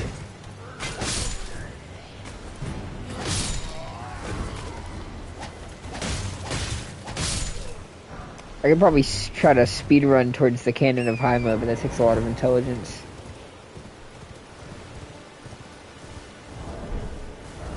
Let's see. See, I hate to do it because it's just so boring, but realistically, the fastest way to get 7k would be to just go kill the giants.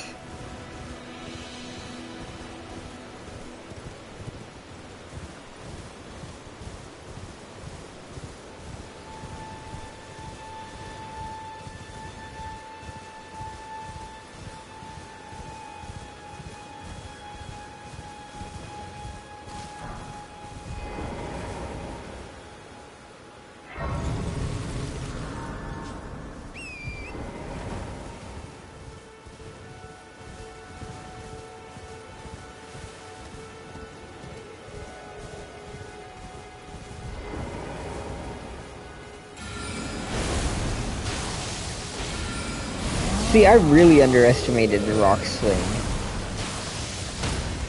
I tried it out whenever I was first playing the game on my original character. Just like one time I tested it out and I was like, well, that seems kind of shit. But this thing kicks ass.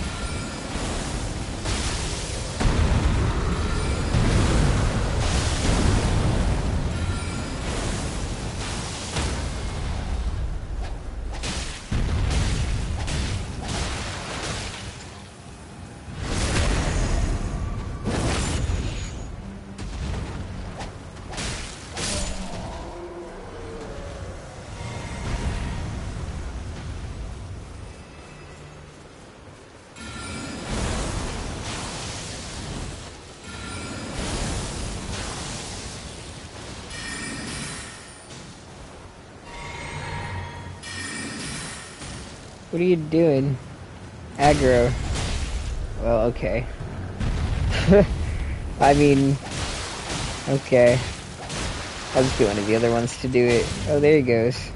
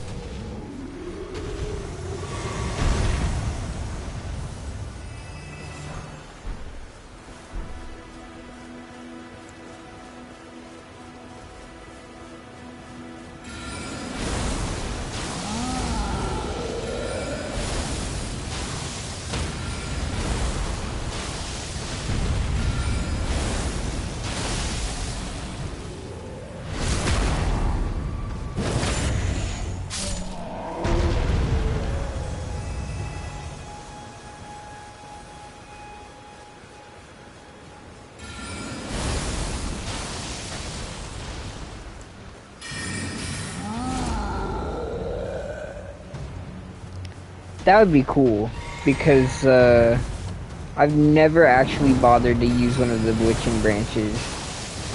Anytime you have like a consumable, bruh, and there's no way to farm them that isn't tedious as shit, it's just like, damn, I'm never gonna risk using this and then having it not work out for me. Just sits in your inventory collecting dust.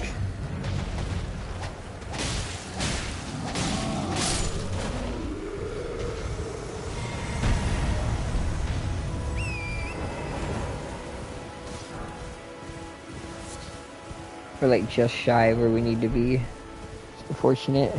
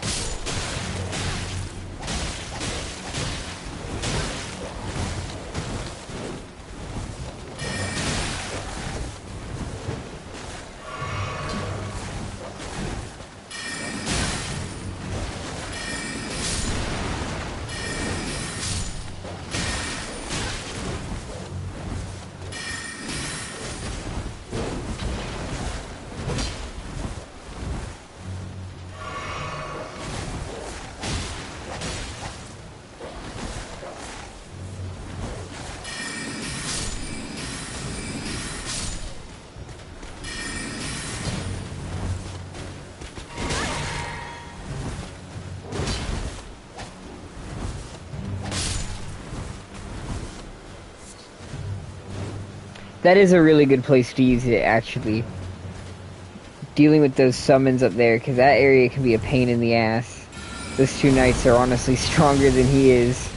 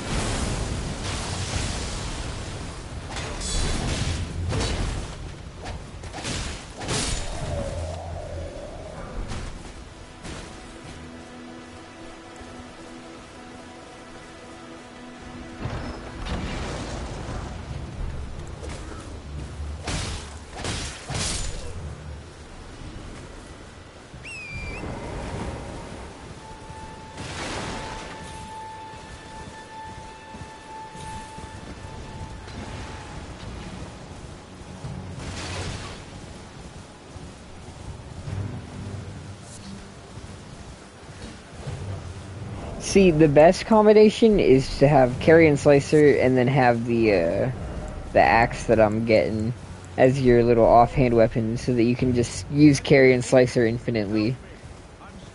That shit is cracked.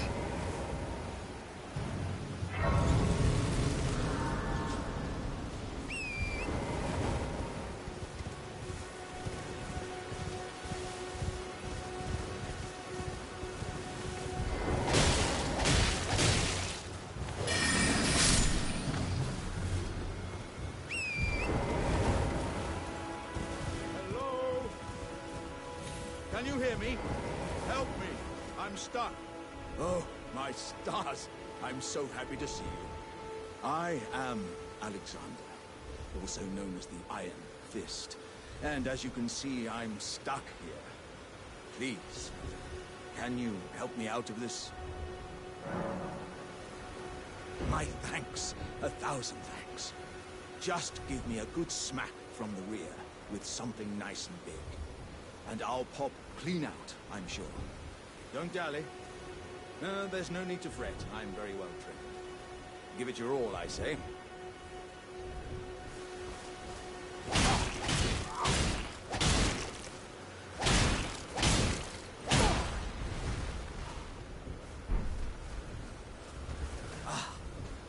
Well played, good lady. Well played. Though that mighty wallop of yours almost spelled the end of me.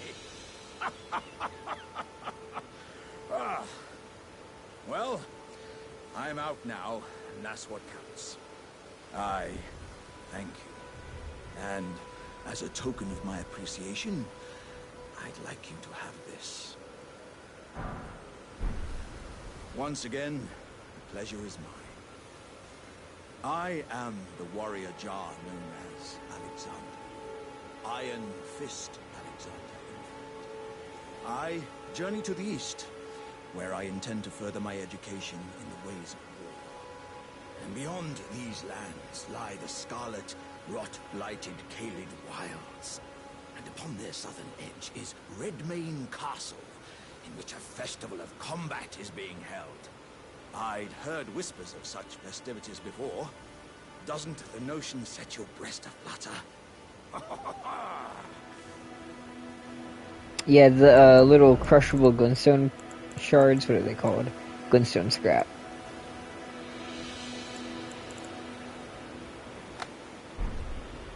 There's the digger spell too. The one where you stab it down into the ground and then it explodes around you. That one wouldn't be hard to get. I'm not sure how useful it is, but...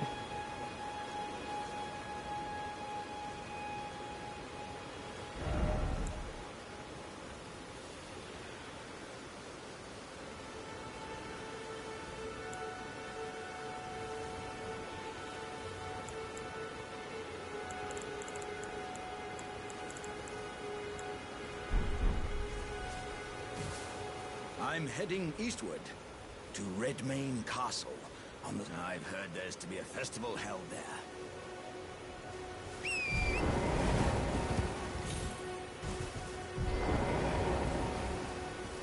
To Redmane, I've heard. Alright, let's go find a grace real quick. I'm not sure. Yeah, I have enough. Finally switch to our main weapon.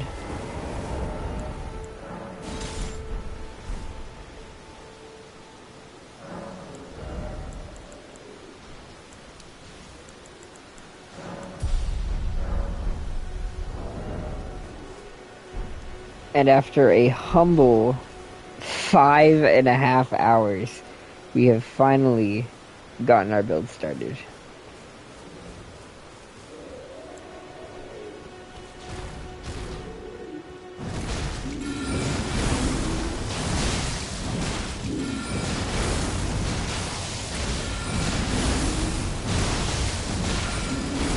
I'm thinking to try to fit with the theme of putting on one of the gravity spells, or one of the gravity ashes of war, but I'm not sure which one.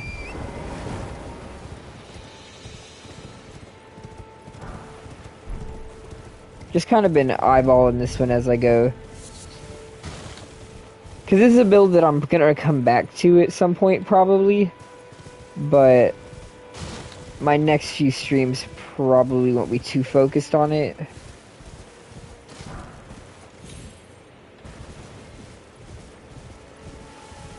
Where am I at right now? Yeah. Go wipe up this Tibia Mariner real quick.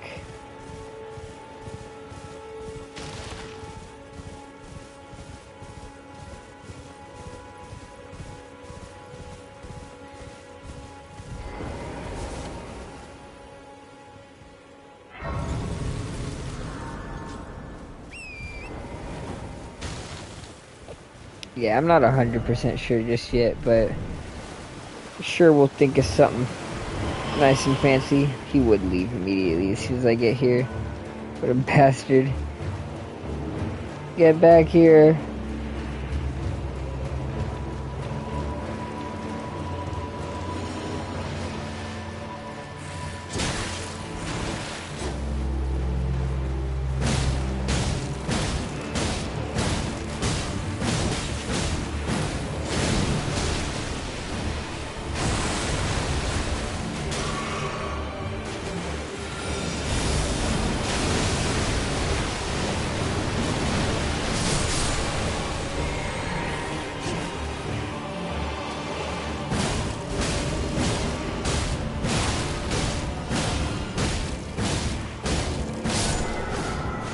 I mean, to be honest, if I really wanted to, I could just leave Wild Strikes on it. It's a pretty good Ash of War.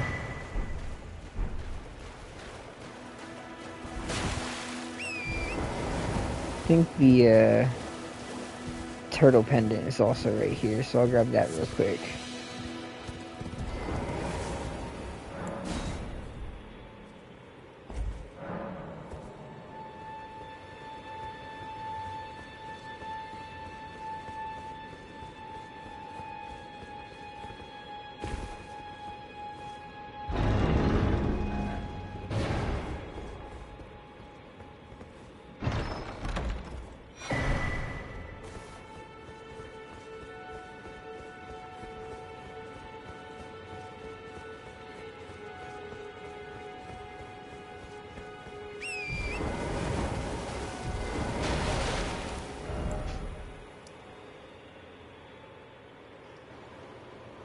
Alright, let's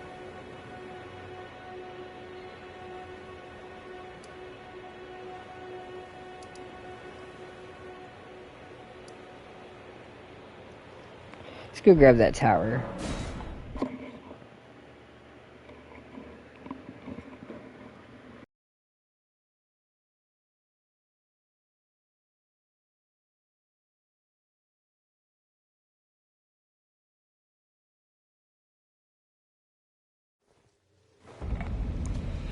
Because what I think I'm going to do, since we finally got this build set up, since we're totaling this one and the last one that cut out on us, we're like 7 hours in. I think I'm probably going to call this one once I've got this tower done. Pick back up in the next stream. Do I have to talk to it first before they appear? I think I do.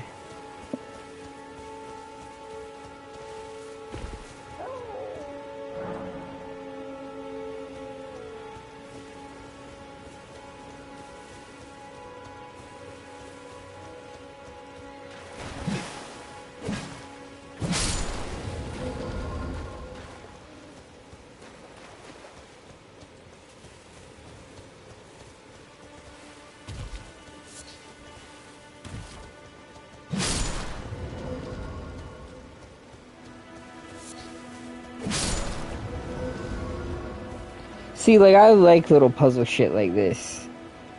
And I like Shulva a lot, and the arrow puzzles and shit that they do there. I wouldn't mind if these games started to adopt a little bit more of that Zelda mindset. Puzzles and fucking locked doors and stuff. Ice Stomp. Hasn't Ice Stomp been nerfed into the ground, though? Like, I swear it's been nerfed so hard that it's not even really all that useful anymore.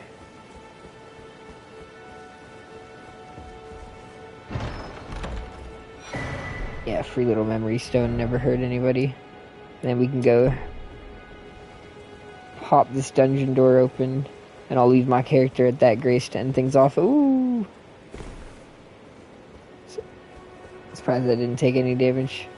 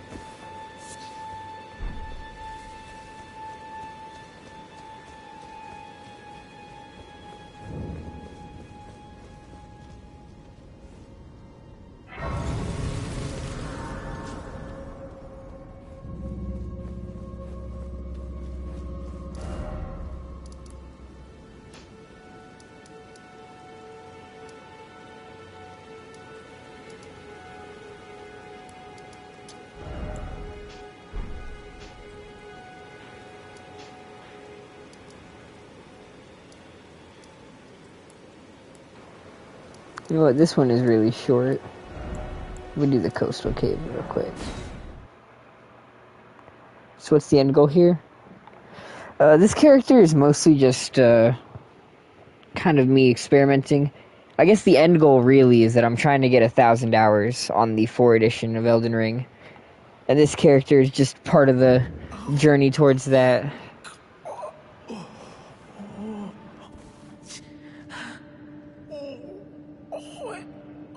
It hurts. Oh. What are you doing here? You must leave this place at once. They'll rush in and beat you to a pulp. Oh, you'll end up just like me.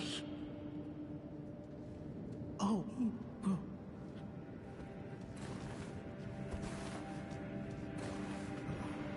I should go back and buy the spell from Thops, the light one. It'd be fitting for the role, I suppose.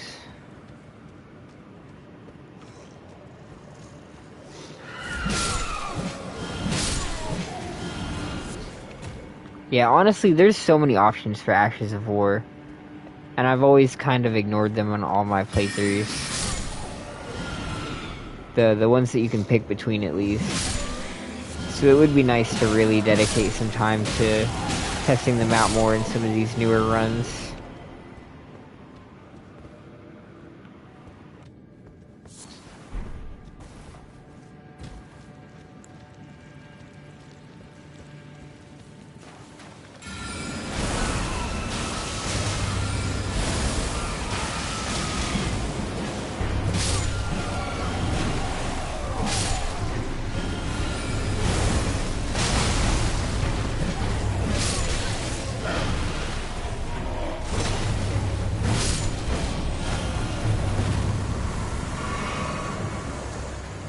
I mean, I know these are really low level, but the damage that Wild Strikes just did is kind of insane! Oh my god!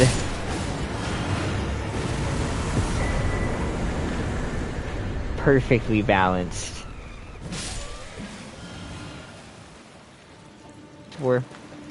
Yeah, so for this character, I'm basing them off Kirara.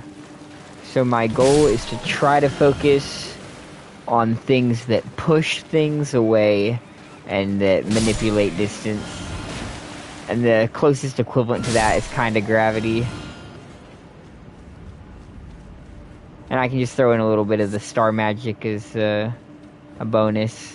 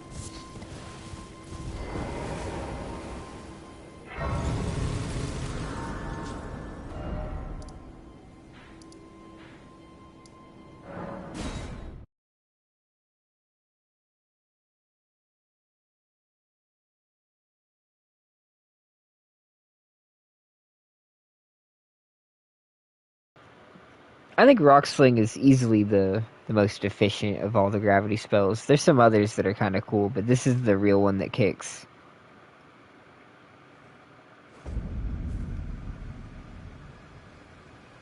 Yeah, most of the gravity shit pulls things to you. I know they get to use the version that pushes things away, but I don't know if the player even gets to.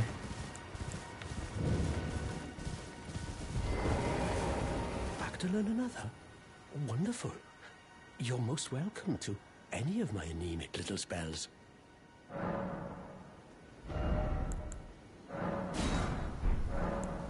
You've taken an apprenticeship with Selen. Well, that is something. Selen was well known. The most promising sorceress in the history of the Academy. I followed her at school. But there may as well have been an ocean between us. But Selen was expelled from the Academy, accused of unthinkable treatment of certain sorcerers, under the name of the Graven Witch.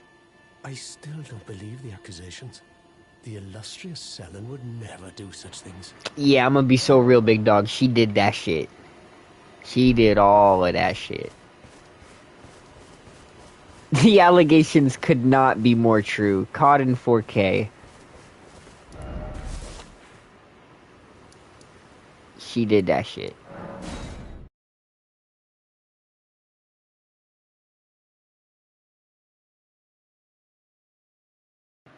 Yeah, the Radon swords in general are just really fucking strong.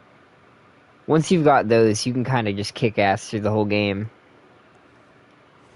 Especially with the Asher War on it. That fucking massive gravity slam.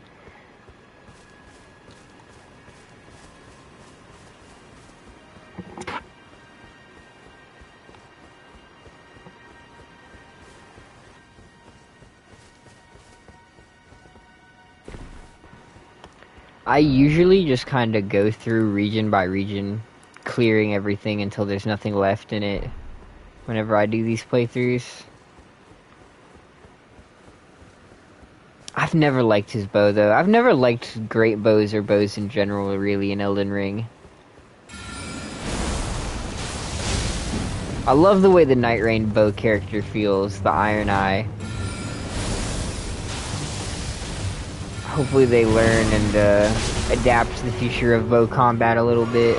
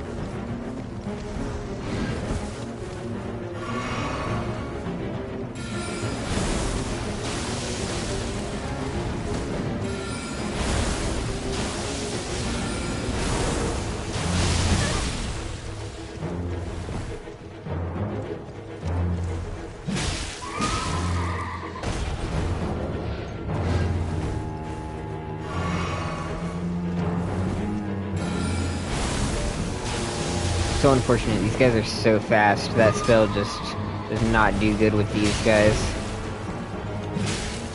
I guess let's pop this one now.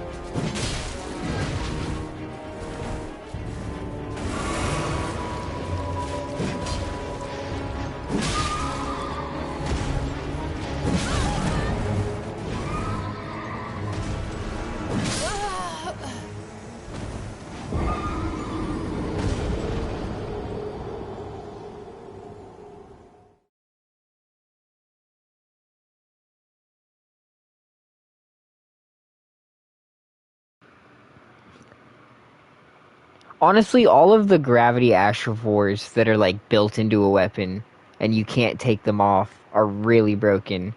The Radon Great Sword's OP, Falling Star Beast Jaw is OP, although they nerfed it, but it's still pretty good. Fucking the Ruins Great Sword is pretty broken.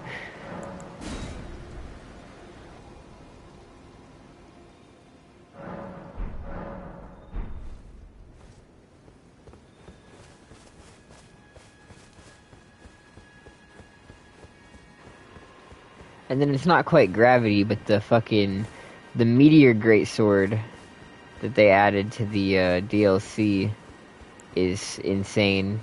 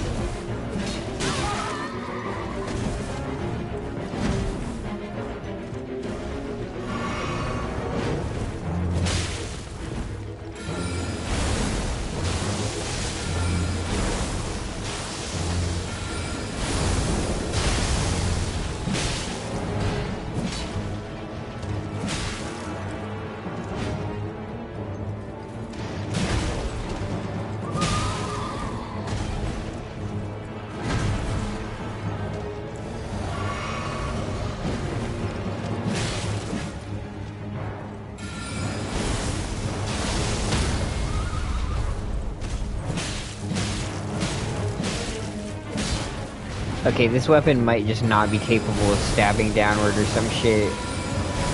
Seems to really struggle for some reason. I'm not sure what the fuck that's about. Really not sure why this thing can't just fucking stab downward into him like a normal goddamn weapon.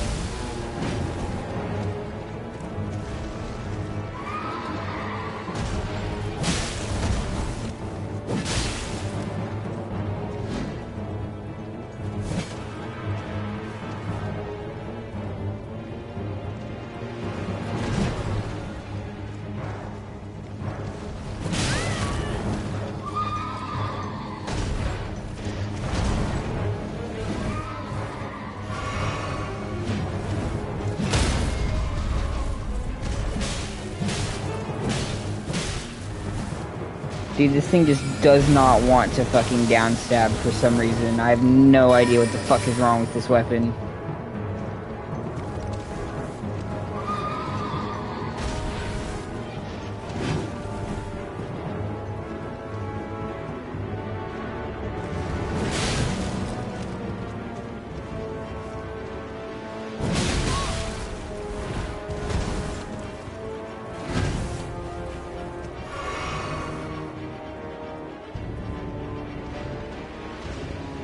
I mean, that's really shit, though.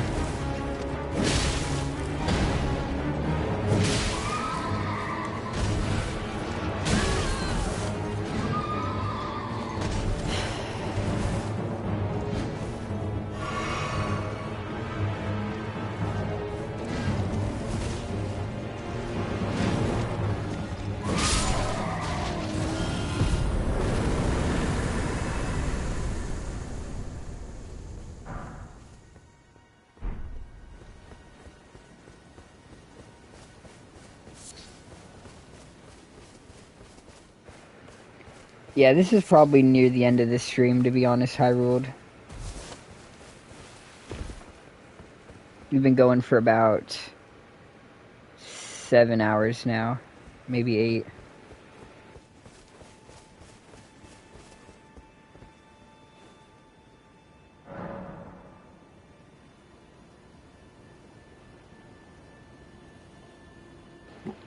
Next stream will probably be Bloodborne, but we'll pick this character back up again soon as well. Not sure exactly when, but one of our nearby streams will be this one.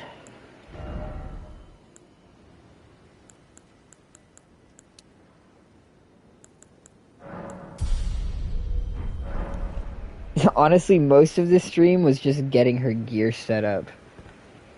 I definitely agree with the one dude earlier. A lot of setup required for these Elden Ring builds.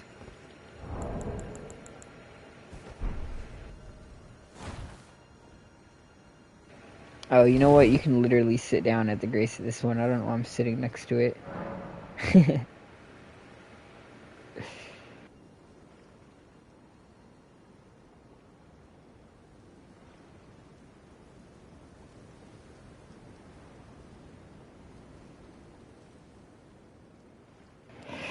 Yeah, okay. GG, we got a lot done. I hope everyone enjoyed the stream. I'll catch y'all in the next one later tonight.